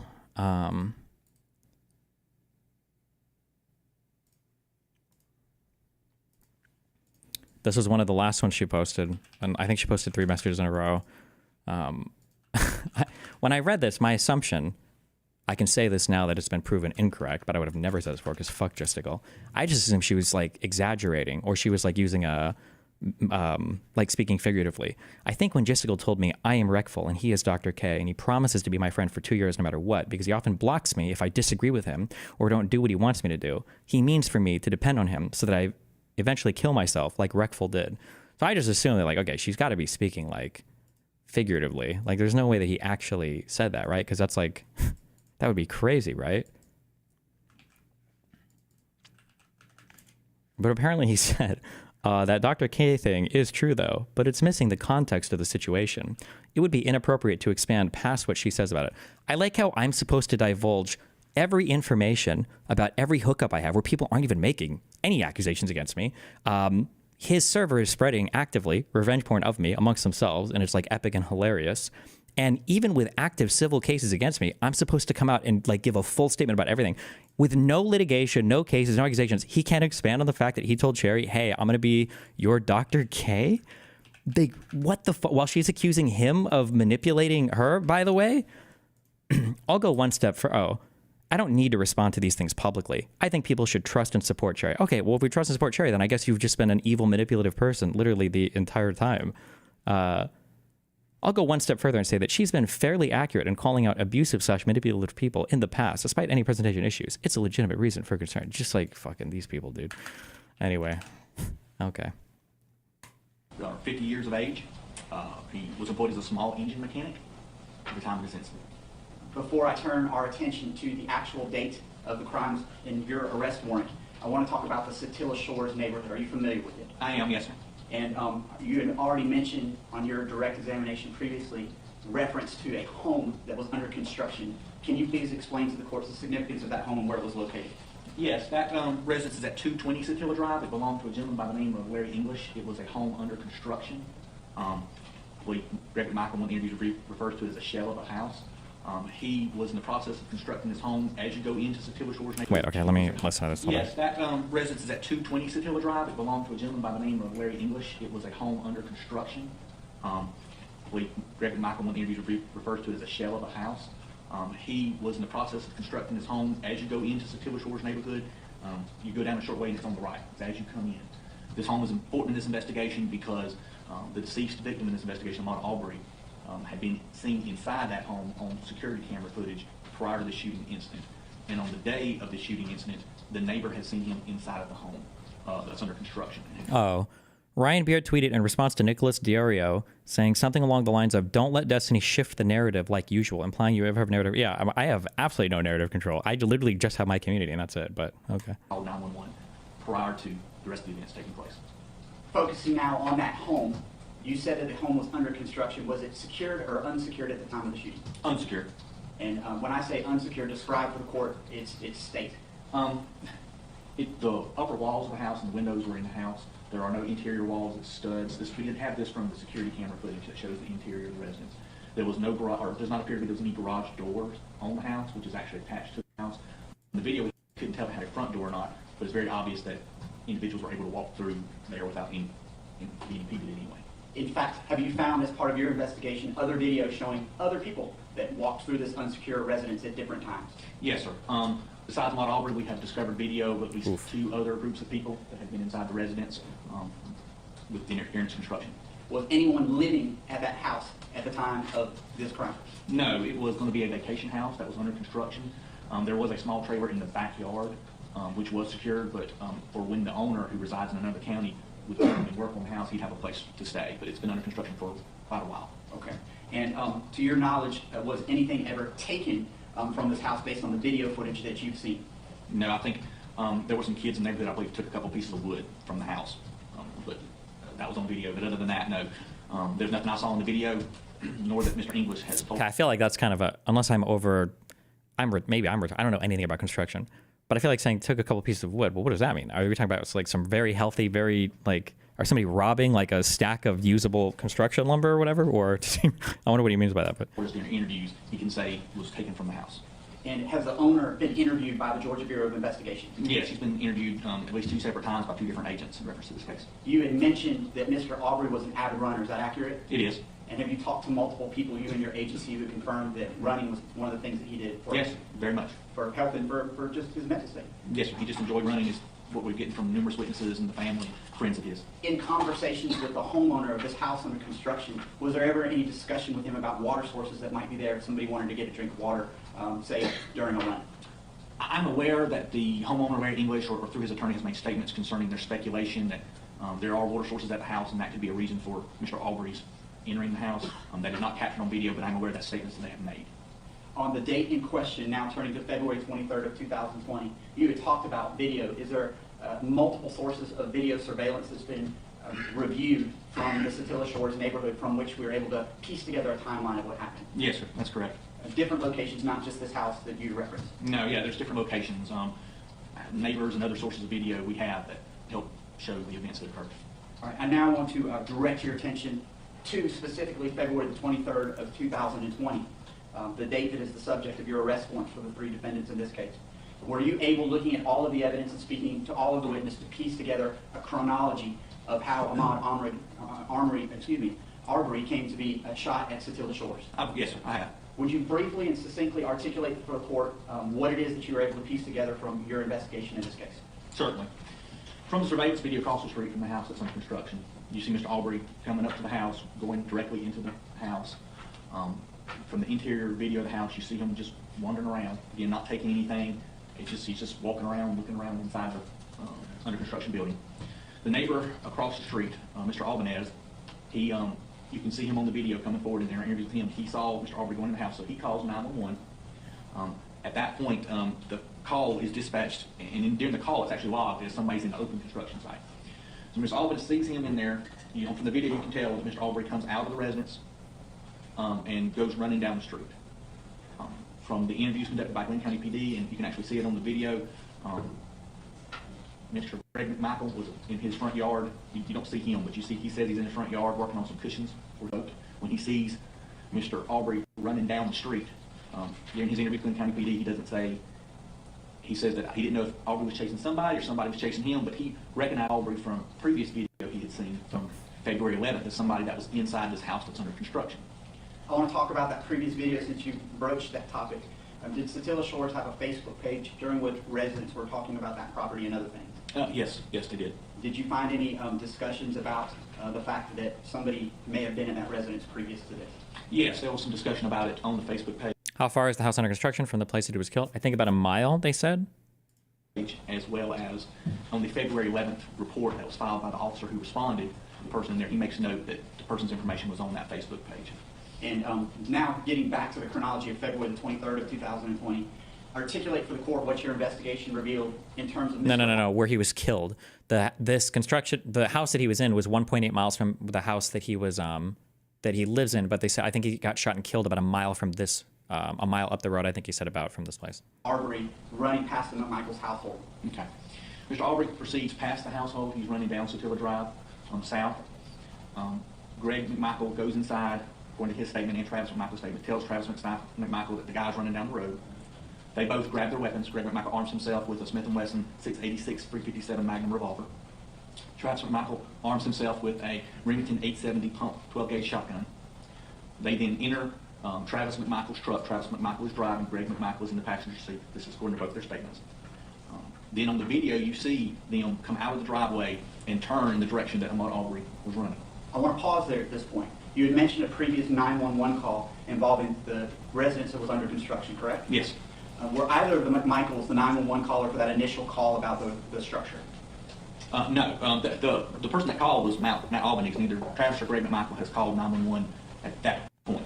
And that's what I want to be clear on. So my follow-up question to you is, when the defendants, the McMichaels, armed themselves with this revolver and shotgun, did they make a 911 call before going after Mr. Aubrey? No, sir, they did not.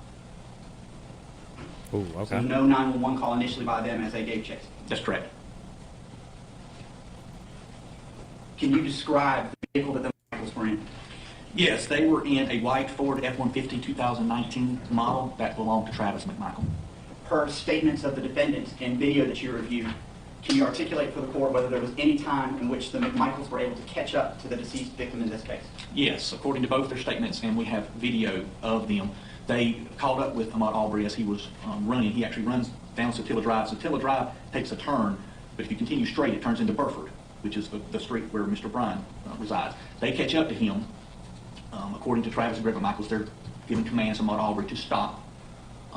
This is captured, when this is going on, Mr. Bryan is outside of his residence, and he has a surveillance video camera that captures this shooting down his driveway.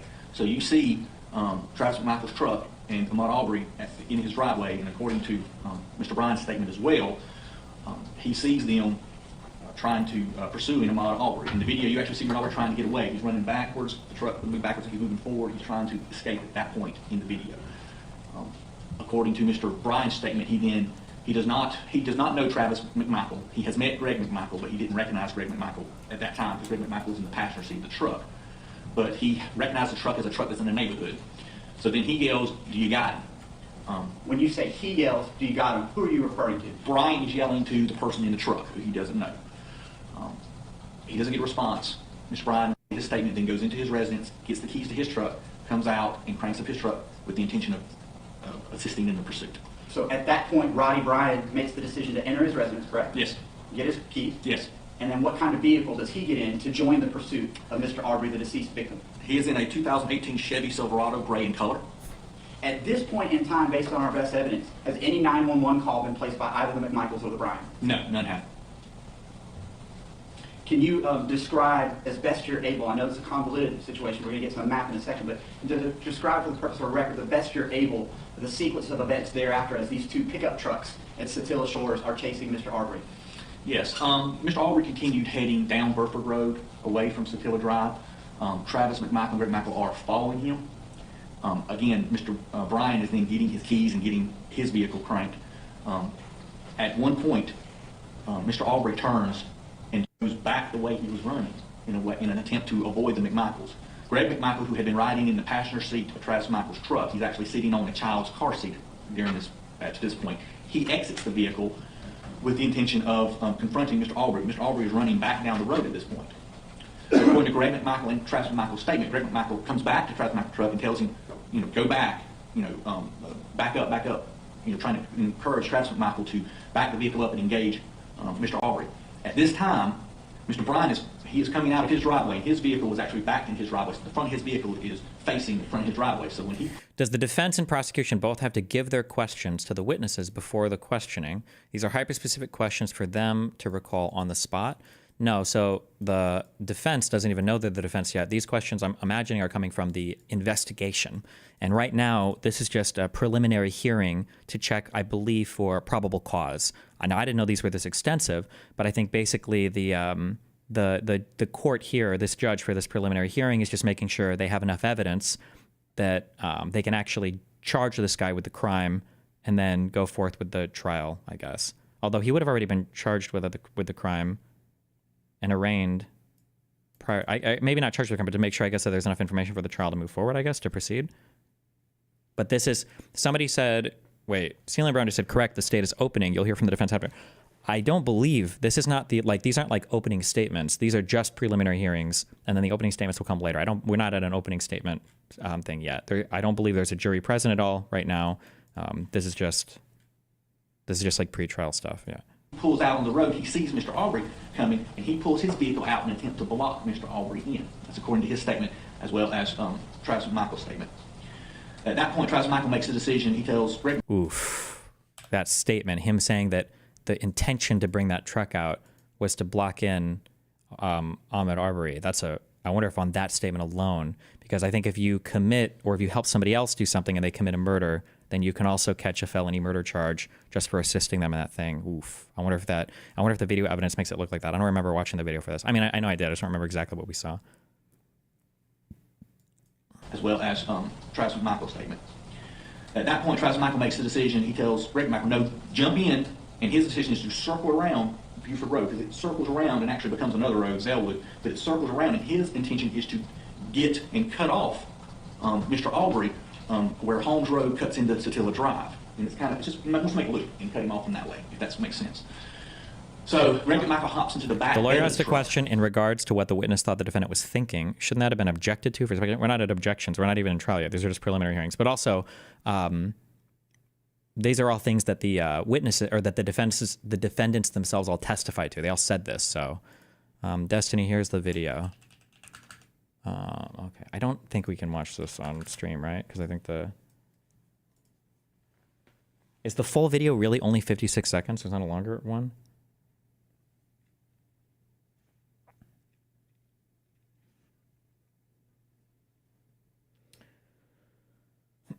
Okay, never mind. Is it like 30 seconds?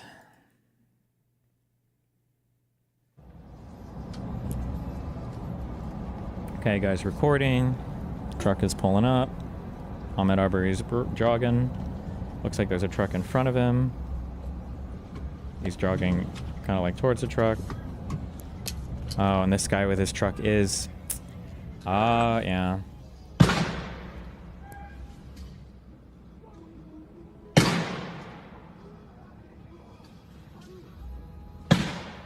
Oof. Is that... Is he hit here? Oh, he was hit on the third one. Damn. So this guy was kind of assisting. He wasn't just recording. That's another lie by Tim Pool. Okay. All right, well. Because of the car seat situation. And they then go and start circling around the block pretty much to cut him off. At this time, like I said, Mr. Bryan has pulled his vehicle blocking the road trying to block Mr. Arbery. And Mr. Arbery goes around Did he repump every shot when he shot himself? Well, it looked like they were fighting over the gun for the first 2 shots. I mean, we can probably watch this. You can't really see any blood or anything. And then on the third one, they were still kind of fighting over it, but he had it aimed. It looked like it was like aimed basically up into his chest. But are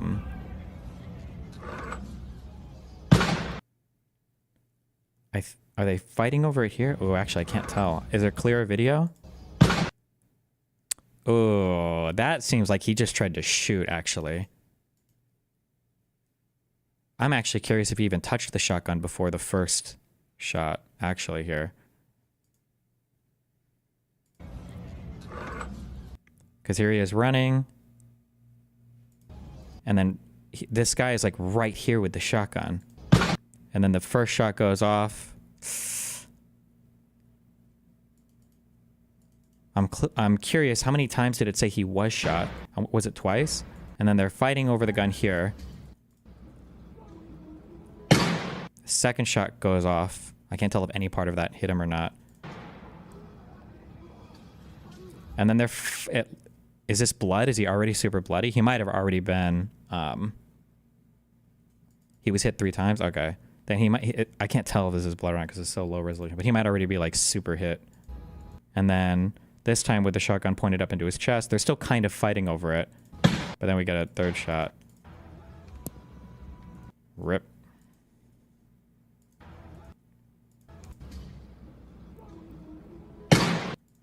That's 2. Sorry, hold on. Yeah, damn, Jesus.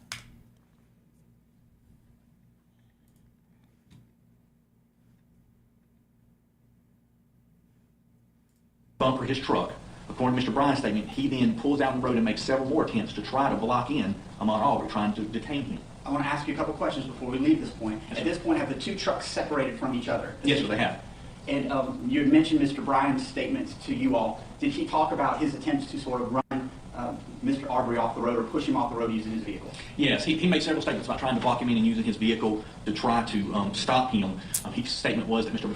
Arbery kept jumping out of the way and moving around the bumper and actually running down into the ditch in an attempt to avoid his truck. Jesus. At various points during this chronology that you're articulating for the court and our record, based on the evidence you've seen, including some video footage, were you able to determine that using these 2 pickup trucks during the whole event, Mr. Arbery's path of travel was essentially redirected by the actions of the defendants? Yes, sir, very much.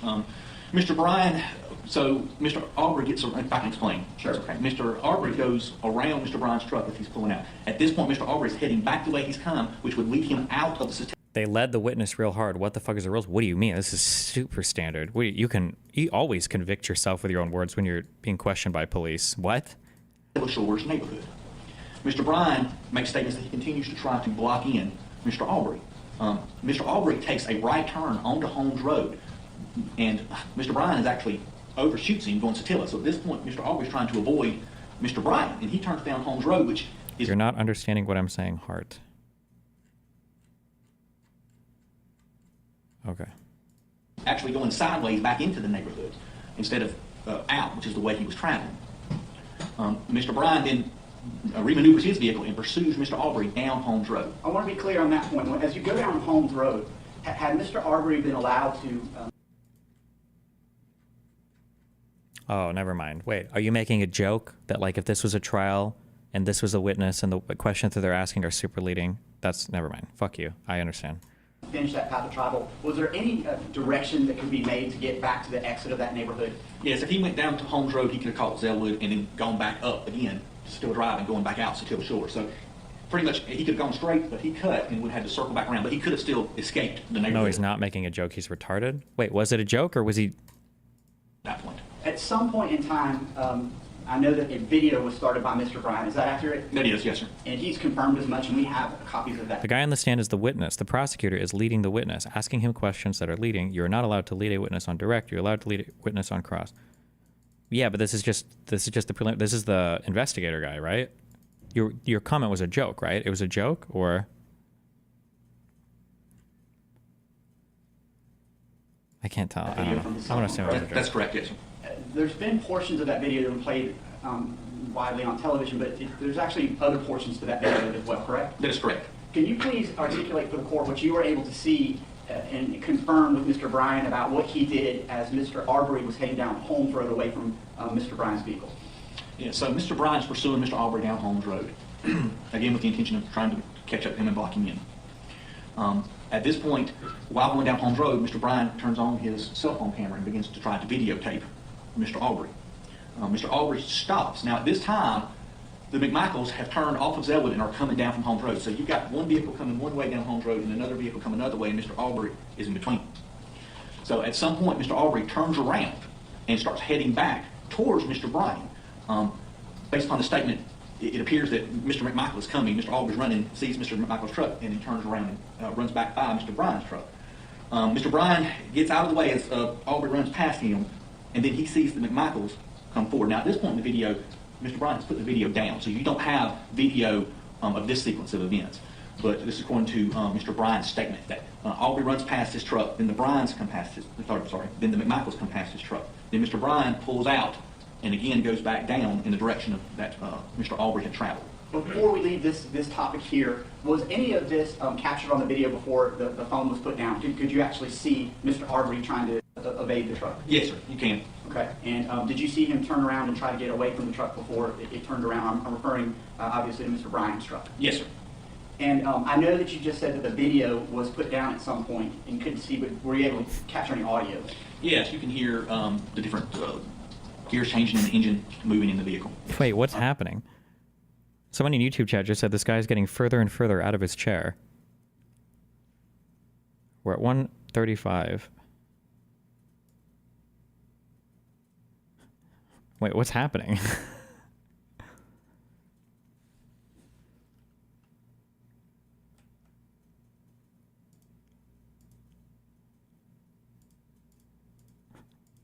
Is he going to escape? Will he make it out all the way? What is he sitting on right now? Yes, you can hear the different gears changing and the engine moving in the vehicle. Yes. All right. And then along those lines as well. Oh, maybe it's just desync from the last video. The portions of the interview where Mr. Bryan was interviewed both by Glenn County Police Department and members of the Georgia Bureau of Investigations, did he make any admissions to you that his vehicle had any contact with the deceased victim and any damage as a result therefrom? Yes, he indicated at one point that his vehicle had contact with the victim. His impression was that Mr. Arbery had been trying to open the driver's side door, but had not got to the driver's side door. He made that statement initially. The Glenn County Police Department. Jesus, okay. So there's so much more that we didn't see. This is a point I never knew. I just didn't follow this. So there's so much more that happened with these guys chasing this dude down that we didn't actually see on video. Like he fucking hit him. The guy with the camera fucking hit him with his car. Jesus, okay. That day actually photographed the truck. You can see some palm prints, appear to be swipes on the rear driver's side door. His truck is a four-door truck. So there's some swipe marks and palm prints there. There is also white cotton fibers along the truck bed where the bed liner lips over the bed of the truck. There's a little bit of plastic in that bed liner. There is white cotton fibers along it, which Mr. Arbery, during this pursuit and incident, was wearing a white cotton shirt. Am I remembering this wrong, or did Tim say the guy filming did nothing wrong? Yeah, the reason why Tim says this was such a miscarriage of justice is because the guy filming did absolutely nothing wrong.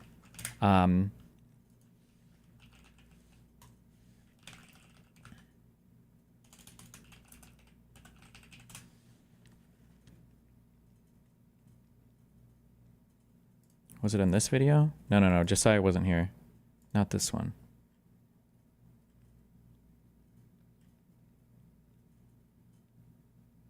Example.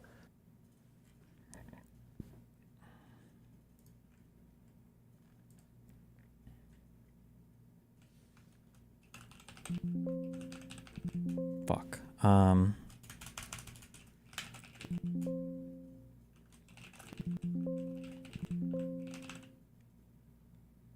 Was it not this video? Was this the one where they did the big J6 stuff, or? Have to have overwhelming, compelling evidence that someone has been wronged to justify a president stepping in and saying, I'm subverting the justice system outcome.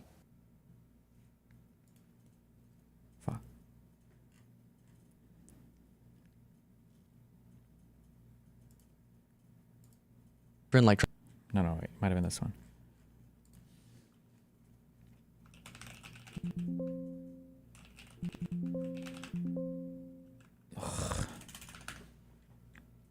Trump was doing.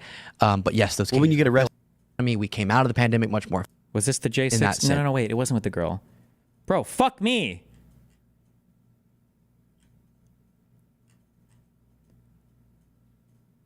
Okay, lone liberal destroys Tim Pool and friends. Okay, so he's wearing this jacket with the navy blue undershirt or whatever.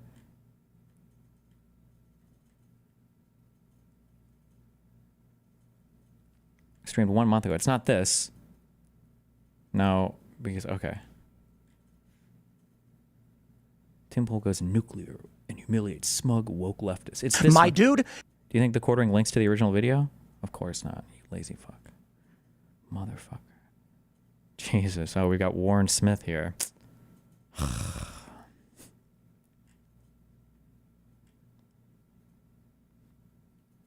Wait, so it should be this one, right? Example, tried. Okay, I'm not even gonna ask that. This is right, and so the system we have is I'm just not loving, and this is a way of celebrating violence. That Trump is celebrating those. And when Donald Trump says these people have been held for too long, you say no, Trump is wrong. Keep them locked up. That's fucking fascist. Okay, Dude, it was this one. You've been sitting here with no knowledge of the specifics of some of these cases. There was a man in Brooklyn right now, and I say it again, no charges whatsoever brought. He's been in jail for 3 fucking years. For you to sit there and say it is good that he remains locked up is fascism. That is saying the hierarchical system of the courts and the government is just, and the process is all that matters. And I am saying perhaps 3 years is enough because I actually have moral logic and an understanding of these cases. Hence, my position on January 6th has always been the people who have attacked police must go to prison. But 3 years is a fucking long time for assault on an officer. We have seen people on the far left, notably when they were firebombing shit all across Minnesota, 33 people murdered. And how many criminal charges did we get for this? When they firebombed a police station and forced the police to evacuate on May 29th, 2020, when thousands go to prison. I just got to hear Luke do his thing. Who's they? Give me some prosecutors. Give me some fucking data. Stop squinting. Why you think Enrique Tarrio should be in prison for 20 years, or are you going to say the government decreed it? I just explained to you. So the government said so. Is that it? Of that. None of these fucking retards know anything you know what? about I'll say the this. case. The idea that Enrique Tarrio crafted a memo outlining, or they, 3 months featured witness, members of the fire groups were convicted there as an applied to conspiracy, blah, blah, blah. They will never stop. Was used as an apparent code for the engaging in plans to overthrow. Absolutely. In the bigger picture. So are you going to at all acknowledge that you just blew up over something that I was absolutely citing fairly? I don't think you cited fairly. I think people should be prosecuted for engaging in plans to overthrow a government. That's kind of that's a very loose definition of plans to overthrow the government. Y'all don't seem to be that informed. Wait, look, respectfully, I cover a lot of protestant rights. Oh, he got him big on that one. Okay, sorry. And then this, and then after Tim gets trounced on this, then he does his like Rolodex of here's every random criminal case I can cite to see if you don't know it. And then I think Ahmaud Arbery comes out. Got into an altercation, so he brought him to the ground. That's not correct.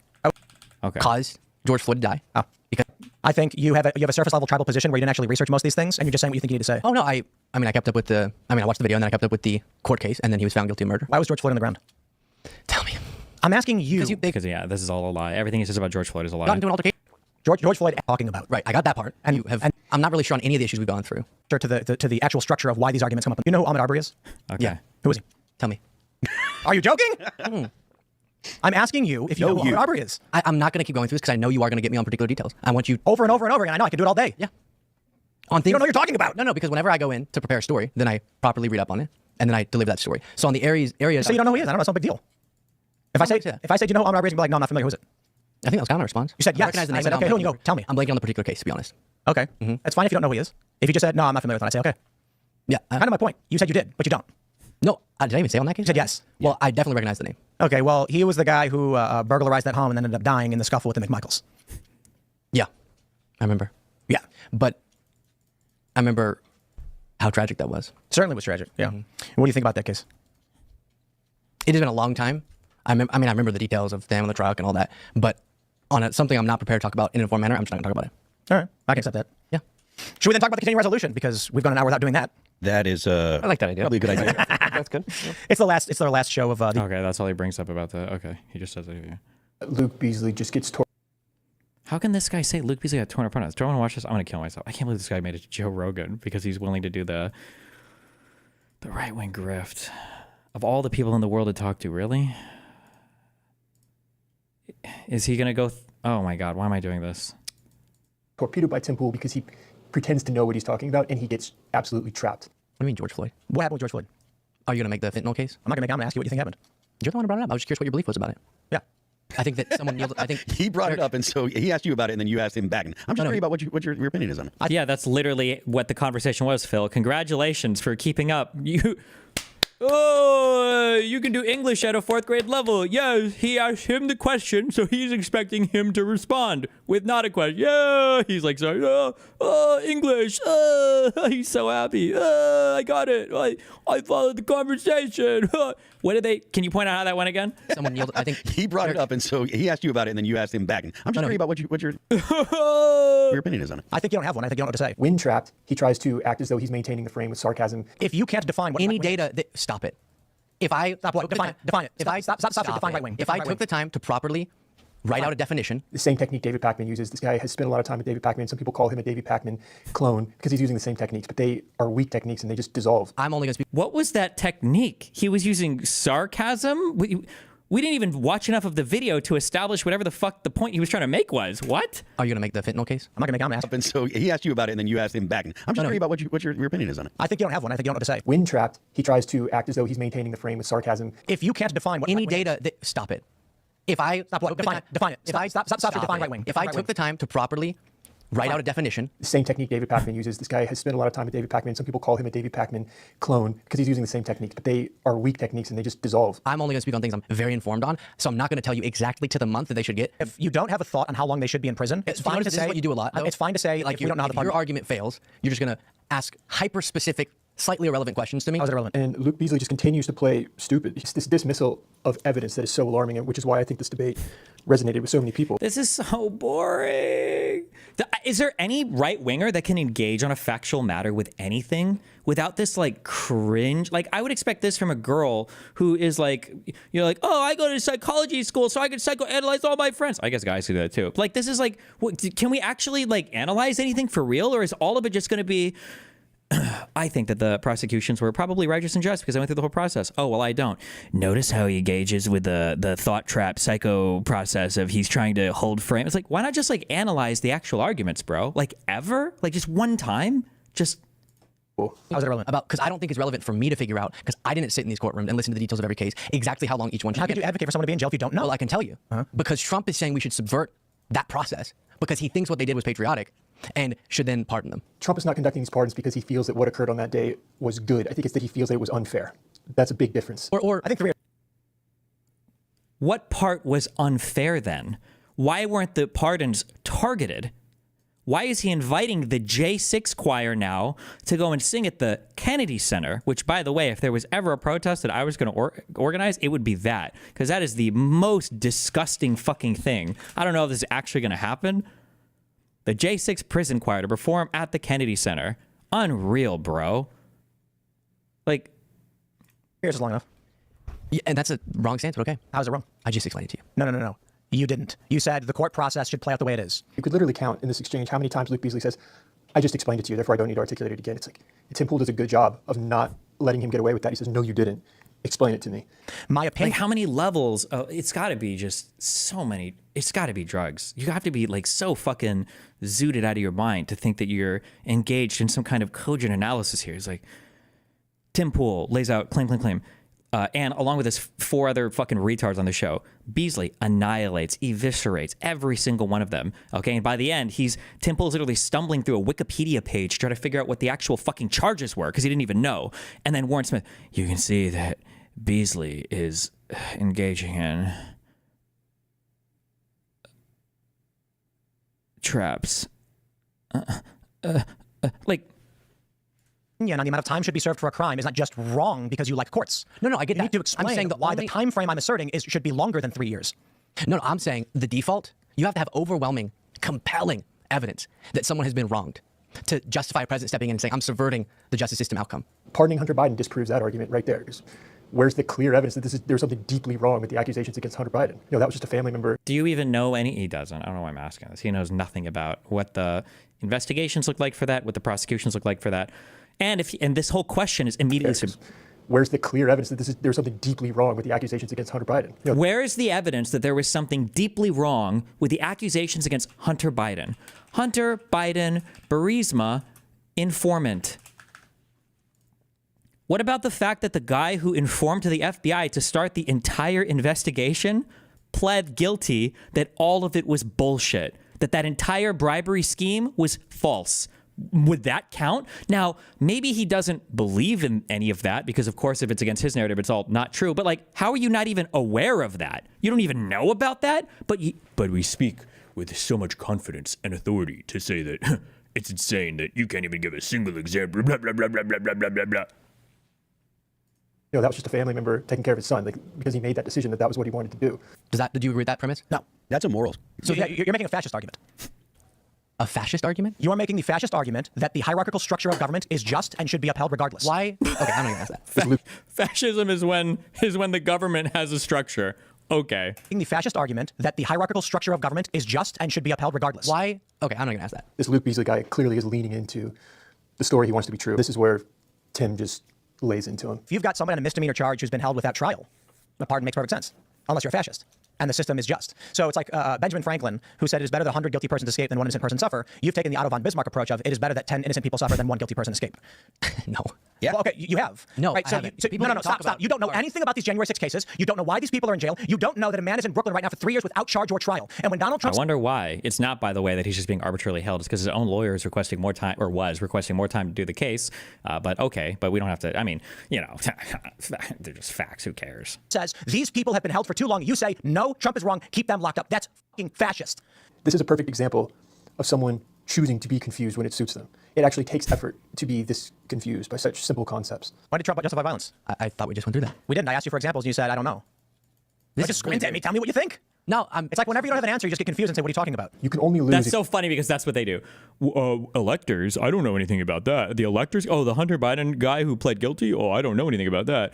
Oh, criminal immunity and the Supreme Court ruling. Oh, I don't know anything about that. Oh, Trump suing the poll people. Oh, I don't know anything about that. Oh, the Mar-a-Lago case. Oh, I don't know any of the details about that. The vein map of Hunter Biden's cock, top, bottom, inner, outer, back, and front, being able to detail every single exquisite square centimeter of skin along his bulging shaft. I can draw it from memory. Like, okay, dude. Selective memory? Seriously? Just squint at me. Tell me what you think. No, it's like whenever you don't have an answer, you just get confused and say, what are you talking about? You can only lose if you're playing to win. If your pursuit is truth, there's no such thing as losing, there's only growth. Now you say that Donald Trump saying the injustice that we've seen warrants commutation or pardons. You say that means he's advocating for violence. If you have not fully thought something through to declare that something is true, I mean, that's really the essence of what this channel is all about, is what launched this channel. And I love that it's, I don't love it. I say that ironically. I hate it that anytime somebody talks about like truth or reason or rationality or logic, it's always an aesthetic and it's always self-serving bullshit just to emotionally buy in to some half-thought bullshit agenda, ideology, whatever the fuck, with zero factual engagement. Like, we haven't gotten any factual engagement for somebody who pursues truth. Maybe there is, though. Maybe there is. Maybe one of his videos is like a big engagement with some factual matter here. The moment Ben Shapiro realized Neil deGrasse Tyson was a fake. Okay, I don't know anything about the underlying information here, so maybe there'll be good factual, truthful analysis here. I think Ben Shapiro stumbled into this not expecting to have a debate. I think he's genuinely caught off guard a bit. If we're actually going to have a discussion about gender and sex, that should be based in data. I'm happy to opine on this. And a bit shocked by the nonsense that he's hearing. This only matters because today we segregate nearly all sports by gender. To be faced with a famous scientist spouting nonsense at this level is extraordinary. Otherwise, why do we even give a shit? This is the point that Neil deGrasse Tyson continues to make. It's the only point he can really make is, why are you pointing out scientific fact here? Why do you care about this? If we actually live in a free country, as we tell ourselves, people's freedom to behave in any of those ways should not concern you at all. And the problem is that when someone's rights trample the rights of others... What is unresolved here is, what do you do not concern you at all? And the problem is that when someone's rights trample the rights of others... I haven't watched the full underlying interview. I don't know if... Well, he doesn't. Warren literally just restated... Neil's position. Neil's position was the only reason we even care about this men or women's thing is because of who's playing on what sports teams. And then Warren's like, well, the concern here is whether or not somebody's rights are trampled. Yes, correct. That's literally what Neil just said. The only reason we really care about the strict definition of male versus female or whatever is because of the rights that are doled out to people in society. Yes. Scientists spouting nonsense at this level is extraordinary. Otherwise, why do we even give a shit? This is the point that we by the nonsense that he's hearing. This only matters because today we segregate nearly all sports by gender. To be faced with a famous scientist spouting nonsense at this level is extraordinary. Otherwise, why do we even give a shit? This is the point that Neil deGrasse Tyson continues to make. It's the only point he can really make is, why are you pointing out scientific fact here? Why do you care about this? If we actually live in a free country, as we tell ourselves, people's freedom to behave in any of those ways should not concern you at all. And the problem is that when someone's rights trample the rights of others. What is unresolved here is, what do you do with sports? He puts out his classic argument of the future of sports is through hormonal levels, and those who fall within not male and female sports. And I've tried to think of what the future of sports would be in the world of a gender spectrum. And it may be, you don't specify whether it's a male or female sport. You just take measurements of what your hormonal balances are. Pin's face there, he's kind of like, okay, I see some problems here, but...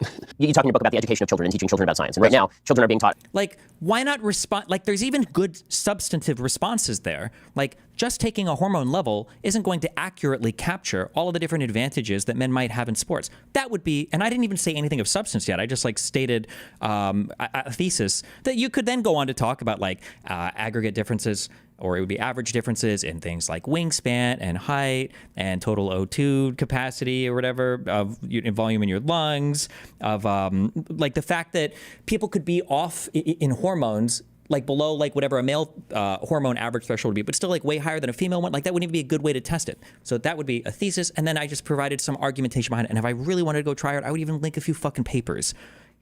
Warren doesn't say anything. He just says, clearly ridiculous. About the quote-unquote gender spectrum, which is not scientifically based. That is a theory-based idea. No, wait, hold on. People express themselves on a spectrum. So you learn that. That's a social point, not a scientific point. It's been trying to articulate the difference between a social construct and a scientific fact. God, I hate people that say that. Oh, kill me. This is a crime. I don't know what Warren's background is. It's not philosophy, right? Because that's such a philosophically retarded statement, right? Well, in one world, you've got philosophy, which is basically where a bunch of fucking losers get together and think thoughts. And then in the other world, you have scientific fact. These are features of the universe that man discovers that are written on the canvas of time and space itself, the scientific fact that male shall be the one that produces the larger gamete or smaller gamete. I don't know which one is larger or smaller, but like, bro, all of these things are constructed categories. It's just about how useful are they, right? In science, ideally, a lot of the constructed categories are incredibly useful, right? Like categories of male or female, or the category of sex and having the male and female distinction in science. These are useful categories. Nobody can deny that. They are. But to pretend that like the scientific categories are so much more different than the social category, like what? Why? But okay. Meaning we express ourselves based in different languages. Is that something you teach in science class, or is that something that you teach when you're teaching language? So whether the fact that people want to express themselves on a spectrum, on a gender spectrum, whether that fact is something you want to put in a sociology class or in a science class, maybe that remains to be determined. It either is a scientific objective fact or it's not. I can't, dude. Scientific objective fact. It's just like it's like every keyword for a suit, like every keyword for a fucking like. Oh, this is. Oh, huh, I'm sorry. You asked me for my opinion. I thought we were talking about objective scientific fact. The continual repetition of that pattern. It's so easy to fall victim to that trap. And this is what it looks like. Why is Enrique Tarrio in prison? Yeah, so they uncovered with him his plot to overthrow the government. Enrique Tarrio, is it? Yeah, and his organization. What plot? Who's they? Give me some prosecutors. Give me some fucking data. Stop squinting at me and saying the prosecutors did the thing. You didn't know. You didn't read it. You didn't read the court papers. All you know is the fascist machine state told you he should be in prison, and you're saying yes to them. This is a battle over the role of actual evidence. Like, does he watch any further into the video, or does he literally just stop here? Beasley tries to claim that citing actual evidence is anecdotal evidence and dismiss that. It's about how Luke claims that he believes the story, even though he really clearly doesn't have a full understanding of the story. So then the question is, why do you believe that story without any evidence? Why do you clearly want the story to be true? I believe the Eugene Carroll story. Yeah. You really do? Mm-hmm. Come on. I don't know why she How does the Eugene Carroll story tie into the J6 stuff? Have witnesses that she called immediately after. How did she get in the room? How'd she get in the room? How did she get in the dressing room? Bergdorf Goodman locks the dressing rooms. I'm assuming it was open. This is the equivalent of like the gas chambers were made of wood. The doors were wooden. Didn't you know that? No, they don't know. It wasn't answered. They said we don't know. It doesn't make sense. How was she wearing a dress that didn't come out till a few years later? The reason Tim Pool is so effective right here is that he's asking logical questions that don't add up. A lot of questions that were litigated in front of her. Right? Why didn't Trump bring her to the hotel he owned across the street? Yeah, I'm not really interested. How come it's remarkable when he says, I'm not really interested. That seems to be a defense mechanism he continues to use when challenged. How come but you believe it? No. And it's so crazy that he can't point out, and like if you know anything about debate or I don't even want to say debate or rhetoric, because it's not really debate or rhetoric. It's just like, I don't even know what you would call this. manipulation, not even, I don't know what you would call this, like bad faith debate strategies, like with lowercase letters. It's not like it's like a formal thing, but like Tim Pool, this is a super common, super well-known, you can even say like gaslighting or crazy making strategy. I guess if it was interpersonal, but like, oh, you think that yesterday, you think we ate cheeseburgers? Really? What restaurant did we go to? Burger King, I think. Oh, did you think every single person got cheese on their burger? Yeah, I think we. Oh, did you check? Did you see? Did anybody go in afterwards? And it was like, fuck, man, I don't fucking know. Oh, so you can't even justify that. There's a name for it in prop logic. It's like a conjoined statement or something. Like, we all went to Burger King and ate cheeseburgers, and it's like in a informal logics or whatever. Like if you can disprove one part, you disprove the whole conjoined thing. And it's like, oh, so you don't even know if we got cheese on all of our cheeseburgers. So how can you even say the statement? We all went to Burger King and got our cheeseburgers. There we go, reductium, whatever the fuck, I don't know. AM. What's the thing that they put at the end of their proofs? Is it QED or is there another thing I'm looking for? Thus it's proven. Thus it's said. So cringe. Fuck me. Why am I watching this? I'm stating, oh yes, I do believe it. David Pakman does the same thing as a way of just not. This guy also, I don't know how many times David Pakman fucked this dude's mom. He lives inside this guy's mind rent free. Why does he bring up David Pakman so much? You believe it? No, I'm stating, oh yes, I do believe it. David Pakman does the same thing as a way of just not contending with it and trying to keep the upper hand and look like he's in control, like he's maintaining the frame of the conversation and be like, yeah, isn't that crazy? In the sarcastic way as though he's kind of above it. Nobody recognized the most famous man in New York walking into the Burger of Goodman? Crazy. You believe it? Mm-hmm. That's funny. It's also substantiated by the fact that a bunch of people have had such interactions with Trump. Where have you heard that before? A bunch of people have said this, so it must be true. You believe? Is the fallacy on here? I don't know. Is it? It's not straw man. It's not false cause. Ad hom. Slippery slope. Special pleading. No. Loaded question. No. No. No. No. No. No. No.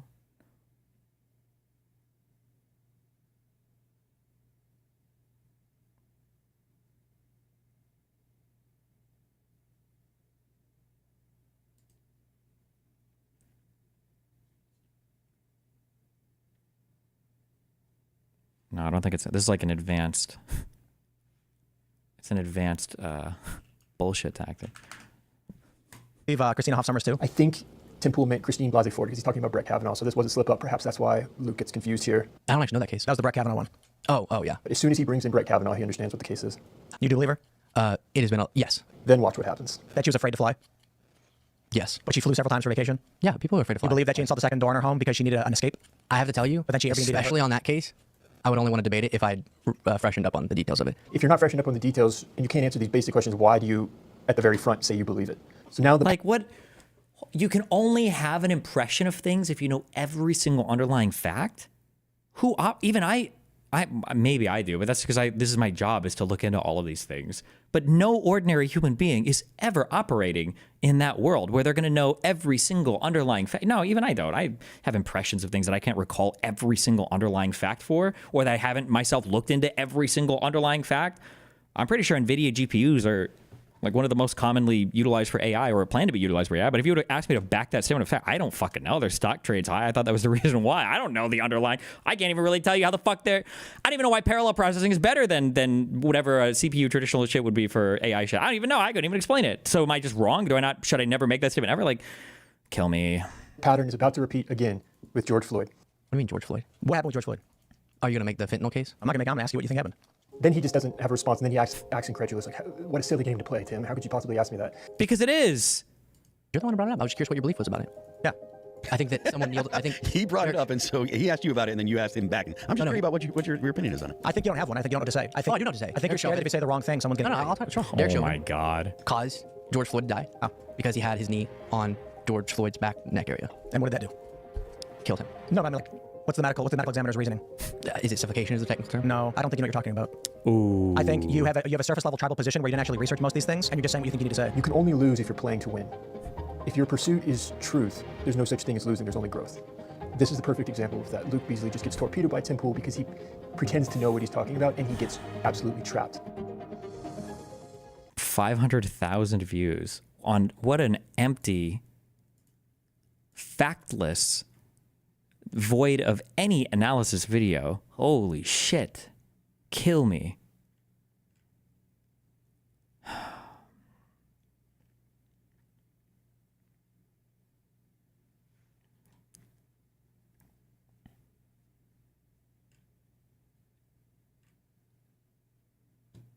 Sorry. Well, that was a good waste of time. There was also a dent directly below those white carbon fibers, and that dent we attributed to contact with Mr. Aubrey because of its location.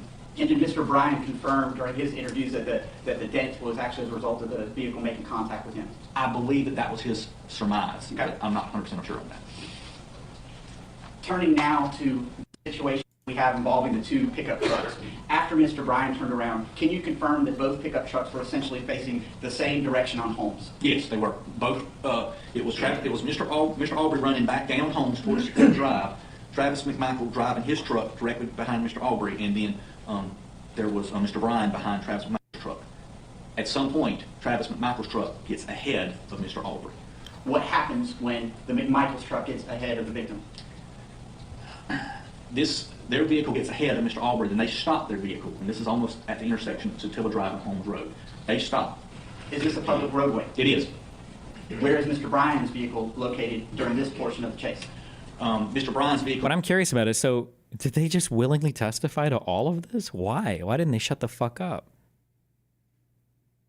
Oh, actually, I guess if they've got multiple people on the hook for crimes, maybe that's how they get them to testify against each other for not to be charged more. I don't know. I don't know what the interrogation process looks like for all this. Oh wait, actually, are there videos of them interrogating them for this murder? Are those all public? Mr. Aubrey. Mr. Aubrey at this point is between Travis McMichael's vehicle and Mr. Bryan's vehicle. Is Mr. Bryan able to video any portion of what happens next? He is. Have you reviewed that video and do you have it? I do, and I have. Can you please describe the chronology of events after the McMichaels parked their vehicle in the middle of this public roadway as Mr. Aubrey approached the back of that vehicle? Yes, I can. Mr. Bryan picks up the phone that's been videotaping the whole time and holds it up so you have a view. You see Mr. Aubrey running down Holmes Road, going towards Satilla Drive.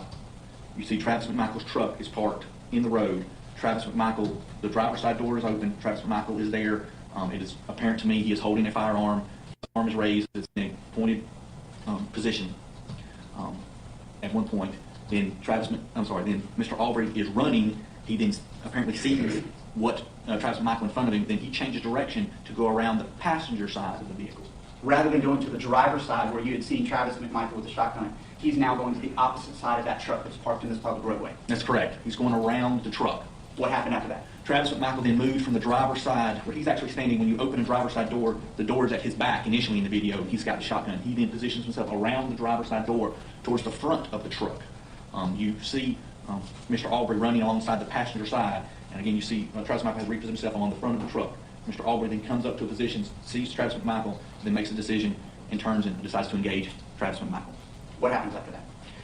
They haven't said, so I'm curious. Okay, because I thought that the only part of this whole interaction was that 30-second video, but it sounds like they were chasing him for how long? Minutes? Tens of minutes? For an hour? How long were they driving around chasing this guy? I understand more now why Ahmed Arbery decided to just fucking try to wrestle the first dude, because these guys, it sounds like they were driving around for at least minutes, like trying to run this dude over or box him in. As he turns and goes toward Travis McMichael, you hear a shot. Then you see Travis McMichael moving backwards with Mr. Aubrey. Obviously, they were engaged in a physical confrontation at this point. They go off the screen. You then hear a second shot where you see blood and spray into the screen, a mist of it. Then they come back in to the view of the camera. There, Mr. Aubrey is striking Travis McMichael. There's a struggle going on, and then you see a third shot occur. The firearm being lower down like that. And you see after the third shot, you then see Mr. Aubrey get past Travis McMichael and continue running down Holmes, almost right there at the intersection, and then he falls. You articulated 3 separate gunshots here, correct? Yes. Where was Greg McMichael at the time that this was going on?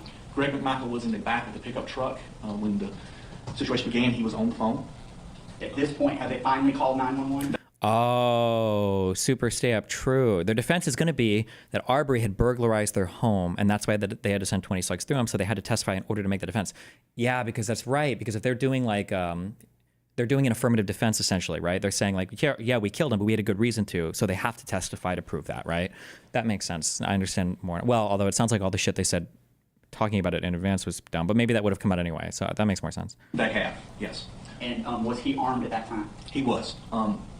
As the confrontation began, he drops the phone or puts the phone down and then pulls his weapon, and he has his weapon during the parts of the confrontation occurred. When you talk about his weapon, are you referring to the .357 revolver that you had articulated earlier during this hearing? I am. And of note, can you tell the court and make a record about any significance about that weapon, as even mentioned by Greg McMichael in terms of where he got it? Yes, that was the same 686 Smith & Wesson .357 Magnum revolver that he carried when he was an officer with the Glenn County Police Department, and it's stamped Glenn County GCPD. Did he articulate that he was a former law enforcement officer to Glenn County police officers when they arrived, and is that captured on body cam video? It is. He said it several times. And did he mention also several times that that was a gun that would have been issued by Glenn County Police Department? He did. You mentioned 3 gunshot wounds in this particular case. Can you articulate for the court and the benefit of our record where those gunshot wounds were to Mr. Aubrey's body? I can. Mr. Aubrey suffered a gunshot wound to the center of the chest. He also suffered a gunshot wound to the upper left chest around the armpit area here. Oh, so that second shot did hit as well. Jesus. And from the front to the back. He then suffered a shotgun wound to his right wrist. Assuming all 3 of those were in order, I guess? Is that... No, those don't sound in order. That chest one must have been the last one, I'm guessing. So maybe that wasn't in order? Other things that were collected by Glenn But all County 3 hit. Police Department. Again, this was not your crime scene, and that you were asked to participate in this investigation later, correct? That's correct. You're aware, though, that certain items of evidence of significance were collected in this case by Glenn County Police Department? I am, yes, sir. How about the firearm? Yes. Well, Travis McMichael's firearm was collected by the Glenn County Police Department. And how many spent shell casings do we have from that shotgun? 3. 2 of them were expelled, is that accurate? That is correct. What about the third one? Where does that remain? It was still within the chamber of the weapon. And give a description briefly for the benefit of the court and the record about what type of firearm that was used to shoot Mr. Aubrey. The 870, Remington 870 12-gauge shotgun is a pump action shotgun, meaning that the Remington 870 12-gauge shotgun is a pump. So it's a super popular shotgun, I think, right? Remington 870?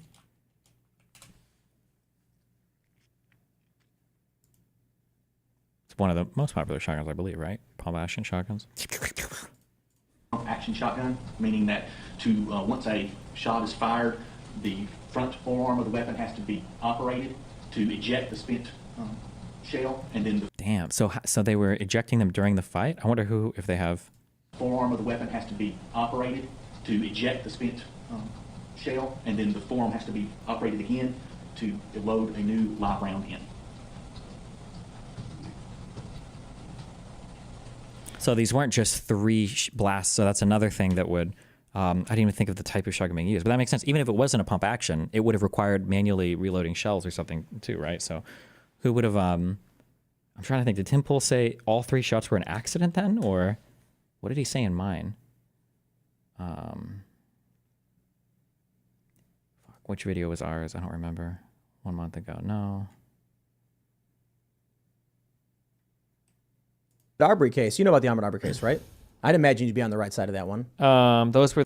Shotgun, and they fought over it. It went off into his chest, and then grabbed Travis, I think it was Travis McMichael's shotgun, and they fought over it. It went off into his chest, killing him. I think we can make a whole bunch of arguments about... God, he's such a fucking snake fuck. And the fact that he presented himself as such an authority, and he still does to this day, and he probably hasn't read or understood a single fucking thing about this case, but he brings it up just because nobody knows the exact facts to debunk him. God, I hate him so much. When Aubrey entered a home under construction and was seen, they were told by police not to pursue, but pursued anyway. They were in front of... Told by police not to pursue. By who? It sounds like, or at least from what we've heard so far, there was no 911 call at all. So that's not even true, unless something else comes up that shows up. But... Aubrey had a guy behind him who was filming the whole time. Aubrey ran around the truck and then grabbed Travis, I think it was Travis McMichael's shotgun, and they fought over it. It went off into his chest, killing him. I think we can make a whole bunch of arguments about whether they should have followed or not followed, but the fact that the dude who simply filmed it is spending the rest of his life in prison, I think says a lot about the fact that it was... So he didn't simply film it. He was literally hitting him with his fucking truck. There is forensic evidence to prove this, and the people even testified to it. So this isn't even like a subject of debate. Nobody even disagrees with this. Bunk. You know what I mean? Like that guy. I wish I could. Fuck, I hate myself that I'm not familiar with this case. I feel like this is one of those things I'm going to go home and I'll look into it, and it's going to be completely different than how you said it. Crazy how the blue-haired cuck said that, huh? No, I'm no, not. I can't comment because I don't know the details of it. I'm not coming out here saying he stole a lollipop from a little kid while wearing construction boots and the kid was jogging. I'm giving you so the conviction was due to the fact that under the citizens arrest law, there was a potential interpretation where the gist of it is if it's a myth that was written. Do I bring up the 3 shots? However, in here? theft argues he was trespassing. No, they had no justification for illegally entered a private residence. It does not mean theft. It means I saw him running on the street and started filming on his phone. Okay. These 3 guys were just following him in a truck. 2 guys. The third guy saw him running on the street and started filming on his phone. Okay. Completely unrelated to McMichaels. So that doesn't sound true. It sounds like the guy said that the McMichaels shouted at the dude, "We got him!" And then the guy grabbed his phone and got in a Chevy Silverado to help them run him down. He was literally chasing the dude and boxing him in with the truck and going down into ditches and shit to try to fucking box this dude in, such that he even hit him at least one time with his truck. So why am I? He got charged along with him and is spending the rest of his life. Well, allegedly. Sorry. This is just to be fair, this is a preliminary hearing where the state is presenting their case. But not even in court yet, so. In prison. That's a crazy story. I'll try to look it up more because when I argue with Lethany people about Rittenhouse, they give me crazy interpretations as well. But that's a case I'm far. But we were right about Rittenhouse. You were right about Rittenhouse. Sure, yeah, but that's just a case I'm more familiar with. But I think if you look at the Arbery case, you're going to be like, oh wow, yeah. When the Arbery case, what did he enter? There was a house under construction. He's on camera going into the property and he looks around and then he leaves. That's felony burglary. That's not, by the way. So we looked that up. That definition, that's just not true. But okay. I didn't know anything about any legal shit at this point too, though, so I wouldn't even known what to look up. Did he say 3 shots? We're at 149. Or do I say, wasn't there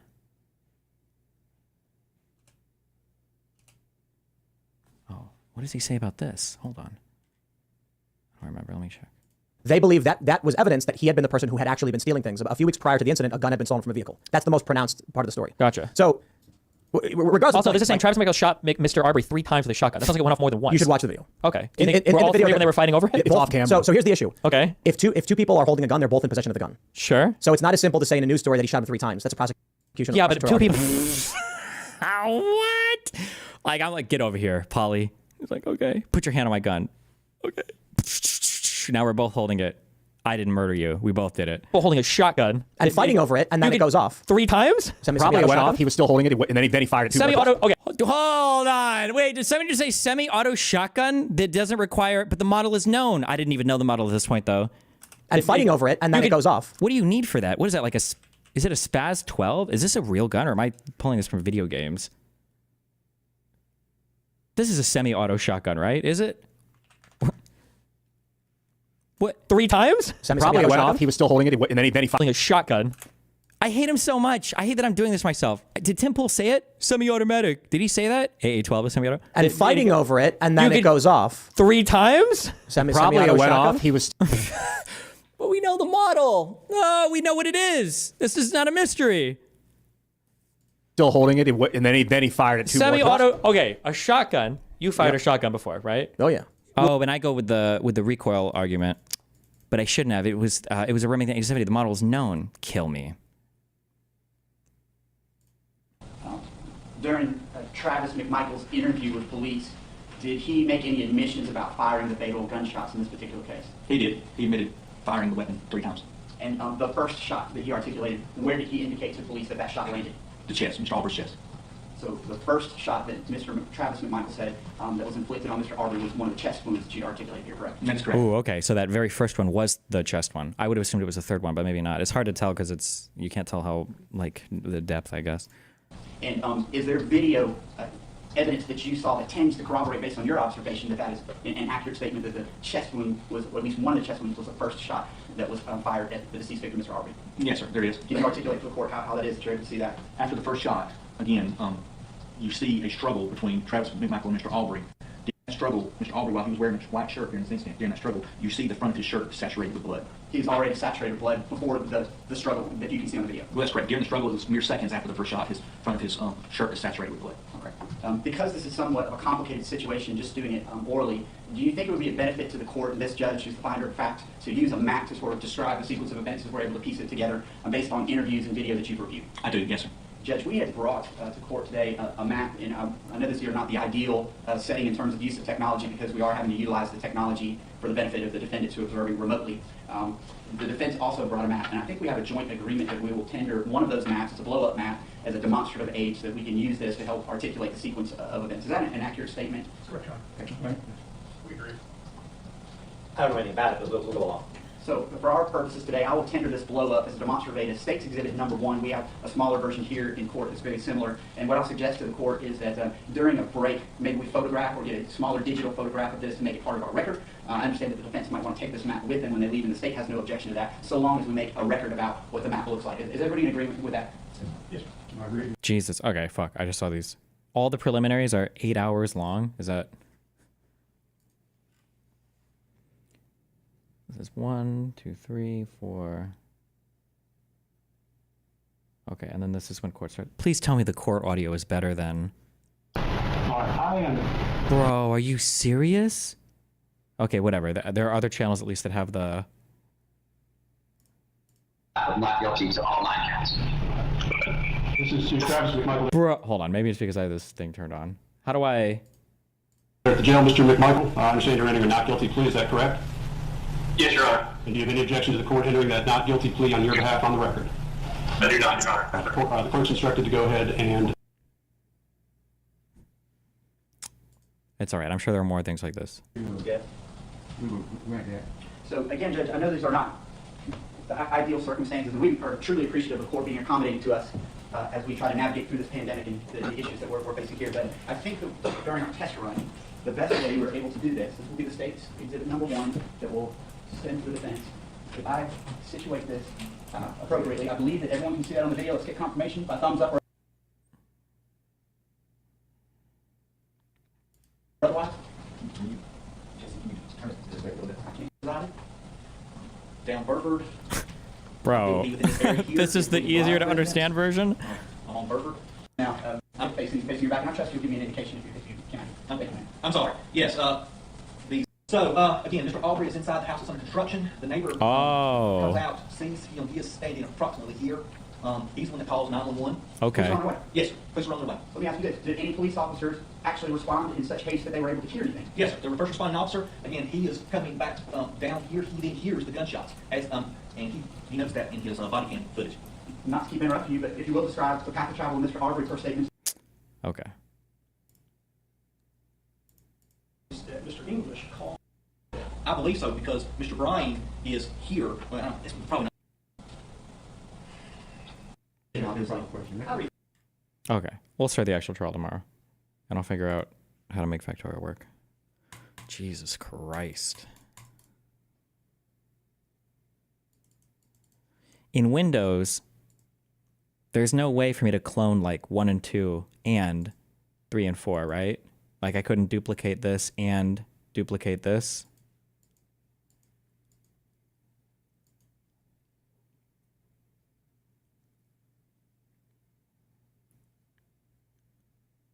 Like if I had a 4th monitor hooked up and I wanted to duplicate 1 and 2 and then I wanted to duplicate like 3 and 4, will Windows let you do that? I don't think it will, right? Nobody actually knows. Fuck me. Can you duplicate 2 different sets of monitors on Windows?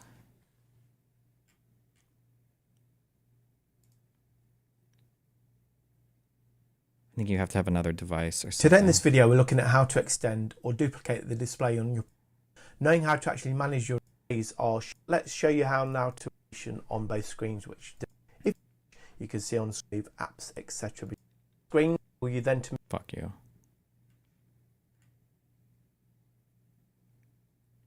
Okay, yeah, whatever. I have splitters downstairs. Okay.